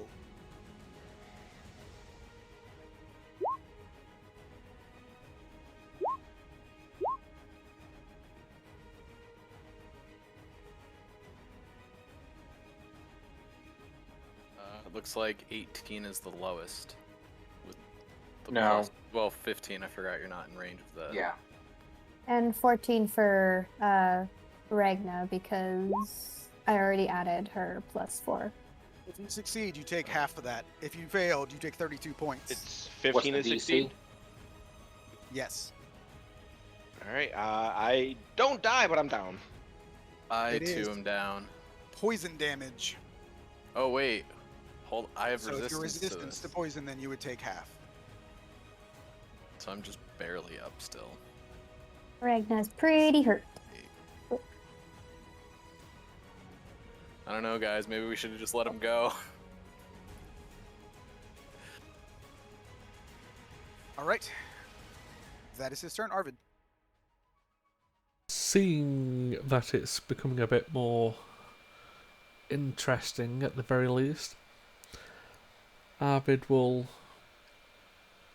spin whilst going lower to the ground. First off, launching off a Aqueous Bolt. When my sheet wishes to catch up with me. That was a pretty good 5d8 roll for damage. Mm-hmm. No, I'm guessing a Made 14 up for the other one doesn't when you hit. rolled really low. Yeah, 14 misses. And with as a bonus action, I will cast Healing Word. At just at first level for now.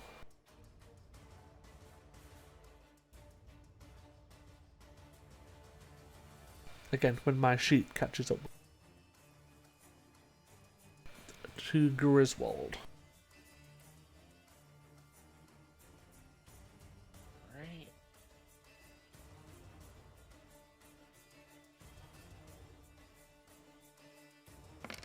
So I heal for 8. Yes. Alright, thank you. That's the best I can do for a level 1 Healing Word. It Hey, is a it's plenty. enough.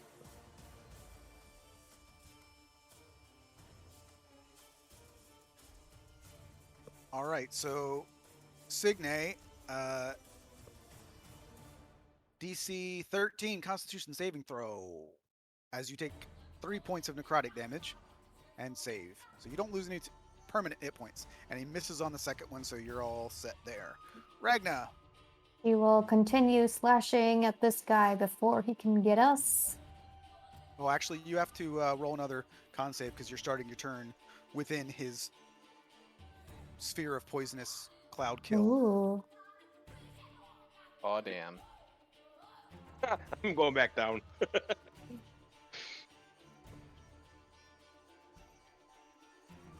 How big's the Or is range? it- Can we get an AoE marker for that cloud kill?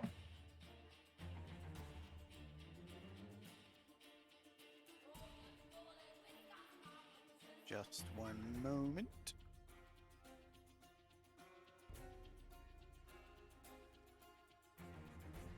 Here, we'll use the thing that I had before. I also have to save for my, that's fine. My con save.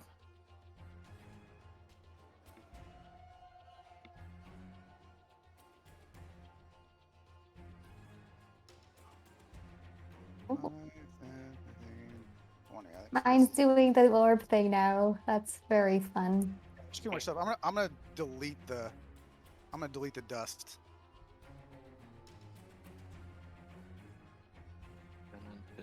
Maybe that'll help a little bit.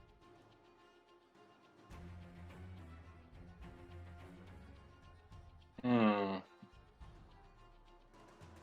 he cloud kill himself? I was gonna say, did he seem affected by that spell? Oh, but if he's immune to poison, then he gives no shits. Mm-hmm. That's why I'm asking. Hasn't been he infected by Callum's poison? The poisoned condition, not poison damage. Okay. Though typically those do go hand in hand, so.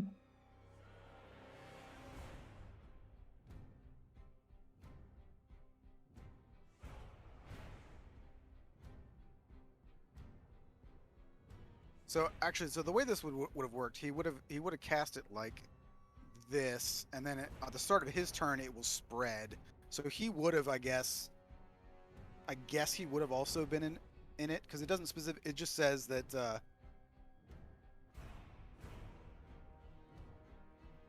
Yeah, center on a point that you choose. So he would have chosen it, and he would have wanted to catch Callum in it, so he probably would have been affected by it as well. So I will also roll up.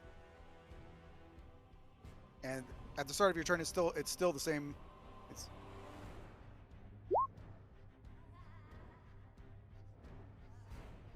so for Ragna, Oof. Ragna is down. and it moves 10 feet away from him at the start of his turn. And it's Griswold's turn. I'm assuming that you're not going to survive that. Oh, come on, give me a shot. Look at that. It still doesn't matter. I go down. Wait, Take am I half of that. affected by something like this if I don't need to breathe? It specifically states that you are.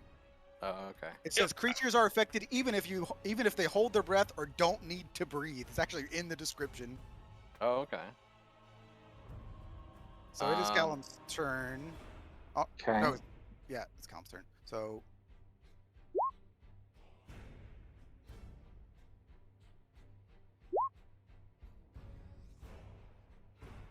half of that. And he's not doing well himself. I will make that clear. Okay. Is there any sort of penalty for staying in the cloud? Like, what's going on with that? Am I poisoned, or is it just damage? It's just damage if you start your turn within the. Okay. And it will move away from him 10 feet at the start of his turn. Well.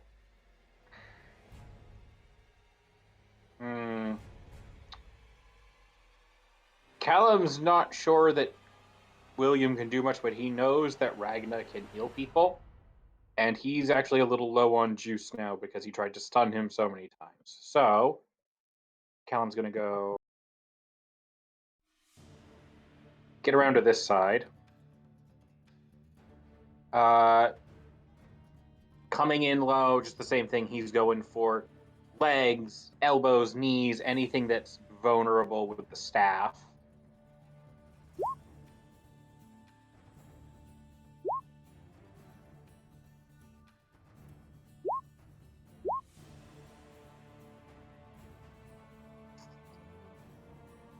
I'm assuming that the 221s hit. And then he is going. I just had to click on his token, so. Yep.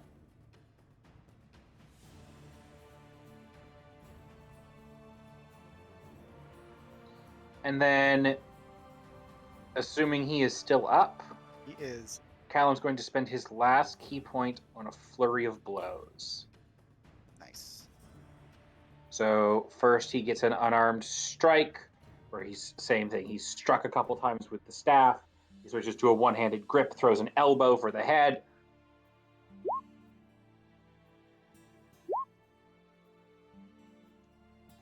And then, rather than take his second unarmed strike, he can choose to replace it with a free use of his Hand of Healing, which he will use on Ragna.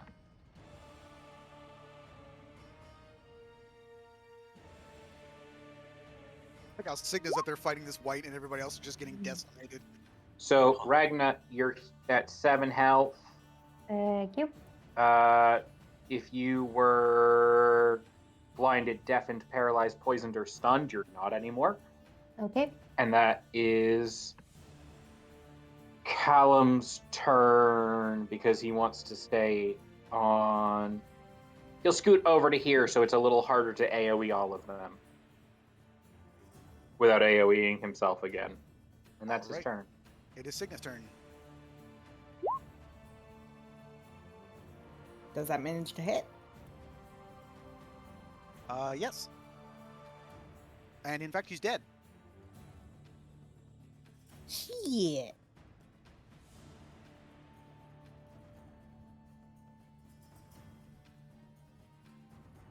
Well, now I get to zoom out. Yeah, free to run and all this nasty magic that's floating about.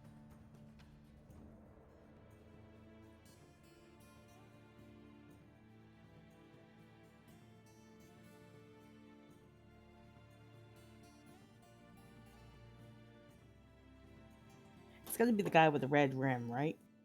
Yep. Yes.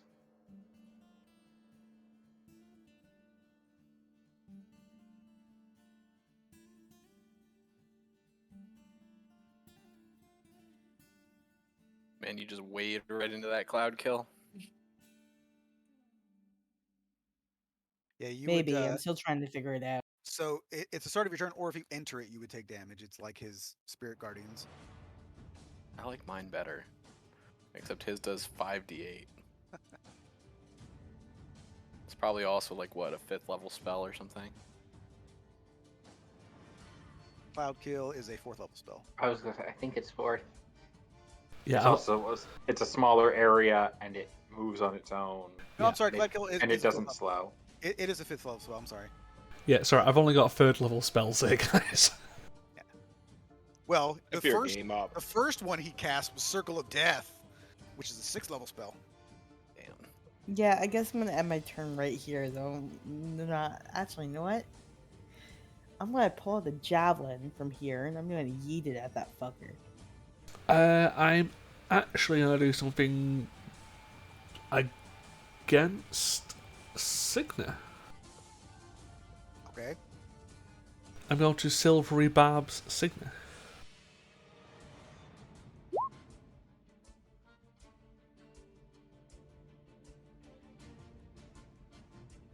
So I'm basically just giving you disadvantage on the javelin.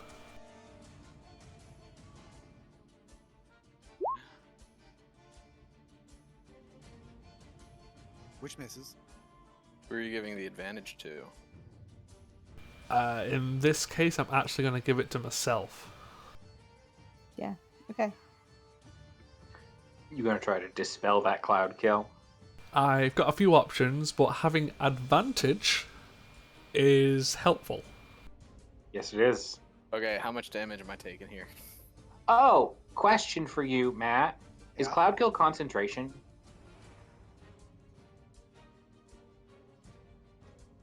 I mean, even if it is, It is.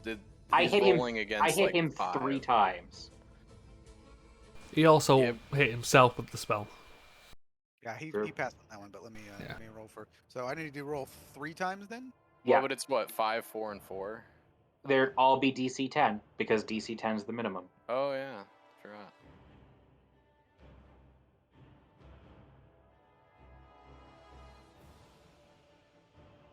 Failed. Yes. Boop. Oh, in that case, I want to move closer. You can get closer. That's fine. And now I'm actually pretty pissed. Just enough of your games, and I come here and I do Radiant Bolt. I'll keep it as radiant damage.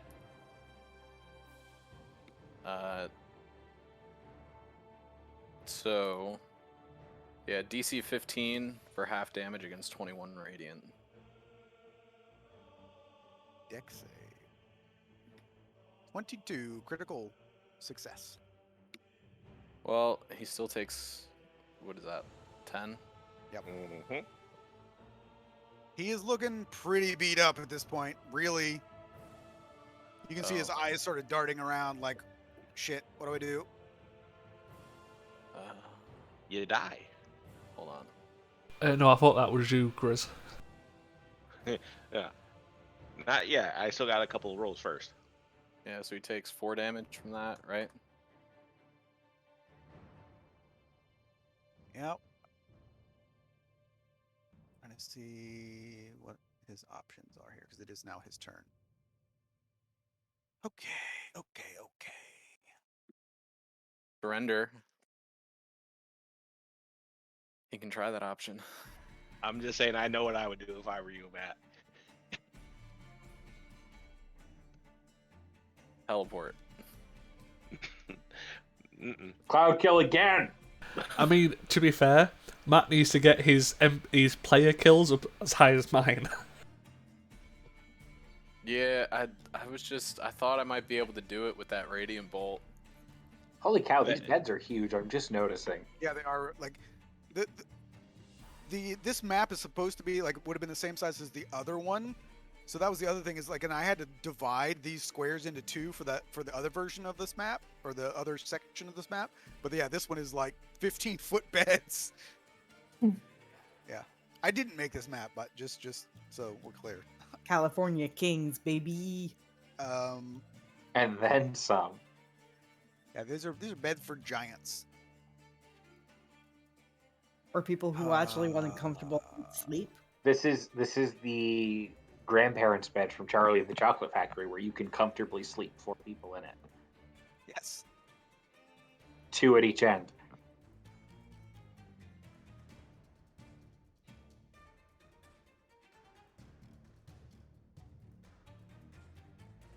So is he doing it, Matt? Is he cloud killing on top of everyone? Well, and I himself? mean, the thing is that like he doesn't really have a decent escape. Like he could cast this like dimension door, but that's not going to necessarily do it. We can get away potentially, but I'm just trying to decide what I think he would do. Whether he's going to truly fight to the death, and I kind of think he will, considering his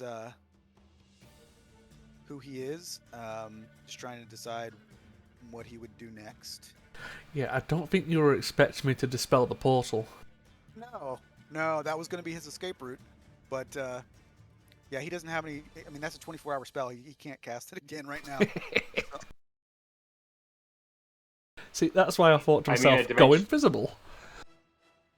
A dimension door does get him 500 feet away from us. It does. Did you need to be invisible to cast that spell? No, but you No. can't counterspell someone who's invisible. Didn't know. But here's the thing: this man's not afraid of dying.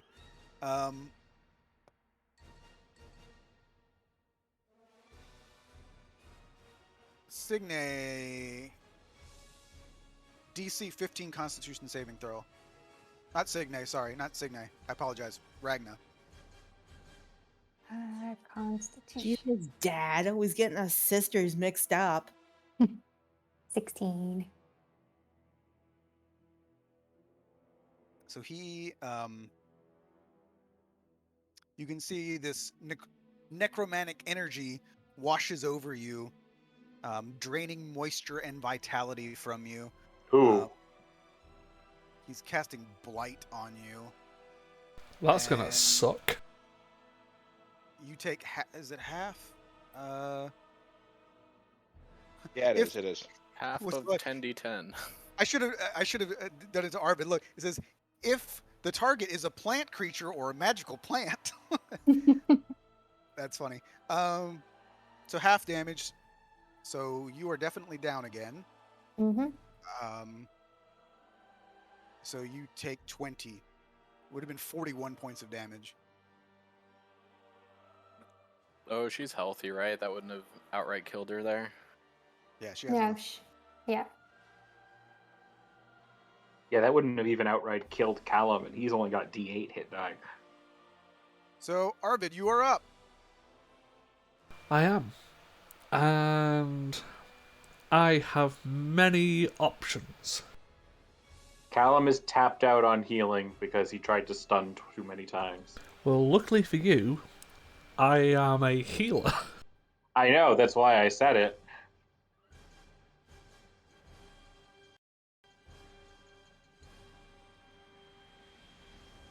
Yeah, I'm just gonna say you're nicer than I am. It would have killed me. I think his desire is to take as many of you out as before he goes. Yeah. Okay, so first off, I'm going to attempt to help our situation. So I'm going to cast a Crace Bolt at advantage due to draining it from Signa previously.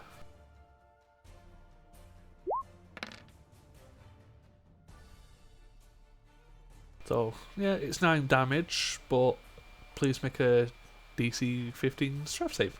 17. Well, fuck you. I rolled a 17 I rolled 2 17s, in fact. Okay. And... Ooh. At second level, as a bonus action,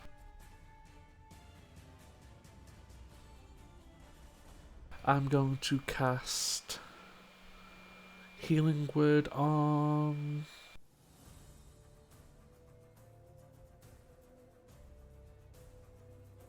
I'll cast it on Grizz.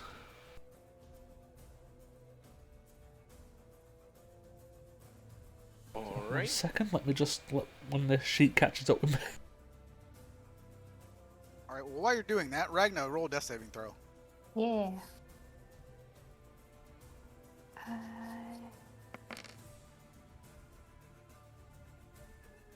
Two. Failure. Just remember, you guys also have your auto Birthday success. boon. Yeah. All right. Griswold, you were up. All right. So I have the 10 HP right now. Yes. So, I am going to like kind of shake my head, open up my eyes. I see Ragnar down. I see this guy looking hurt in front of me, right? Oh yeah, he And looked real bad. I will just, with the sword I still have that was like in my hand when I fell, I'm going to just try to uppercut, swipe at him with my main hand. And sneak He is attack. dead. He All had 3 right. hit points. He is out. Dead. Then I'm going to immediately dash over if possible. And at 3rd level... Come on, sheep! He's taking too long. She's gonna die. I'm going to cast Aura of Vitality. So he's going to clasp his hands together. You see a fair amount of strain come out of him. And first off, Ragnar. Yay. While he heals Ragna, Callum's gonna try to stabilize this dude who just got stabbed. Who wants the next one? Oh yeah, say Signe's absolutely winding up to just behead this fucker. Yeah, I was about to as well. So who wants 5 hit points? I'll take it. I always So, say yeah. Who wants Callum, 10? Callum is actively trying to keep him alive. Yeah, Well, it's I up to would Matt say- because I didn't say I was going for non-lethal, so I don't know how he wants to treat the NPCs. Well, I would say that since you you're know, getting in my way, I'm going to go punch a pillow instead. I mean, yeah, if Signa and Johan were attempting to stab him, that's another. I mean, I'll allow that too. Who wants 10? No, Callan wants something like alive, so instead I'm going to go butcher a pillow. I mean, I was just gonna go up and try to drain whatever life essence I could out of this guy, even though mechanically I know it's 0. Yeah, Callum will take that 10. yeah. I've got 7. I've got 7 more to roll. Who wants I mean, 12? we're gonna be taking a rest after this anyway, so I know. I'm just trying to get it over and done with. all right, I'll take the 12 and I'll be good. That's 5.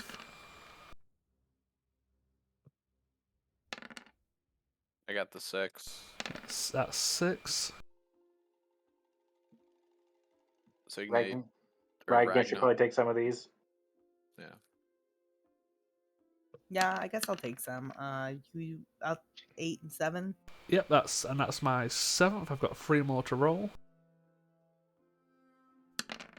Ragnar will take the next one. 7.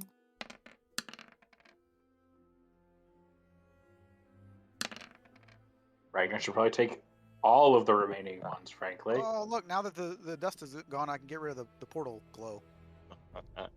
And then, okay, she will take the 10. And you just see Arvid minor sweating as he's like clenching and casting this, and just release. Thank you, Arvid. Thank you. Do you need healing as well? No, I've got some magic left over. It's just a magic of that type takes a little extra effort, especially when it's so wide ranged. I'm going to come over and behead these henchmen and also loot them if they have anything. I'm going to assume, and because it would be difficult to stabilize this man who's particularly didn't want to, who again, considering his nature, didn't really care about dying. And I'm going to assume that Griswold would not have pulled any punches in that regard. Oh no, I was not trying to not kill him. I saw one of my friends down, and he had beaten the shit out of me. I was going for a kill, but it's up to you. What happened to Johan? Why is he duplicated and big? Wait, am I duplicated somewhere? So I You can't. I are. couldn't You have find my that one, and then your token. regular one right there. No, one of my tokens disappeared all of a sudden, and I was like, did I accidentally delete it? And I can't. Oh, there it is. Where is it? I don't know. Yeah, I got it. Griswold. All right, so yeah, despite your best attempts, Callum, this man is dead. This elf is dead. When Griswold sees everyone is okay, he is just going to start ransacking the place. Looking Griswold. through everything he can. He is not. He is going. I can quite literally hold you in place. He is going.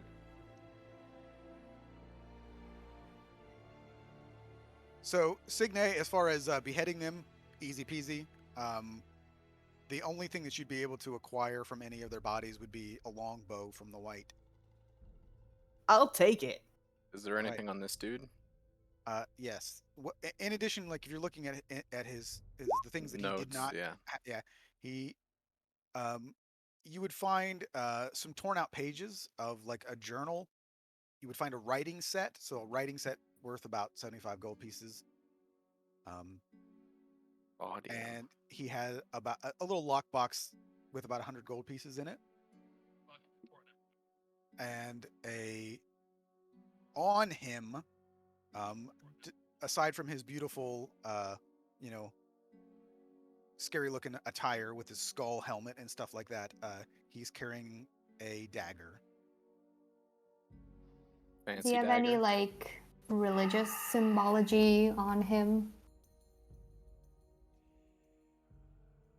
Or I guess in the notes as well. Yeah. So actually, I have a thing here. So you discover upon reading this that the man's name.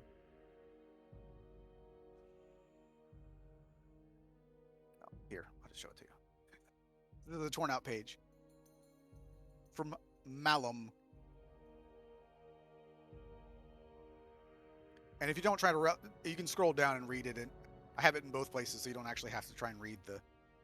And I'm just realizing now that my screenshot of this thing also has a look. His name is spelled with a little red underline. Look, he's got spell check.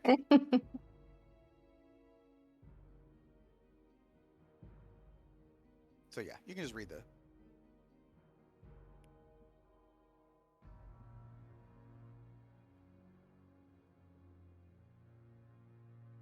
What a shame. He failed just as he attempted to not avoid. I don't know, it's too late. I can't speak words. Hey, Callum, you got those rocks my sister gave you? Do.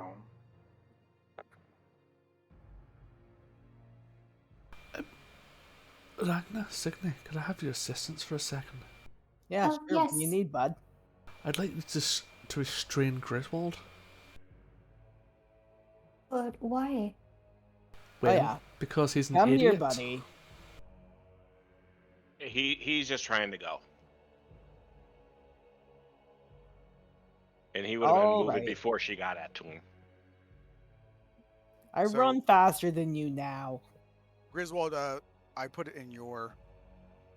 So you have the dagger, Okay. so you should be able to see it now. What Oh, is there anything grapple? special about it? Is it a special dagger? Can you see it with your special eyes? Mm-hmm.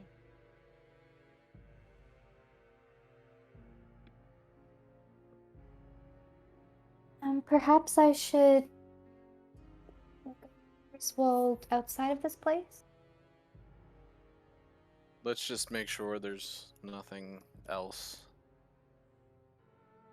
No other hallways or anything. Is this just like a caved-in entrance over here? Yeah, you get the impression that's what they were referring to when they were attempting to expand, but ran out of money. Oh, okay. But yeah, for the most part, aside from like stuff that you could have stolen from the bodies, which you were told not to, you have fully explored this place. Yep, okay. It's go time then.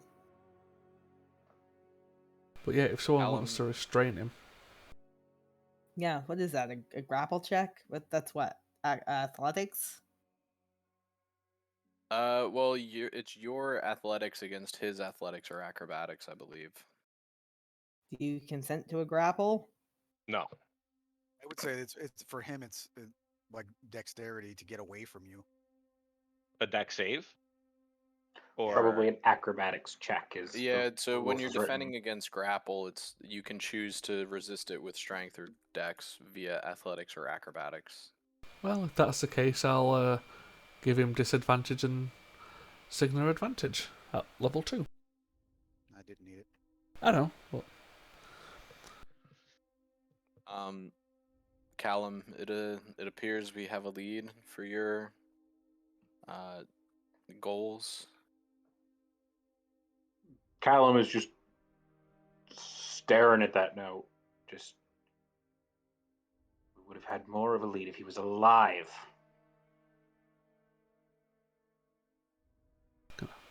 place my hand on Griswold's forehead.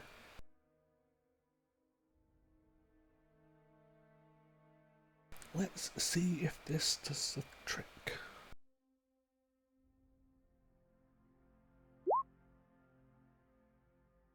Probably won't.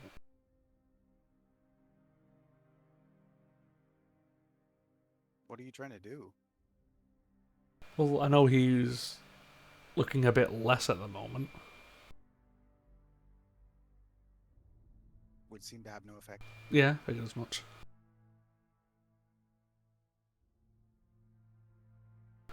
Right, you can let him go. Alright. Here you go, bud. What happened? Is Griswold sick? he's just gonna start leaving. Regna will follow after him to make sure he is okay.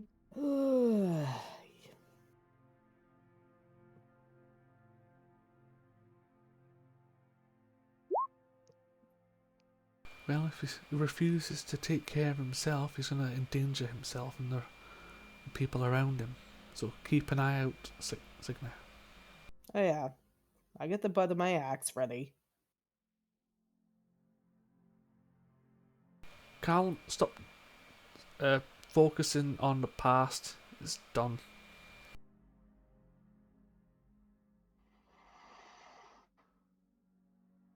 Yes, unfortunately.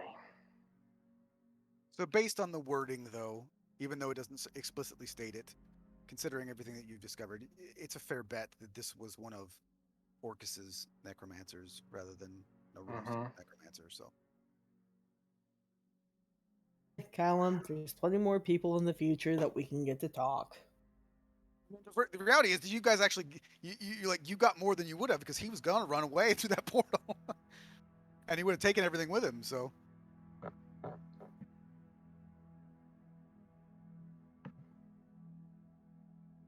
It is. Quite It is over. too late at night for me to properly articulate Callum's feelings on this. I gotcha. We'll move everybody out of the catacombs and then leave it there and pick it up